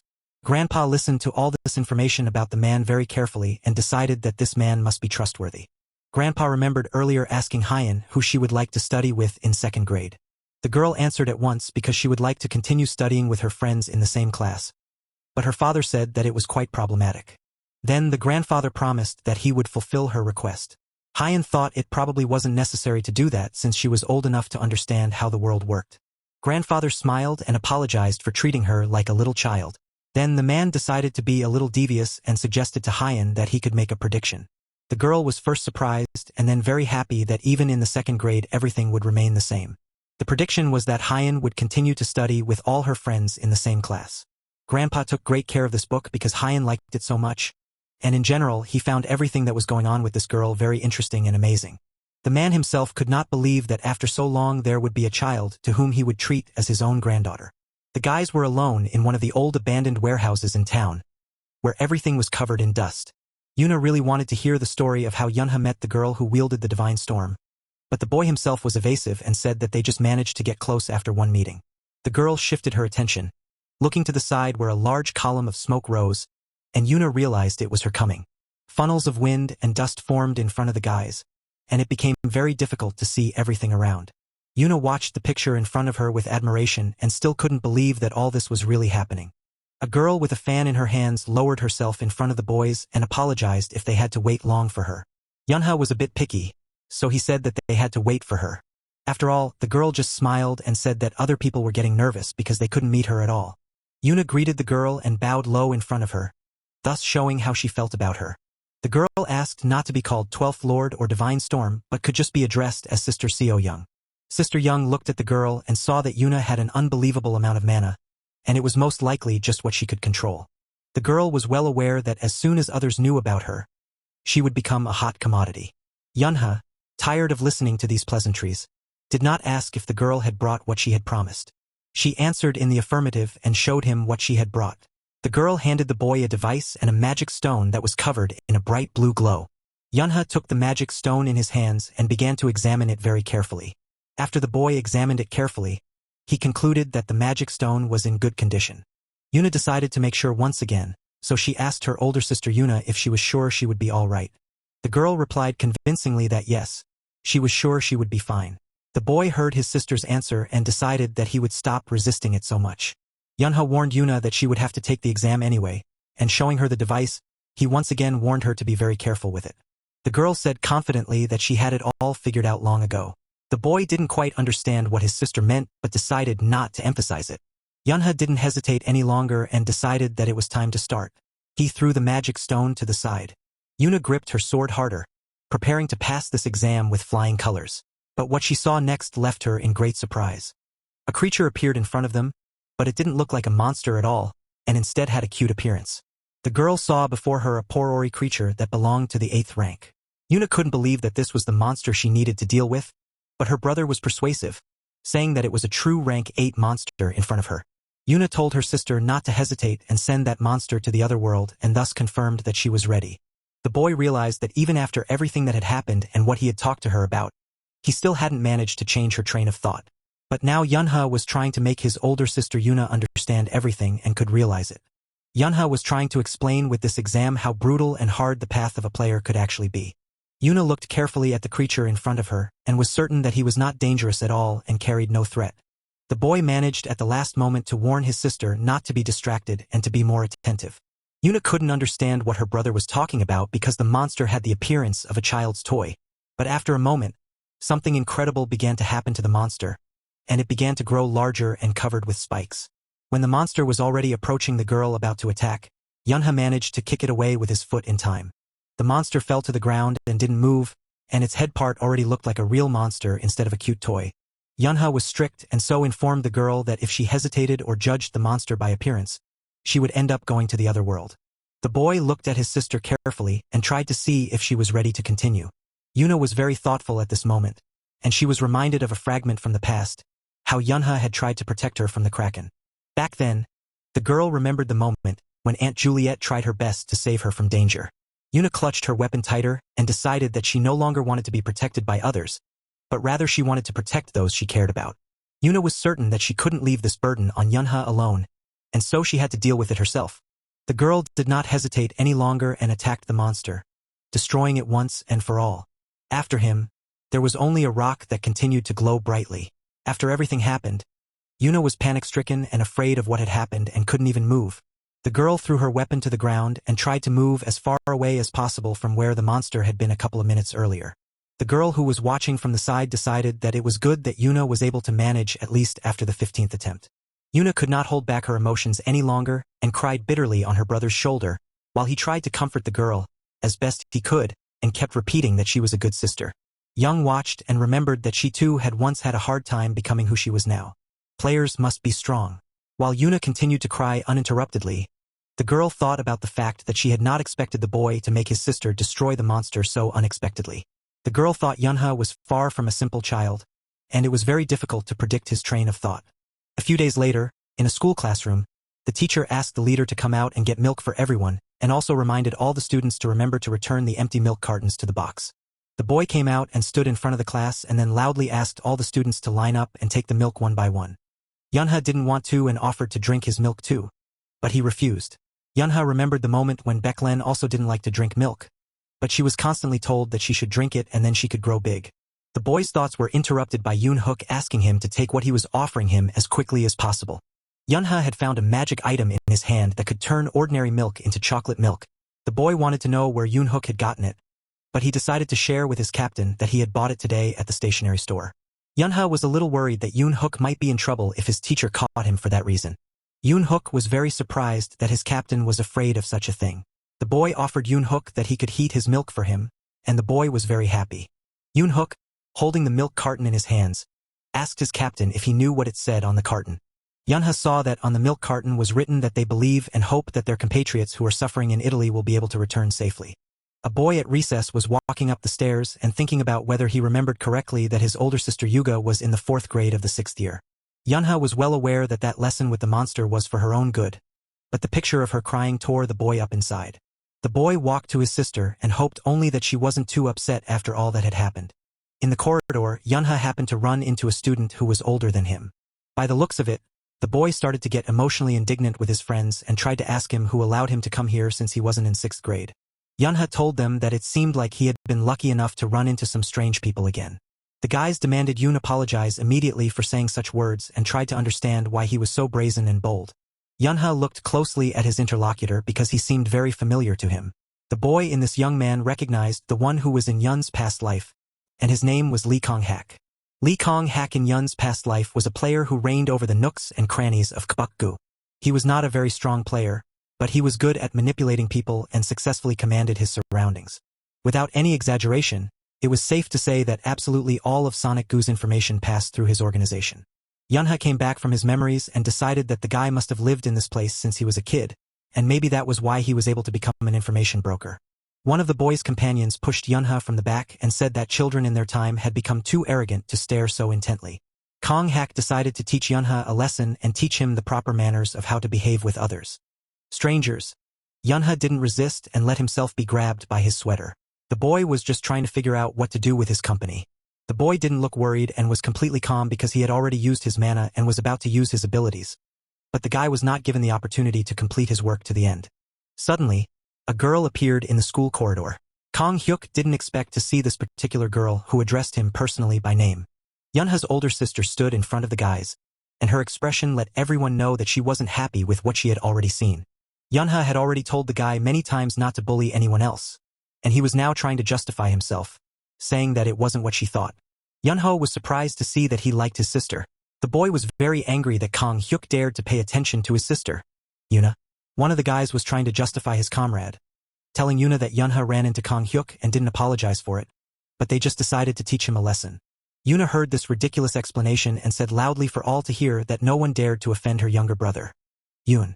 The girl moved closer to her brother to make sure he was perfectly fine. Kang Hyuk immediately apologized and tried to convince the girl that next time it wouldn't happen again. He tried to ask Yoon if he was hurt, but the boy thought it was too much and let his sister lead him away. Kang Hyuk shouted to Yoon that if anyone dared to offend him, he should immediately contact them, and they would deal with his offender. Yunha didn't understand what he was saying because the next time he met him, he would destroy him. When they were far away from the group of boys, the boy did not hold back and asked Yuna if she liked him. Yuna assured her little brother that he didn't have to worry about anything and that she liked Yunha himself the most. He froze and looked at his sister in surprise because he didn't expect her to say that. Yuna offered to take Yunha to his classroom. Yunha accepted Yuna's offer and thought that her words were pleasing to him. A few days earlier, the woman was returning home at a late hour, and it was raining heavily outside. The woman was carrying her purchases and suddenly thought about the fact that her children had not visited her for quite some time. The grandmother spoke to her family via video link on her phone and realized how much her grandchildren had already grown up. The woman loved her family and missed them very much, but she hoped to be able to see them soon. Walking down a dark alleyway, the woman suddenly heard strange sounds and tried to understand where they were coming from. The grandmother stopped and listened, but the sounds were not repeated, and then she decided that perhaps she had imagined it all. As she was about to go on, the woman heard a rustling noise coming from the garbage cans that stood in the dark alley. Grandma was not afraid and decided to look inside the trash can, but she did not expect to see what was inside. In the trash can sat a half-human child who shrank from fear and cold, afraid to even raise his eyes. The woman was shocked that he was so young and already had to go through such a hard journey. The grandmother hoped he was okay. She touched the half-human child with her hand and realized how cold he was, which meant that he had been sitting there for quite some time and was therefore frozen. The half-human, after the woman touched him, remembered all the moments from his past, and there was nothing good in those memories. People had touched him first and then wanted to sell him or use him as a punching bag and throw him away afterward because no one cared if one half-man disappeared. When he remembered it all, he couldn't stand it and screamed loudly, trying to curl up even more into a ball just so no one would touch him. The half-human jumped out of his hiding place and shouted for her to leave immediately and not touch him. The woman took a closer look at his appearance and realized that no one had taken care of him at all. It was rainy weather and he was injured. No matter how much the half-man shouted at his grandmother to go away, the woman realized almost immediately that she couldn't leave him here. The woman covered the half-man with her umbrella from the rain and said that if he had nowhere else to go, he could go to her house. The grandmother went outside to meet her children and grandchildren, who finally decided to visit her. The woman first hugged Yuna and Yunha and noticed how the children had already grown since the last time they saw each other. Dad said quietly to Yoon that his mom was a little upset that the boy was acting like a child with his grandmother but with her in a completely different way. The woman, smiling and looking at her daughter, said that even though she was able to give birth to 3 children, she still behaved like a child. The grandmother decided to make fun of her daughter and sympathized with her son-in-law because it was probably not easy for him to live with her daughter. The woman turned her attention to the youngest member of their family, a girl named Dunai. They had met before, but that was last year, and apparently the girl didn't remember her grandmother anymore. The grandmother asked her granddaughter how old she was, and she happily ran out from behind her mom, showing 3 fingers and shouting that she was 3 years old. The woman hugged her granddaughter with great love because she missed them all very much. Grandma assumed they must all be very hungry, so she invited them into the house for dinner and added that she had ordered chicken for everyone. The whole family took their things from the car and walked to the backyard of the house, anticipating a delicious dinner. As soon as he entered the courtyard, Yunha immediately felt something, or rather felt the presence of someone else. The boy managed to warn his older sister Yuna not to rush into the house. Yunha scanned the house with his mana and noticed that it wasn't a monster, as his sister had suggested, because whoever was inside was too calm. The guys assumed that maybe it was a thief who had broken into the house. But even if it was, Yunha couldn't let it go because he wouldn't let anyone break into his grandmother's house with impunity. They saw a half-man inside the room who was watching some program on TV. At that moment, Yuna decided not to wait, and before the rest of the family members entered the house, she rushed in to attack whoever was inside. The grandmother was waiting for her children to get all their things and go into the house when she heard a sound. Yunha had already managed to scare the half-man at this moment and scattered some of the furniture around the room with his attack.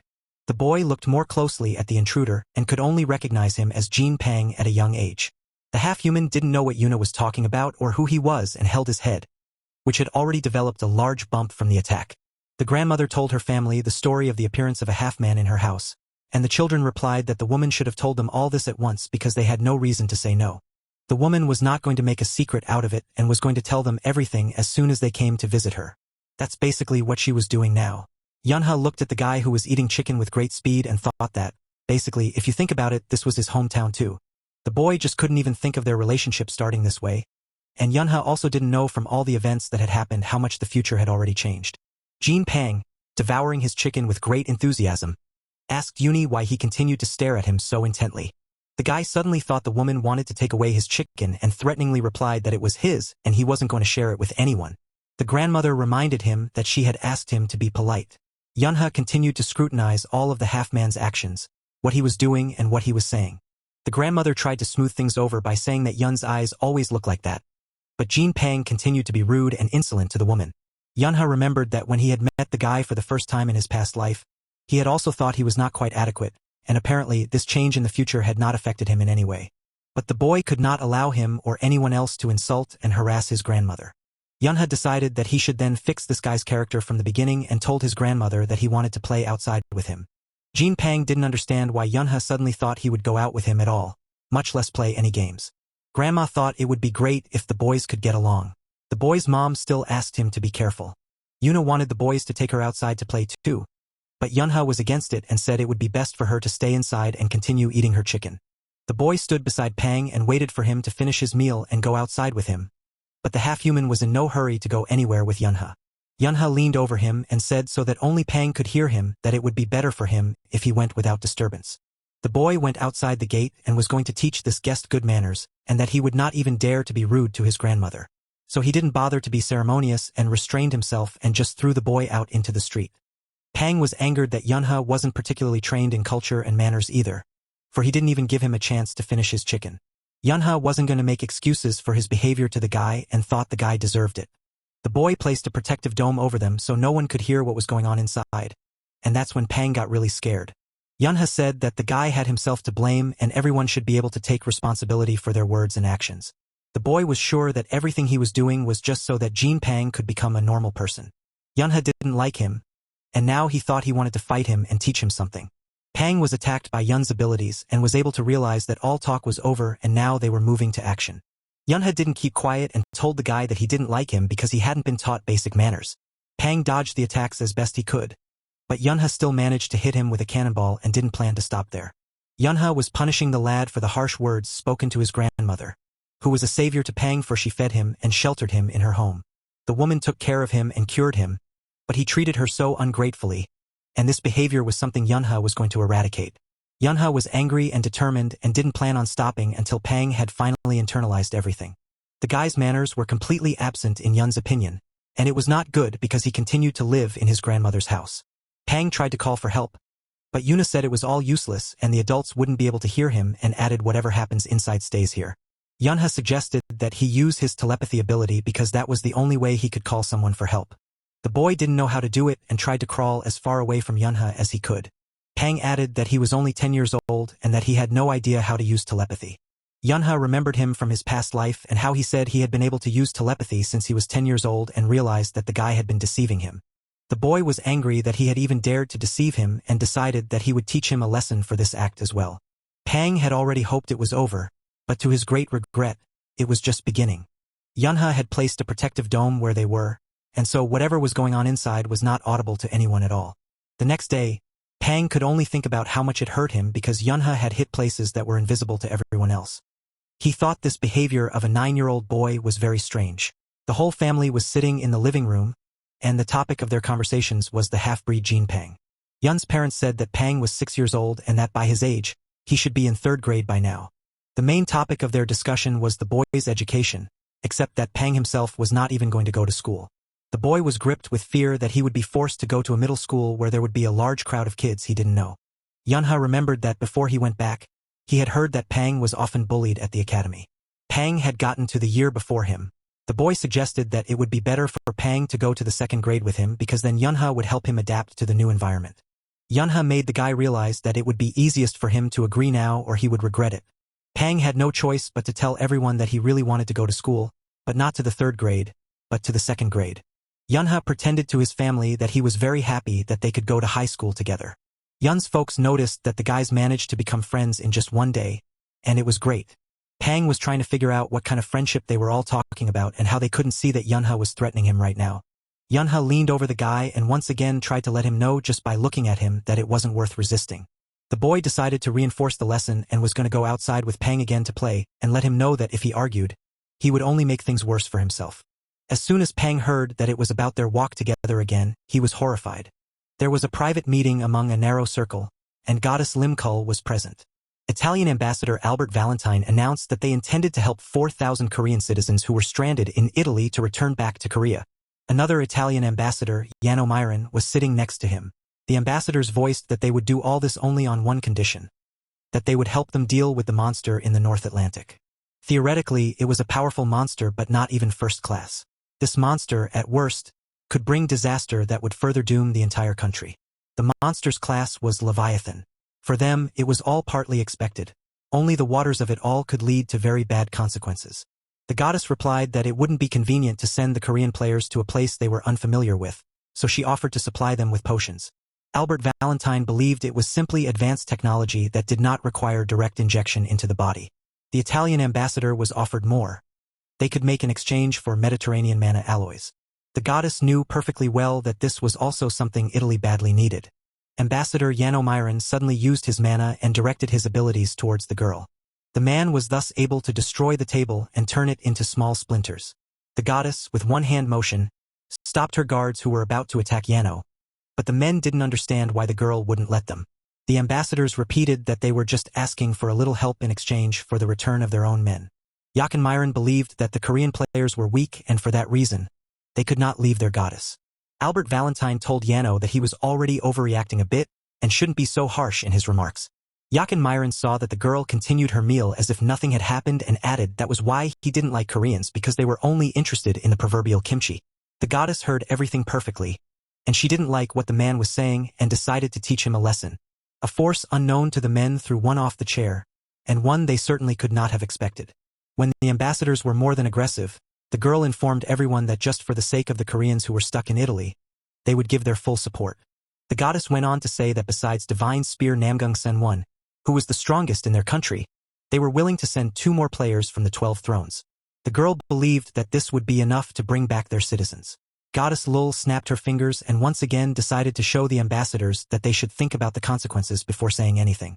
Force was used on the men, and it became very difficult for them to breathe, which might even have frightened them a little. Albert Valentine could hardly stand on his feet, but when he saw the girl leaving, he decided to shout that her actions would not go unpunished. The goddess replied that if the men wished to speak out against her decision, let them do so, for then the right people would know that Big Mama had sent someone disguised as ambassadors to the Mana Control Bureau. The ambassadors were furious at what they had heard. Yano could no longer contain his emotions after such words from the girl, and was about to rush to attack, but his comrade was able to stop him in time. Force was again used over him from a man whose eyes burned with a bright blue glow. At that moment, Yano could realize that if he moved even a little bit, he would go straight to the other world. The goddess saw that the men were no longer trying to rush to fight and was pleasantly surprised that they could at least reason adequately. Before slamming the door behind her, the girl informed the ambassadors that their meeting was over and they should leave the building immediately. Yano was furious that he couldn't respond and attack and was now trying to deal with his emotions. The man in the blue house said that such an act was reckless and in the future, one should definitely control oneself. He explained to the girl those things that were obvious to him, that she was no longer a Korean folk artist but a goddess. The goddess didn't realize he was saying all this as her bodyguard or as actress Lim Kul's manager. Lee Yoonhong, who was also in the office with them, wanted to know if he was so confident in his words and actions and how a man could know for sure what the woman was thinking. The woman said he shouldn't say things like that and that the report was delayed because of him. Yoonhong asked the girl to reflect on the fact that Italy had imported the Maserati Gran Turismo as a gift, and it was for a reason. The man had heard about Big Mama sending this car as a token of friendship and suggested that maybe it was better than the ambassadors they had. The goddess was sure that this gift should be sent back and told him that she didn't need it. The girl had never met Big Mama before, but had heard many times that she wasn't as friendly as she might seem at first. But the way she sent those men as ambassadors could mean she was up to something or just being arrogant. The girl told Yoonhong to find trusted people to put the Italian ambassadors under surveillance, and if there was any trouble, it should be reported immediately. Park Sanan thought that luckily for them, the deal ended better than they thought.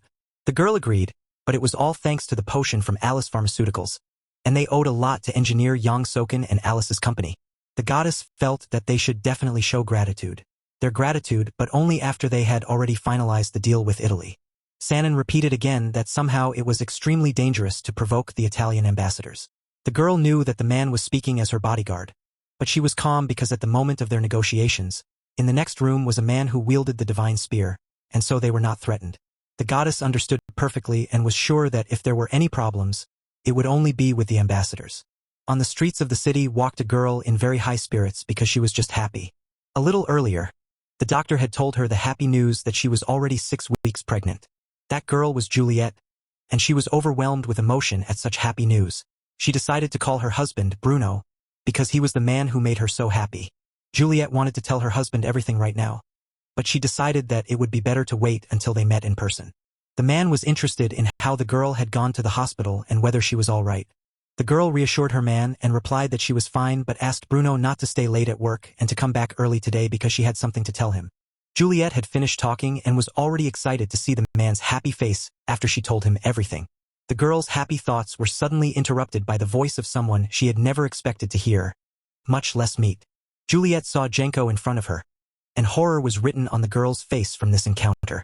The man informed the girl that she had gotten a lot prettier since their last meeting. But now the girl was not doing well at all, and she realized that she would not be able to escape. Jenko grabbed the girl's face and prevented her from screaming and calling for help. The man informed Juliet that the games were over and it was time to go back to her golden cage. Bruno was at work when suddenly his cell phone rang, and he saw that it was Juliet calling. The man immediately thought that something had happened because they had just been talking. The girl in their phone conversation was very brief and told the man only that she was very grateful to him for what he had done and asked Bruno not to look for her. Bruno was very excited and even a little scared and tried to understand what had happened to the girl. But their conversation was cut short. Yanko, who was listening to all this conversation, said that the princess made the right choice and made the right decision. The man felt that Juliet should be allowed to live an ordinary life with the man she loved. The guys were returning from school, and because it was very hot outside, Hyun suggested that the whole group go to her father's cafe because there was a good air conditioner there. All the boys agreed to the proposal, including Yunha. The boy only told everyone that he would go to his house to drop off his bag first and come back later. Minnie warned Yunha not to play with Yuna or he would forget the time and be late.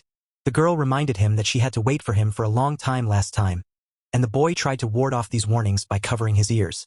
Suddenly, the attention of the boys was attracted by a car on a neighboring street in which Juliet was getting into. Yunha looked closer and saw the men who were accompanying the girl, and it seemed suspicious to him. In one of the men, the boy recognized Jenko and tried to figure out what the Italians were doing here in the first place. Yunha remembered that Italy and Korea were in the middle of negotiations. The milk carton said that Korea believed that its countrymen who were suffering in Italy at this moment would be able to return home safely. Yunha recalled a moment from a past life when there was the subjugation of a leviathan that was many times more powerful than the second rank, and in order to save the Koreans who were stuck in Italy at that moment, necessary measures were taken. The divine government at that time dispatched 3 of the 12 thrones, and because of that, Korea suffered serious battle losses. At that moment, the divine spear, Numan Sun Gun, lost his left arm in battle, and the Ratron player named Shin Menon became more incapacitated later on due to BK's mana, and the florist Bangi went to the other world during that mission. That's what people thought. However, Bang Enji was not destroyed. She was kept in confinement in Italy, and Jenko Moran was responsible for all this. This particular man was one of the ambassadors who was visiting Korea at the time. At that time, many countries, including Korea itself, held protests and eventually ended up with Big Mom ordering him to be publicly sent to the other side of the world. Yunha came back to reality and realized the seriousness of the situation because there was a man next to Juliet. The boy asked Minnie to wait for him here and that she should not follow him. Minnie couldn't understand what the matter was, but Yunha repeated to her once again not to follow him. The boy planned to determine where they were going, and after that, he wanted to contact Shin Seo-yoon or Bruno. Yunha crouched down and tied his sneaker laces tighter and applied his mana. The boy used his powers not to miss that car, and so he ran as fast as he could.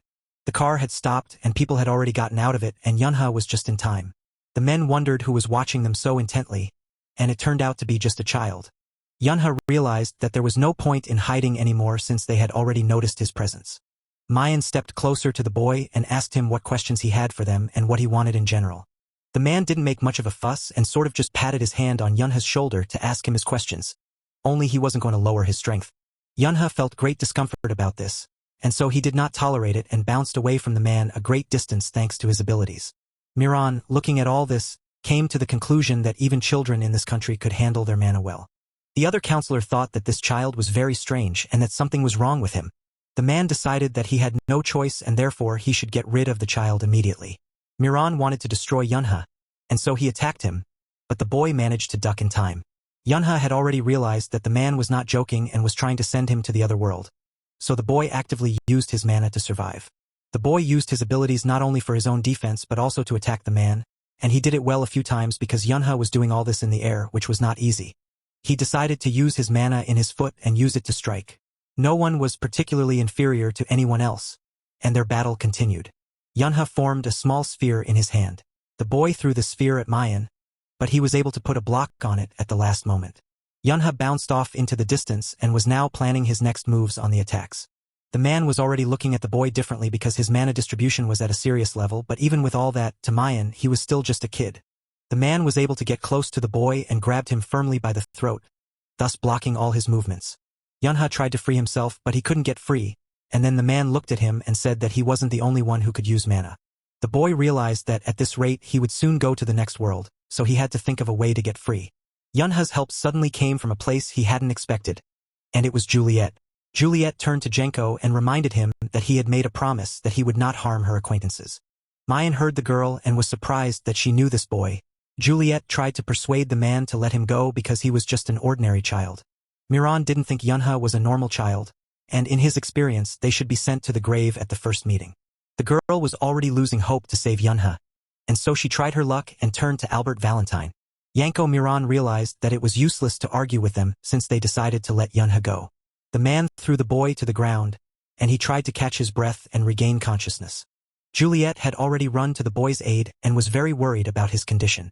The girl thanked Yunha for helping her and asked him not to do it again and wanted to help him get up off the ground. The boy wanted to ask Juliet what was going on. Juliet suddenly took the ring off her finger and asked Yunha to be sure to give it to Bruno and said she was sorry. The girl added only that up to that moment she had been very happy and wanted Bruno to hear exactly those words. Juliet didn't bother to answer any of the boy's questions and just turned around and walked towards the car. Yunha didn't want to let Juliet go like this because he knew she wasn't happy, so he tried to catch up with her and stop her, but he wasn't allowed to do so. Yanko Miran pushed Yunha away with all his might and didn't give him even the slightest opportunity to approach the girl. The man warned the boy to get out of here while he was still kind. The car with Juliet had already left, but Yunha was still lying near the trash cans and trying to come to his senses. Until that moment, he was almost sure that his second life would be different. The boy remembered that he had managed to save his entire family, who were about to go to the other world. Yunha thought of his friends, whom he had also managed to save, and that was no small matter. The boy was also able to minimize the damage during that incident on Bucking Mountain, and all of these changed moments gave the boy confidence. He didn't understand why or with whose permission the girl had followed the past so much that it wouldn't let her go. Yunha tried to pull himself together and realized that Juliet should never follow the past when he himself was trying so hard to change the future. After all, a boy's happiness includes a girl's happiness as well. The boy was fully convinced that Juliet shouldn't exclude herself so arrogantly either. At the cafe, Father Hyan was working hard and was already very exhausted, but the man still had a lot of work to do. He received an order. He needed to hand over 100 potions by next week. In order to fulfill this order for potions from the state, he would have to minimize his sleep. The man thanked Minnie for the glass of water and said that he was doing well. Not to worry because he was happy. A phone call caught the man's attention, and he was called by his daughter's friend Yunha, who apologized that it was so sudden but that he had an urgent matter. Yunha said in a phone conversation that something had happened, and so he had a small favor to ask of the man. The boy's request was that he needed his potions from his uncle for a very important matter. In a deserted area amongst the trees, a training session was taking place where the girl was teaching her older sister, Son. Son applied her mana and engaged the roots of the trees in this training. All those roots were now aimed at Yuna, intending to attack the girl. Yuna dodged as best she could and tried to get away and not fall into this trap set by her sister. The girl stood back and watched Yuna and saw that the girl's reflexes were incredible.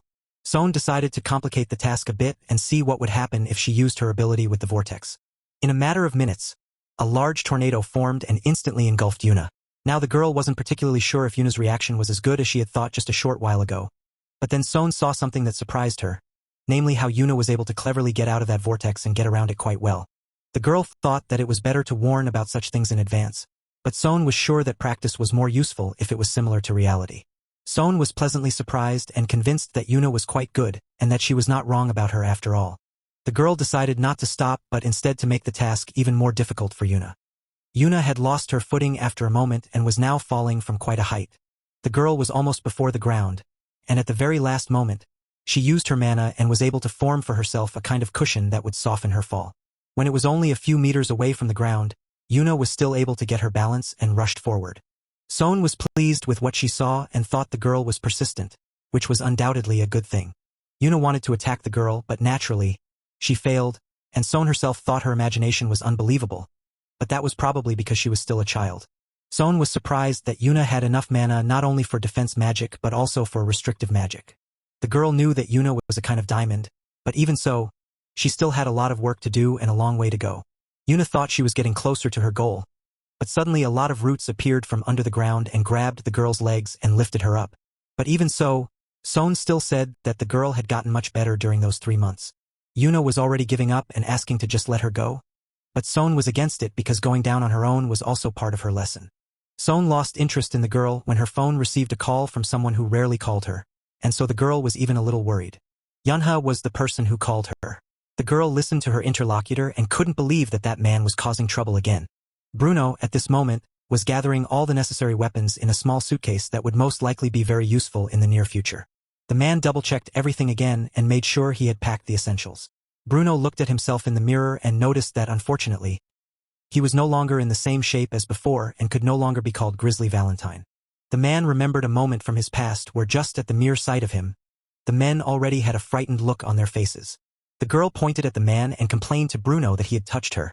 But the stranger tried to justify himself by saying that he didn't recognize Princess Valentine and he fully admitted that he was wrong. But the princess herself didn't think that was an excuse. Bruno didn't realize that there was still someone in Sicily who might not know this lady, namely Princess Juliet of the Valentine family. The stranger kept making excuses that he didn't really know the girl because he had come here on vacation. Bruno still didn't think it was an excuse. Bruno tentatively took off his jacket and informed the man that he was still hurting the girl one way or another. The bodyguard avenged the girl so that the stranger flew a very long distance away. The princess got her ice cream and was happy that Bruno was always there to protect her. Juliet informed her bodyguard that she would always be grateful for what he does for her. There was a meeting going on in the house, and the big news was that Big Mom had chosen Miran as rulers of Sicily. Not everyone agreed with this decision, and they didn't like the fact that they had to be under some means and were generally worried about what would happen to them now. One of the men informed everyone that there were those in this room who had already defected to their side, and they considered it nonchalant. The man who was at the head of the table could not stand it any longer and did not tolerate this baganza. So he shouted loudly that it was enough, and after that, there was complete silence in the hall. He added that it's already been decided that Valentine will team up with Mayon, and it's not up for discussion. Juliet could not keep silent and told her father that it was not an alliance, and she was supported in the belief that the Mians would just control them. The man insisted on his decision and said that it was all for the protection of their family. He was sure he was doing the right thing and that they were just temporary allies who benefited them in this situation. The man added that as a symbol of their union, Juliet and Vincent Myron would go to the wedding, and it would all be for the good. The girl couldn't believe that her father meant it. The girl remembered Mayon's club party lover, and if it was the son of their family's boss, then it was definitely someone who was not pleasant to Juliet, to say the least. The father also told his daughter that not only was she to marry Vincent Myron, but that she was also to have a child with him. The man was sure that with the help of the girl's gift of enhancement that increases the effectiveness of mana, the child that would be born as a result of their union would be able to get this effect, which all meant that that child could get a gift stronger than any of Valentine and Myron, and then they would take him away so he could carry on the Valentine family work. Juliet listened to all this and still couldn't believe that her father was serious. Bruno thought about the fact that the man was going to team up with those people whom he disliked, to say the least, and regarded others as things. Bruno didn't realize that the boss now only cared about the stability of the family. All the men at the table began to say to the girl that she should think carefully because Valentine's future was in her hands. They kept convincing the girl, saying that the guy was quite good, and they were sure they would have a great heir. Her father said that if Juliet considers herself part of the Valentine family, then she must endure her new status and thus do her best for their family. Juliet did not want to put up with this state of affairs and tried once again to reason with her father, but the man was adamant and said that the girl, as the owner of the surname Valentine, just had to do everything possible for their well-being. The girl then decided to turn to someone who was dear to her, and she hoped that he could help her in this situation, and it was her brother. The man lowered his head and looked away, and that could only mean one thing: that Juliet could not rely on his support. The girl had nothing else to do but to agree, and that was the end of the meeting, and everyone left the room except Juliet and her bodyguard. Bruno looked at the girl and saw how hard it was for her and tried to think how he could help her in this situation. Already in the girl's room, Bruno said that Juliet could tell him everything that was on her mind. The man leaned near the girl and took her hands, hoping that the girl would not shut herself in but, on the contrary, would tell about her worries. Juliet couldn't take it anymore and screamed that she didn't want to get married like that. And even more, she didn't want her baby to be considered a thing. Bruno was a little shocked, and it surprised him that the girl said she didn't like the place. The man looked at the girl and promised her that he would protect her even if he had to fight the whole world, and offered Juliet to leave with him. Juliet had not expected such words from the man and was now a little confused at his suggestion. It took the girl only a little while to think it over, and after a moment, she smiled and said yes. Bruno and Juliet did not hesitate and left through the window that was in her bedroom. They went against all odds, and the man gave Juliet hope that all was not yet lost. Bruno came back from his memories to the present and tracked Juliet's location through his phone. The man was not going to back down and promised himself that he would definitely get the girl out the door to look for Juliet. He didn't expect to see someone there. Yunha stood in the hallway and informed the man that he was going with him, and it was not negotiable. Bruno was well aware that Yunho would be stronger than many of the players, but now they were up against the Gishes, and the man didn't want to drag the boy into a dangerous situation. So the man told the boy that it was not too late to turn around because it would be dangerous there, but the boy refused, knowing it all perfectly well. Yunha reminded him that they had discussed all this earlier and he was still going with him, and he wasn't intimidated by the danger. Bruno did not change Yunho's mind any further, thinking that he had warned him as much as he could, and if the boy wanted to go with him, so be it. Yunha asked Bruno if he knew where Juliet was now, and the man said yes, and it was all thanks to her phone. Bruno reported that the girl was now at Alice's hotel, and also advised Yunha to put on armor because it was dangerous to go unprotected. Yunha didn't mind the armor, but because he was too young, none of it would fit him, and the many armor straps he was wearing also restricted his movements a bit. Bruno looked at the boy and listened to his reasoning, noticing that for Yunha it was like a routine rather than an upcoming battle. The boy told Bruno that he had taken the ring the man had given him earlier, and the most important thing was that Yunha knew how to use it. It was a mana-enhancing wedding ring, and it was actually ingenious, the boy thought. Julia had done a good job. Yunha recalled a moment from a past life when, in the 26th year of the goddess calendar, the Southern Alliance had made a successful foray into the abyss. At that time, everyone on Earth thought that it was simply impossible to survive there, and everyone then admired the team that was able to return from the Black Dungeon. The joy after a successful sortie took absolutely everyone because previously it was considered impossible to do. The players were excitedly and very carefully studying the mission summary and noting all the smallest details, except that the truth that was written there was disgusting. The Italian players who went to Vanguard were now named Mian, and the woman who was used only to reproduce the strong DNA of Mian was then called their mother. Yunha thought that most likely, before his regression, Bruno was unable to save Juliet and went to the other world. Bruno and the boy arrived on the scene, and the man really hoped that Yunha wouldn't regret his decision. There were two men standing on the doorstep of the hotel, trying to figure out what the two men were doing there. They were already walking towards Bruno and Yunha, chasing them away, saying that this was a restricted area and they didn't belong here. Yunha and Bruno didn't waste any more of their precious time and rushed into the attack, intending to clear the way for themselves. Inside the hotel, Yak and Mayan sat relaxed on the couch and were angry that they didn't understand why they had decided to change the hotel. One of the men was sure there was probably some reason for it, but the strange thing was that they had decided to do it the day they found out about their meeting. Juliet was also in that room and decided to sarcastically tease Mayan a bit, saying that just people like him were not liked anywhere. But one man correctly pointed out that no one knew then that Miss Juliet would be here. Yakin Miran added that he too would not have known where the girl was if one day the news had not shown her. In fact, if it hadn't been for that, it would have been unknown when they arrived. Mayan, at that time, when he saw Juliet on the news, didn't believe it, but only when it was confirmed by the girl's own brother were there no more doubts. Juliet could not keep silent. It was very amusing to her that several men were chasing one girl all the way to Korea. She thought that the Mian guys must be familiar with the feeling of shame. Mayan warned Princess Valentine that she had better sit still and preferably quiet, advising the girl not to be so sure that they wouldn't hurt her. The man said they didn't touch her because they felt so sorry for the girl, and Juliet should watch her language. After all, Yakin Mayan loomed over the girl and said that if he wanted to, he would have had his own kind of fun with her a long time ago. The man's words made Juliet very angry, and she couldn't cope with her emotions and spat in his face.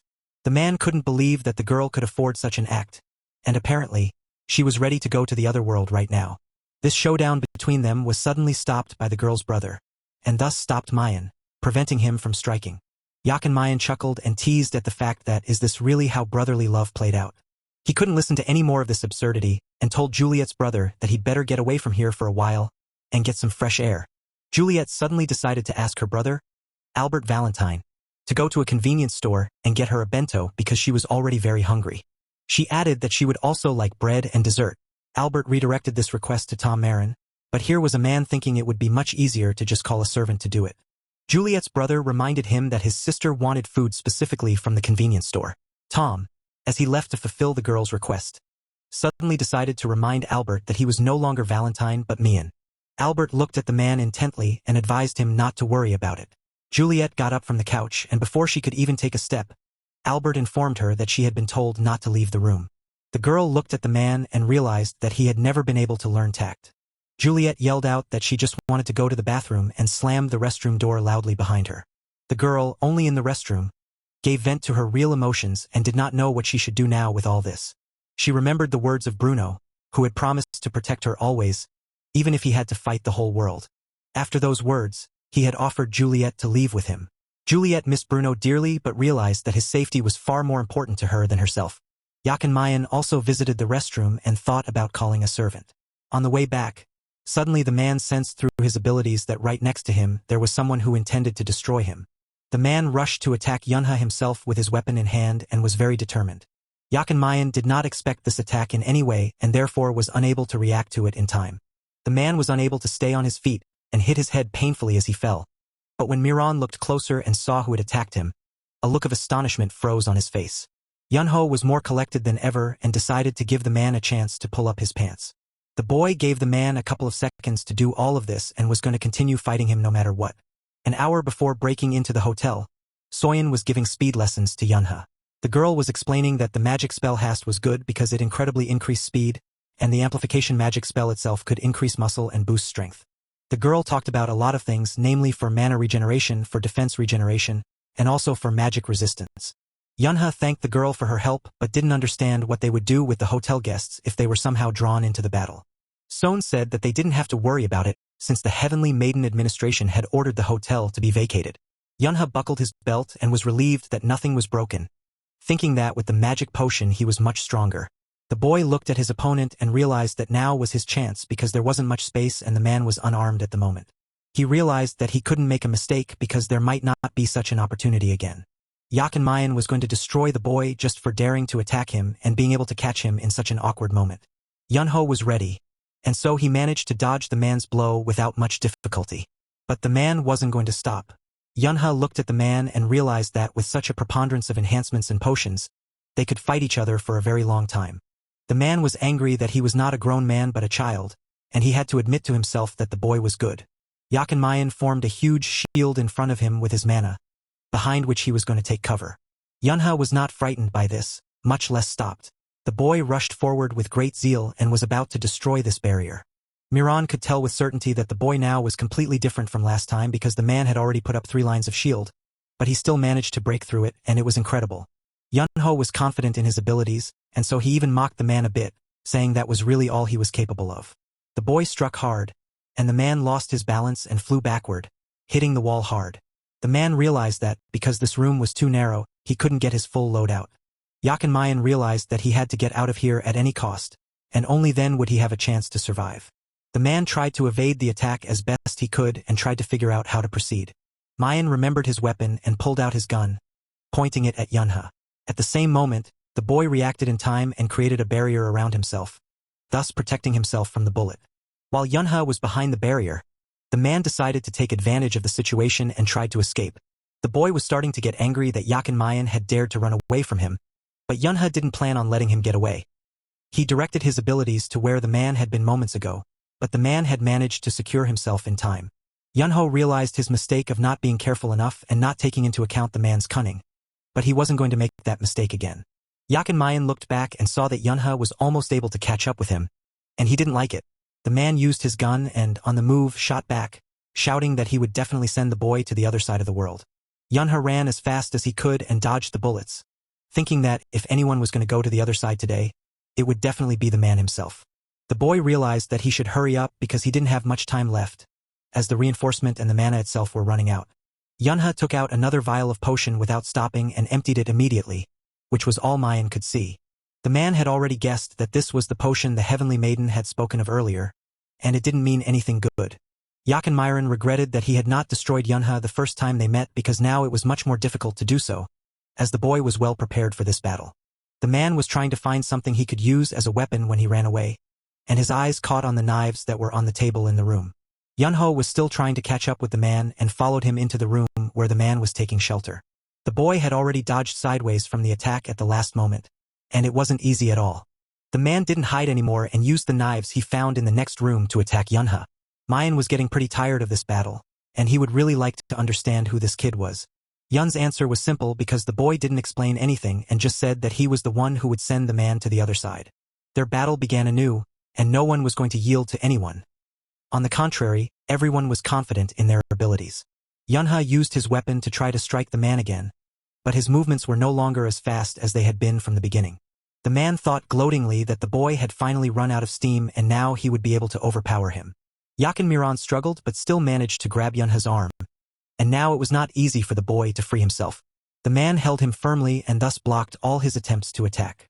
While Yunha tried to figure out what to do now, the boy realized that he should have destroyed the man as soon as he had the chance, but Yunha had missed it and now regretted it. Mayan took his sword away from Yunha and shouted over his ear that it would be fair for him to have a weapon now as well. Yunha was able to use Vengeful Spirit at the last moment thanks to his skill, and now the man had a new problem. Yakin Myron once again only became even more angry because this skill was not so easy, as it absorbed all the mana in his body. The man tried to dodge as best he could from this magical attack to save his strength and mana. Yunha decided not to hesitate, and with his next attack, he used his Heavenly Step skill and flew towards the man at high speed. The man was surprised but reacted in time, and now he could only fight back and try not to let the boy hurt himself. Yunha didn't stop there, and the unstoppable dance went on. Now the man thought that this child was not only strong but also stubborn, who wasn't going to stop at all. The room where their battle was taking place was a real mess, and almost everything around it was destroyed. The man saw the boy trying to come to his senses and was very glad that his attacks had dulled a bit. Mayan decided to tease the boy and muttered that it was a pity that Yun's fighting spirit was no longer so prominent.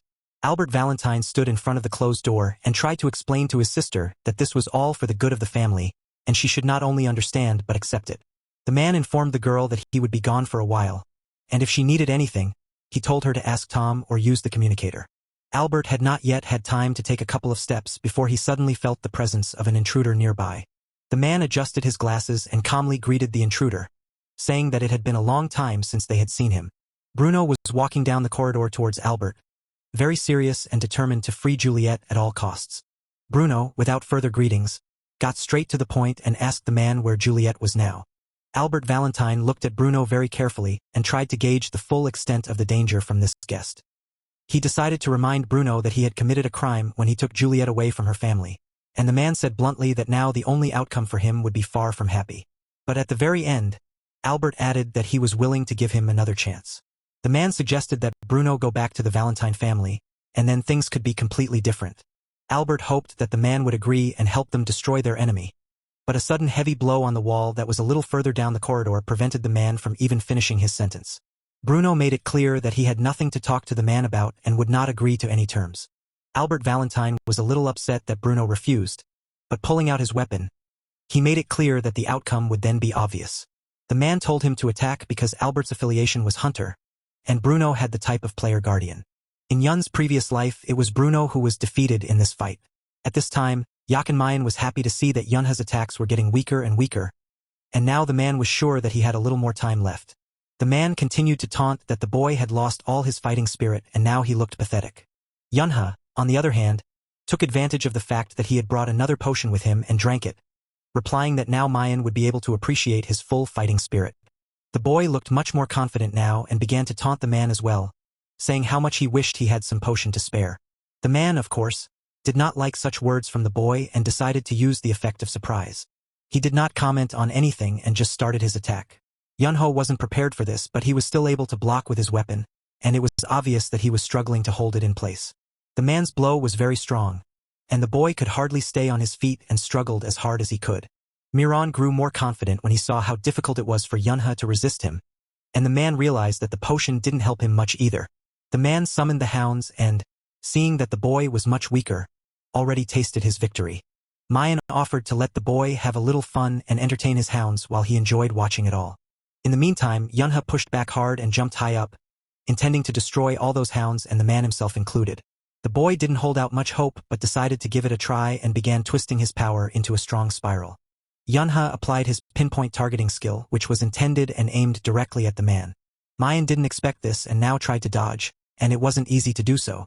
Yunha didn't give up trying and continued to attack the man, not giving him a chance to think of anything new. Mayan, behind his protective barrier, drew his gun and pointed it at the boy, hoping that maybe he could get him that way.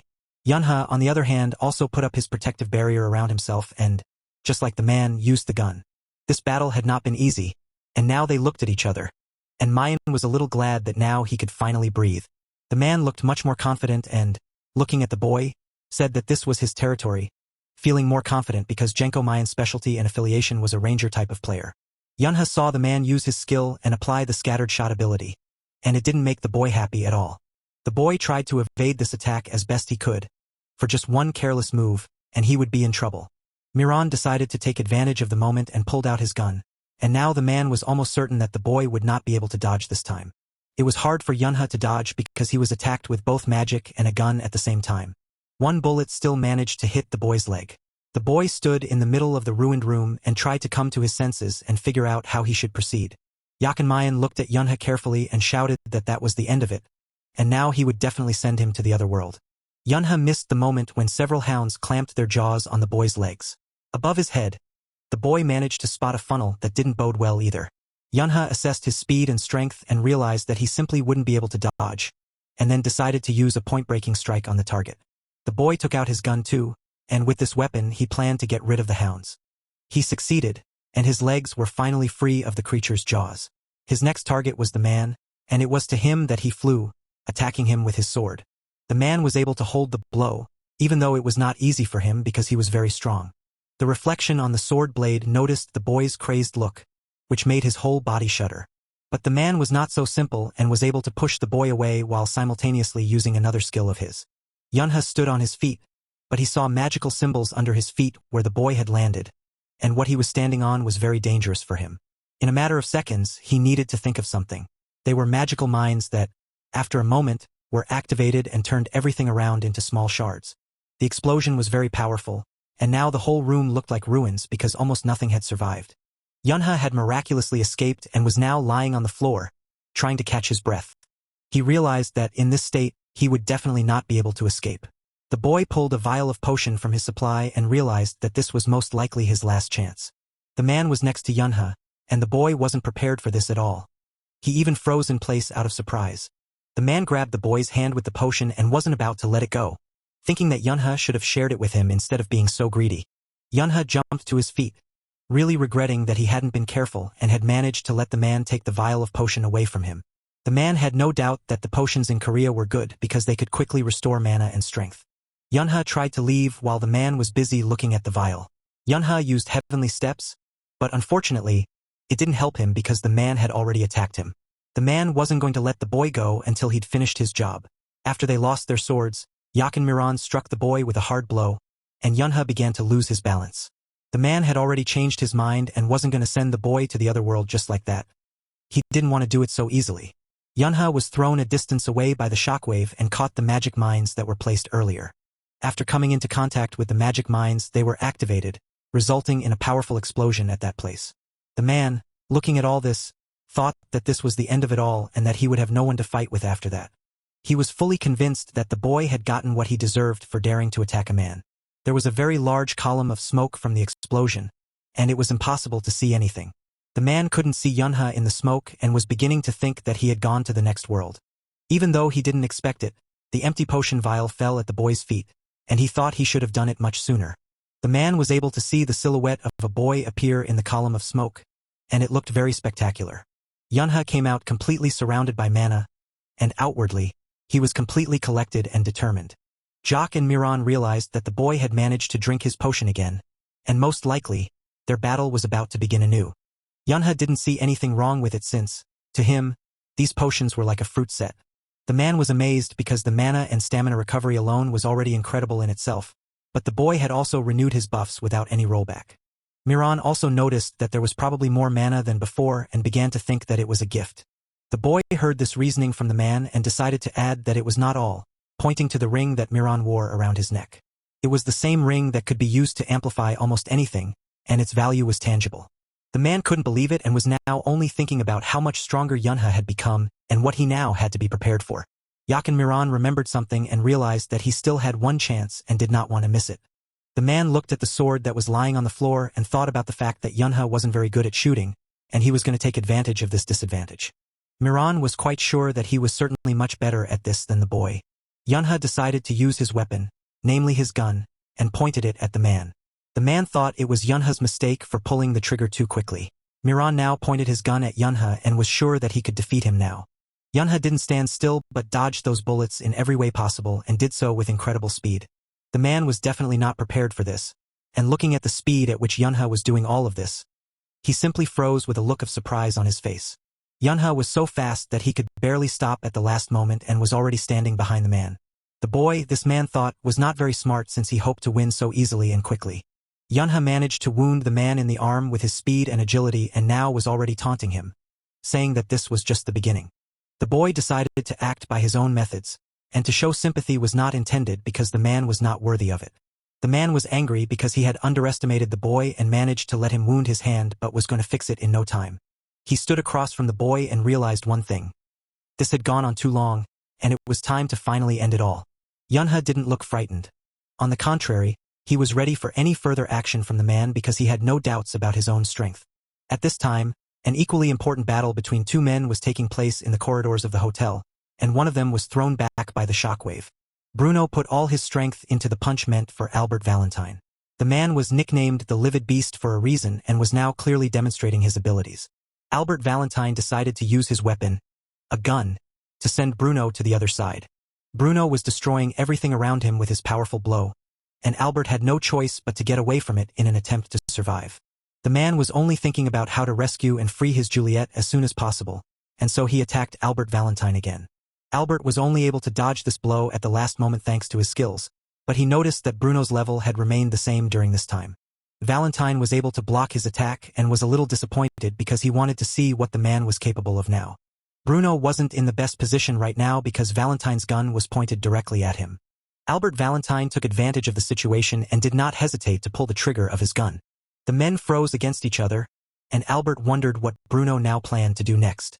Bruno was able to surround himself with mana at the last moment and set up a protective barrier that allowed him to survive. The man had already pointed his fist at the man, but Albert was surprisingly calm and had no doubt at all that Bruno would lose today. Albert Valentine thought so because Bruno's moves hadn't changed at all in the meantime, and the main reason was that Bruno's mana and buffs were also running low. The man also noticed that Bruno still continued to use protective magic despite everything, but that it affected his mobility. Albert Valentine believed that the man had brought this defeat upon himself and that he alone was to blame for it. Bruno, on the other hand, had realized and understood all this and was now trying to figure out what to do next. Valentine didn't wait for anything more, so he immediately pointed the muzzle of his gun at Bruno and planned to finish with him as soon as possible. But the man was prevented from pulling the trigger by his sister Juliet, who suddenly appeared in this hallway. Juliet was outraged that Albert had promised her that he would not touch the people around her, and she was angry that he had kept his word. Albert Valentine listened to the girl and didn't see the problem. He didn't understand why Juliet was here unless it was to tell him again. The man threatened the girl with his weapon and told her to stand still and preferably in silence, adding that it would all be over soon. Juliet came so close to her brother that the muzzle of his gun now rested against her forehead. The girl, without any extra emotion, told her brother that he could pull the trigger if he could do it, of course. Juliet also asked Bruno to leave immediately. The girl was more afraid than anything that he might get hurt. She said that not only her brother was here but also Tom, Mayan, and Jenko. Juliet thought that all of Bruno's actions were meaningless, and she was not happy about it. Bruno didn't even let the girl finish and said he didn't care because he had already promised to protect her at all costs. The man needed only one word from Juliet, and that would be enough. Albert threatened with his weapon and told the man not to move. Bruno wasn't afraid, and he wasn't going to listen to anyone. Only Juliet's words were important to the man.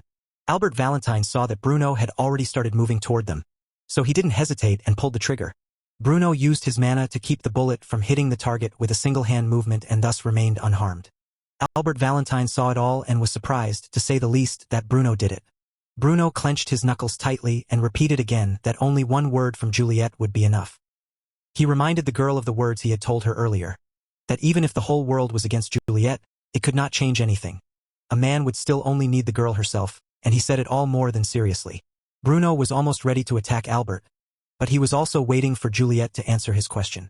The man used magic power, and a large jet of fire was directed towards Albert. Not that Albert wasn't ready, but he didn't expect Bruno to be so quick and hit like that. He managed to bounce away with difficulty, but Juliet remained in place at that moment, surrounded by a protective barrier, so she could not be harmed by the fire. Albert Valentine looked closely at this protective dome and even partially tried to hide behind it himself. Bruno's appearance was already pretty shabby, and the man was holding on to his wounded arm, but it didn't matter. He waited to hear what Juliet had to say. Juliet looked at the man and didn't know what she should do because her feelings and common sense had different answers. But a little time passed, and after her deliberations and weighing all the nuances, the girl extended her hand to the man.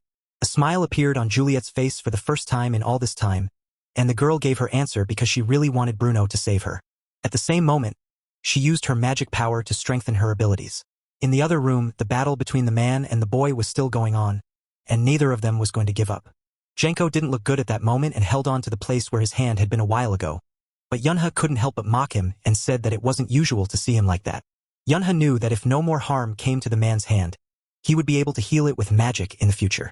Jen realized exactly what Yunha was talking about and tried to stop him and give him opportunities to carry out what he had planned. Yunha was ruthless and stepped on him, thus depriving the man of the opportunity to heal and further restore himself. Janko was outraged at such an act by Yunha, and anger filled him completely. The man was inside the magic symbol, and because he was very angry, he decided to activate the explosion. Yunha saw all these actions of the man and realized that the man had used magic to undermine a large area. The boy thought it was not worth the delay, so he would try to get as far away as possible before the whole place exploded. Yunha's plan didn't work because the magic reacted to his heavenly step mana, and at that moment, there was a violent explosion. Yunha tried to throw a protective barrier over himself at the last moment, but the shockwave still threw the boy away. The boy used his sword and tried to use it to grab onto something on the floor and slow his movement. Yunha had not yet had time to move away from that explosion before the man used a scattershot, and now the boy was in even more trouble. The boy tried to block this attack because it would be unpleasant for him to go such a long way and now to lose. Yunha tried to mentally come up with a new plan of action for himself in a short time to not only defend himself but also to be able to attack. So the boy made a decision and used the point strike ability, hoping that it would help him. It wasn't easy for Yunha, and he kept telling himself that he had to push a little more, and he would succeed. Janko, on the other hand, was in pretty much the same position and was giving himself encouragement and incentive that he needed to be a little faster. It was as if two complete opposites were fighting each other, and each of them thought that just a little more would do it. The man managed to pull off his attack so that he managed to lure Yunha into his trap, and that was something he was very happy about. Yunha was paralyzed and very angry that this was all happening now, and the fault was his childish body's limitations. Janko himself did not fully understand how he did it, but he knew for sure that he had to take this chance.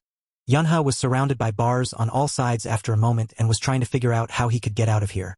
The man was able to use magical shackles on the boy, and now Yunha was in a very vulnerable state. The boy had set himself a goal and was persistently going towards it. He wanted to finish with the man as soon as possible before his childish body gave up completely. Yunha used his sword to break through these bars and thus free himself from these shackles. The boy was able to cope with this cage, but his sword, unfortunately, was not, and he could no longer fight with it. Yunha freed himself, but it was clearly not the time to relax because the man was not going to stop there and was preparing a new attack. Janko attacked at once, and the shockwave was so strong that it knocked Yunha right off his feet, and he barely had time to cover himself. Yunha, though with difficulty, managed to slow down, and his gun helped in this case because he used it for this purpose. The boy decided to act with his own methods and immediately started using magic, applying the vindictive soul skill. The man couldn't even immediately realize what the boy was doing, but he was already surrounded on all sides by this magic. Janko tried to fight and not get caught in these nets because he was not yet able to recover from the hand he had lost. After a few minutes of their attacks and resistance against each other, a shockwave threw both of them off. Yunha had gotten up and was now trying to gather his strength and thoughts while clutching his gun tightly in his hands. The man had already thrown himself at the boy with his last strength and hoped that this was the moment he would be able to send Yunha to the other world. But he didn't succeed. Yunha, on the contrary, was able to deftly evade the blow and was almost behind the man. As soon as the boy had the opportunity, he decided to take advantage of it that second, took aim at the man and pulled the trigger. Jenko could not have expected such a turn of events, and he did not have time to react, so the bullet hit the target. The man staggered, and as he could no longer stand on his feet, he leaned on his knees, but at the same time, he did not stop and with magic ropes held his sword and aimed it at the boy, hoping that maybe now he could do something. Jenko had gotten his way, and the magical ropes were tightly wrapped around the boy's leg, preventing him from moving. The man jerked his sword to the side and thus managed to topple the boy to the floor, who hit his head painfully as he fell. Yunha unfortunately missed his gun and was now completely unarmed in front of his opponent. A huge force wave went through the boy, and it wasn't the most pleasant of sensations. The man was ready to strike again at any second, but apparently it was no longer necessary. Yunha hadn't been able to dodge it all and now lay motionless without much indication that he was going to be okay. The man was so angry at what had happened, and he was especially furious at his loss that he couldn't help but attack Yunha once more. Even though Yunha didn't offer any resistance, the boy was still immobile and showed no signs that he might still be okay. The man stood over Yunha and continued to wait, ready for any further action from the boy, but there was still complete silence in response. Then Jenko finally experienced the satisfaction that at last it was over and he was able to win. The man had already learned from bitter experience, so he decided to take precautions and applied the rapid-fire skill to the place where Yunha was. The man looked at the column of smoke that had not yet settled completely, but he didn't see anything strange. Jenko smiled with relief because he was able to defeat and send the boy to the other world, and it was the best news. For the last time during this battle, the man had already stopped being surprised by anything, and so he began to think that maybe the boy was faking it and was still fine. Jenko decided to use harsh methods just to be sure of everything and stretched out his hand towards Yunha. Then something happened that he had feared so much but still hoped would not happen again. Yunha grabbed the man's hand tightly. Jenko tried to break free but Yunha held him tightly and then bit him on the arm, and it was very unexpected. The man tried to free his hand and only succeeded when he used all his strength and was able to throw Yunha aside. The boy flew straight into the wall and hit it hard. Jenko stood aside and started to say only one insult towards the boy, but at the same time, he thought that Yunha had no chance. But after a few seconds, something strange began to happen to the man, namely that his health deteriorated dramatically. The man couldn't believe he had such a serious wound that he felt so sick so suddenly. Jenko realized that this was unfortunately not all because his mana had become unmanageable, and that was very, very bad. The man could no longer stand on his feet because of all these deteriorations and had to fall to his knees to keep his balance. The mana counterflow skill was applied, and the man was getting worse and worse with each passing second. Jenko tried to understand what Yunha had done, but the man couldn't solve the mystery himself, so he asked the boy. Yunha decided he would give an answer and showed the vial, adding that the potion in it belonged to the 6th class. In the boy's hands, that vial was the poison of the shadow spider, which, if ingested, would immediately disrupt the flow of mana and cause it to explode. All of this had an unfortunate outcome, and there was no way to escape. As he heard about all this, the man experienced an incredible shock and could not fully believe that it all happened in reality. Jenko realized that before Yunha bit his hand, he had managed to hide the poison in his mouth, and it even sounded incredible. The man sat on the floor on his knees, and he was getting worse and did not understand Yunha's logic because with his actions he would destroy himself as well. Yunha thought the man was not very sensible if he pondered like that. The boy muttered that who would carry only one poison with him was to pull out another vial and was going to drink it immediately. Yunha thought it was obvious, but the man once again said that of course he had brought the antidote with him. There was nothing else the man could do except to once again insult Yunha, which he basically did.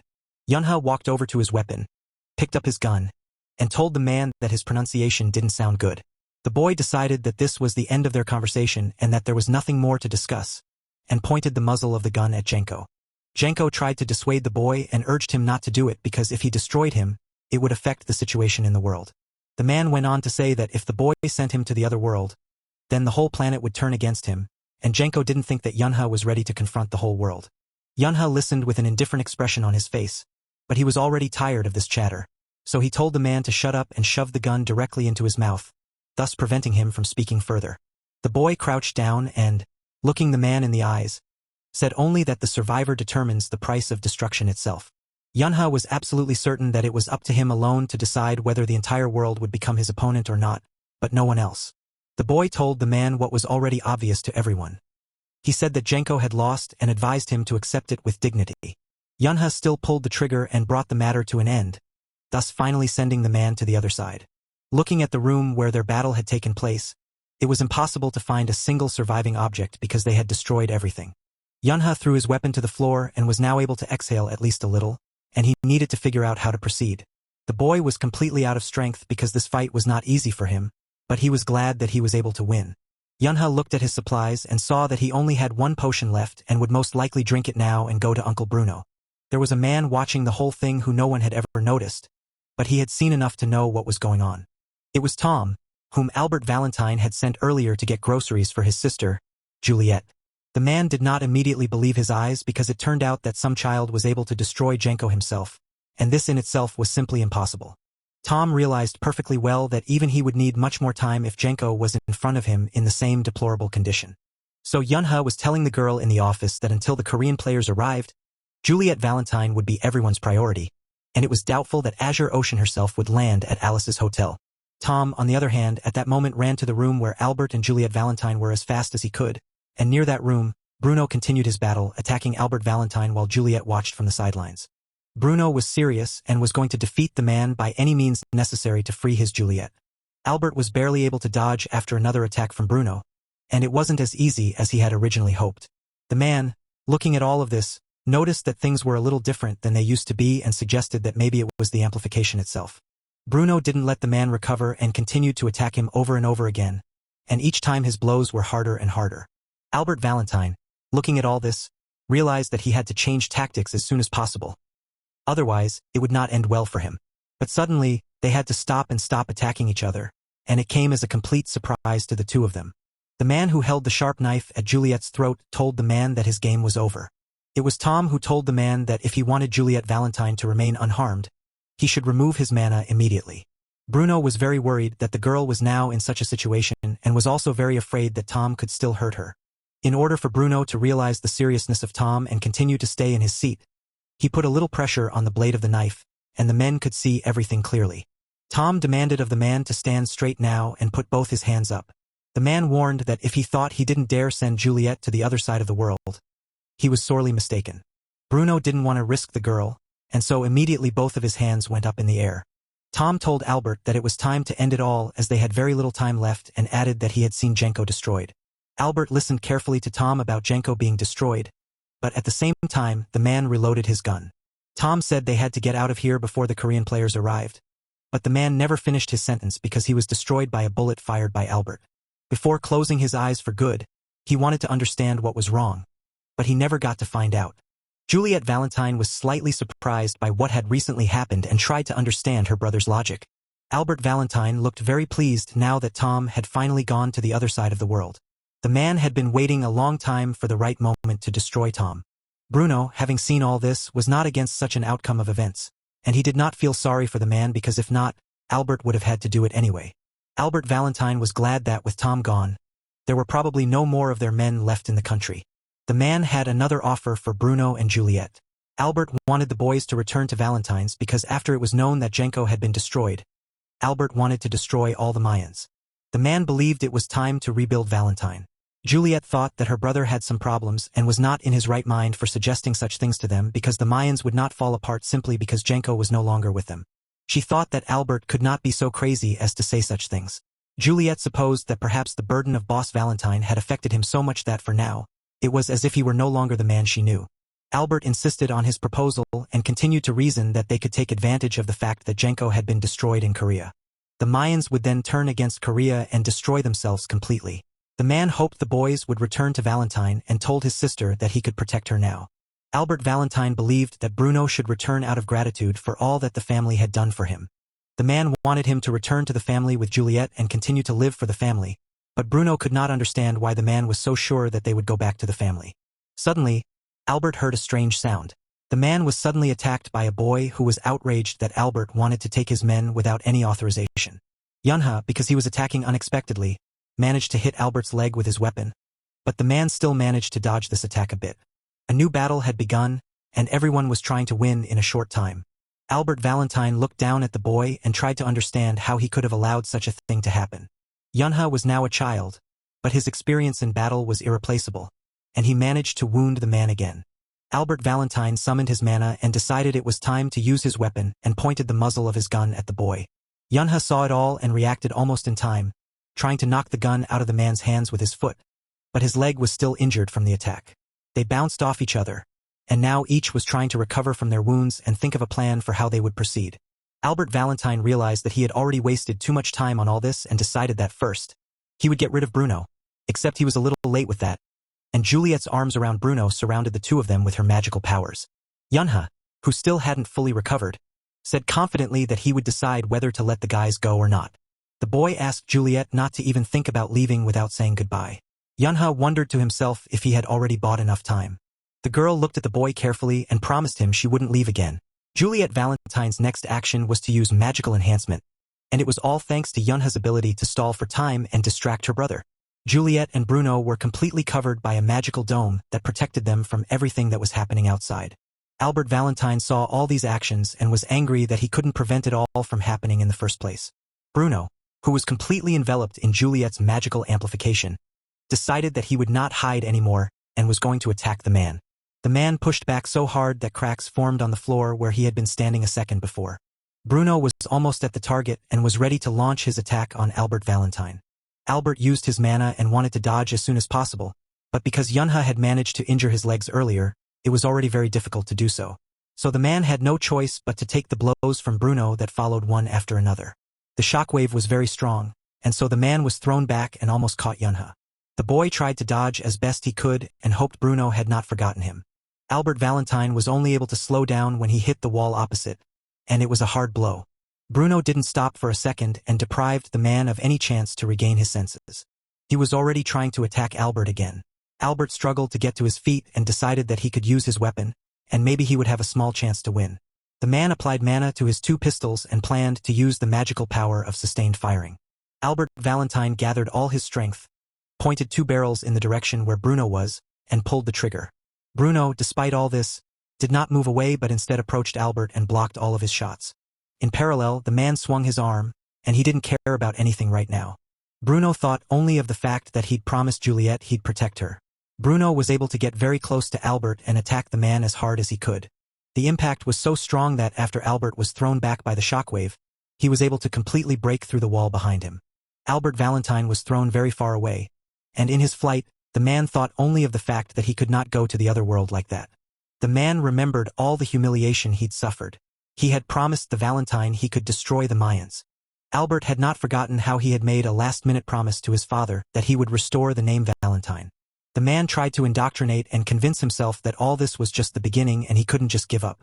Albert Valentine, at the last moment though desperate, grasped the rocky ledge with his hand. The man, despite his deplorable condition, managed to get out and told himself that he still had every chance and had no right to give up. Albert could not see anything because of the column of smoke that stood around him, and the man decided that he had to get out of here as soon as possible. But suddenly he felt that the wind direction had changed.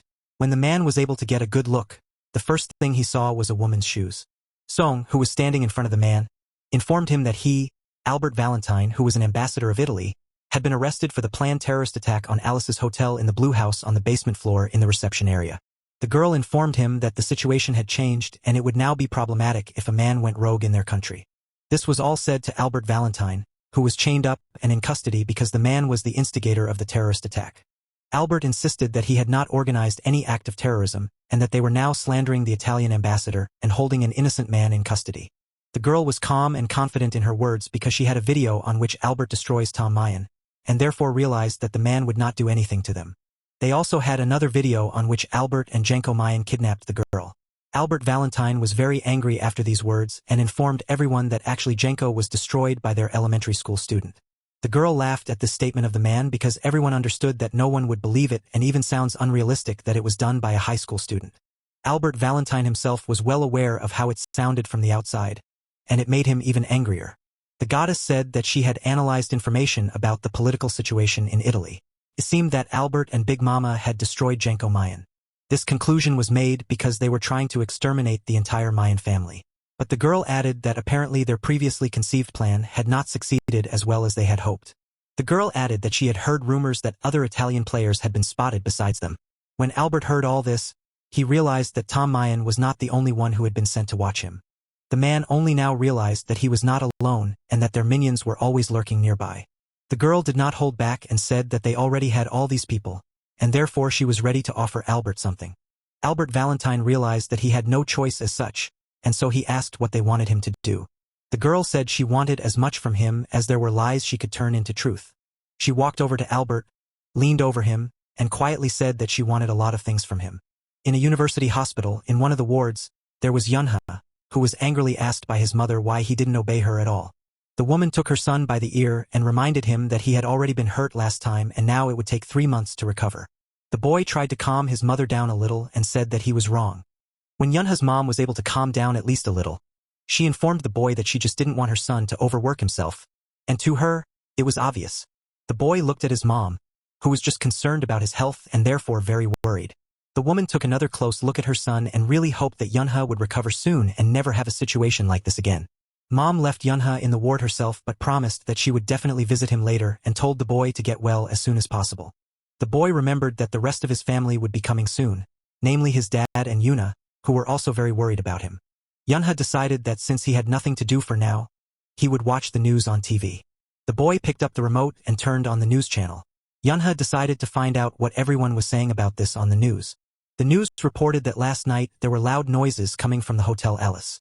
This suspicious noise made the residents afraid, but thanks to the help of Italian players, the situation was somehow resolved.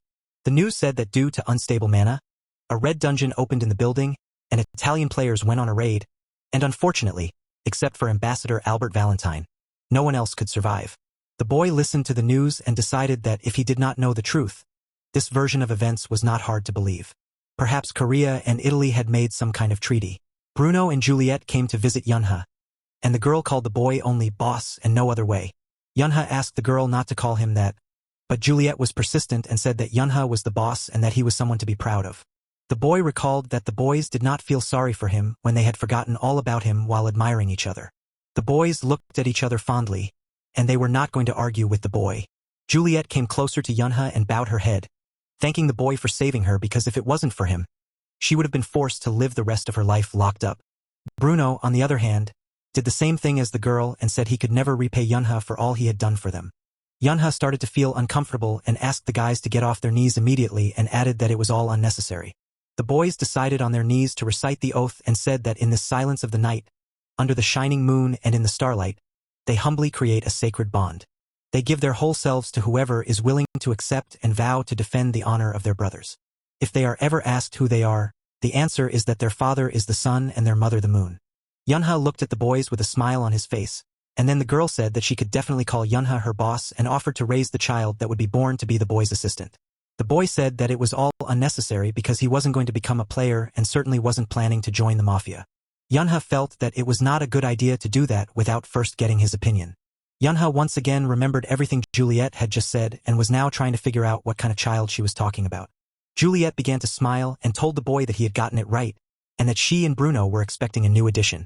The guys decided to show the boy something else, and it surprised him as much as the news that they were expecting a baby. The boy was given 2 documents in his hands to look closer, and they were the new documents of Juliet and Bruno.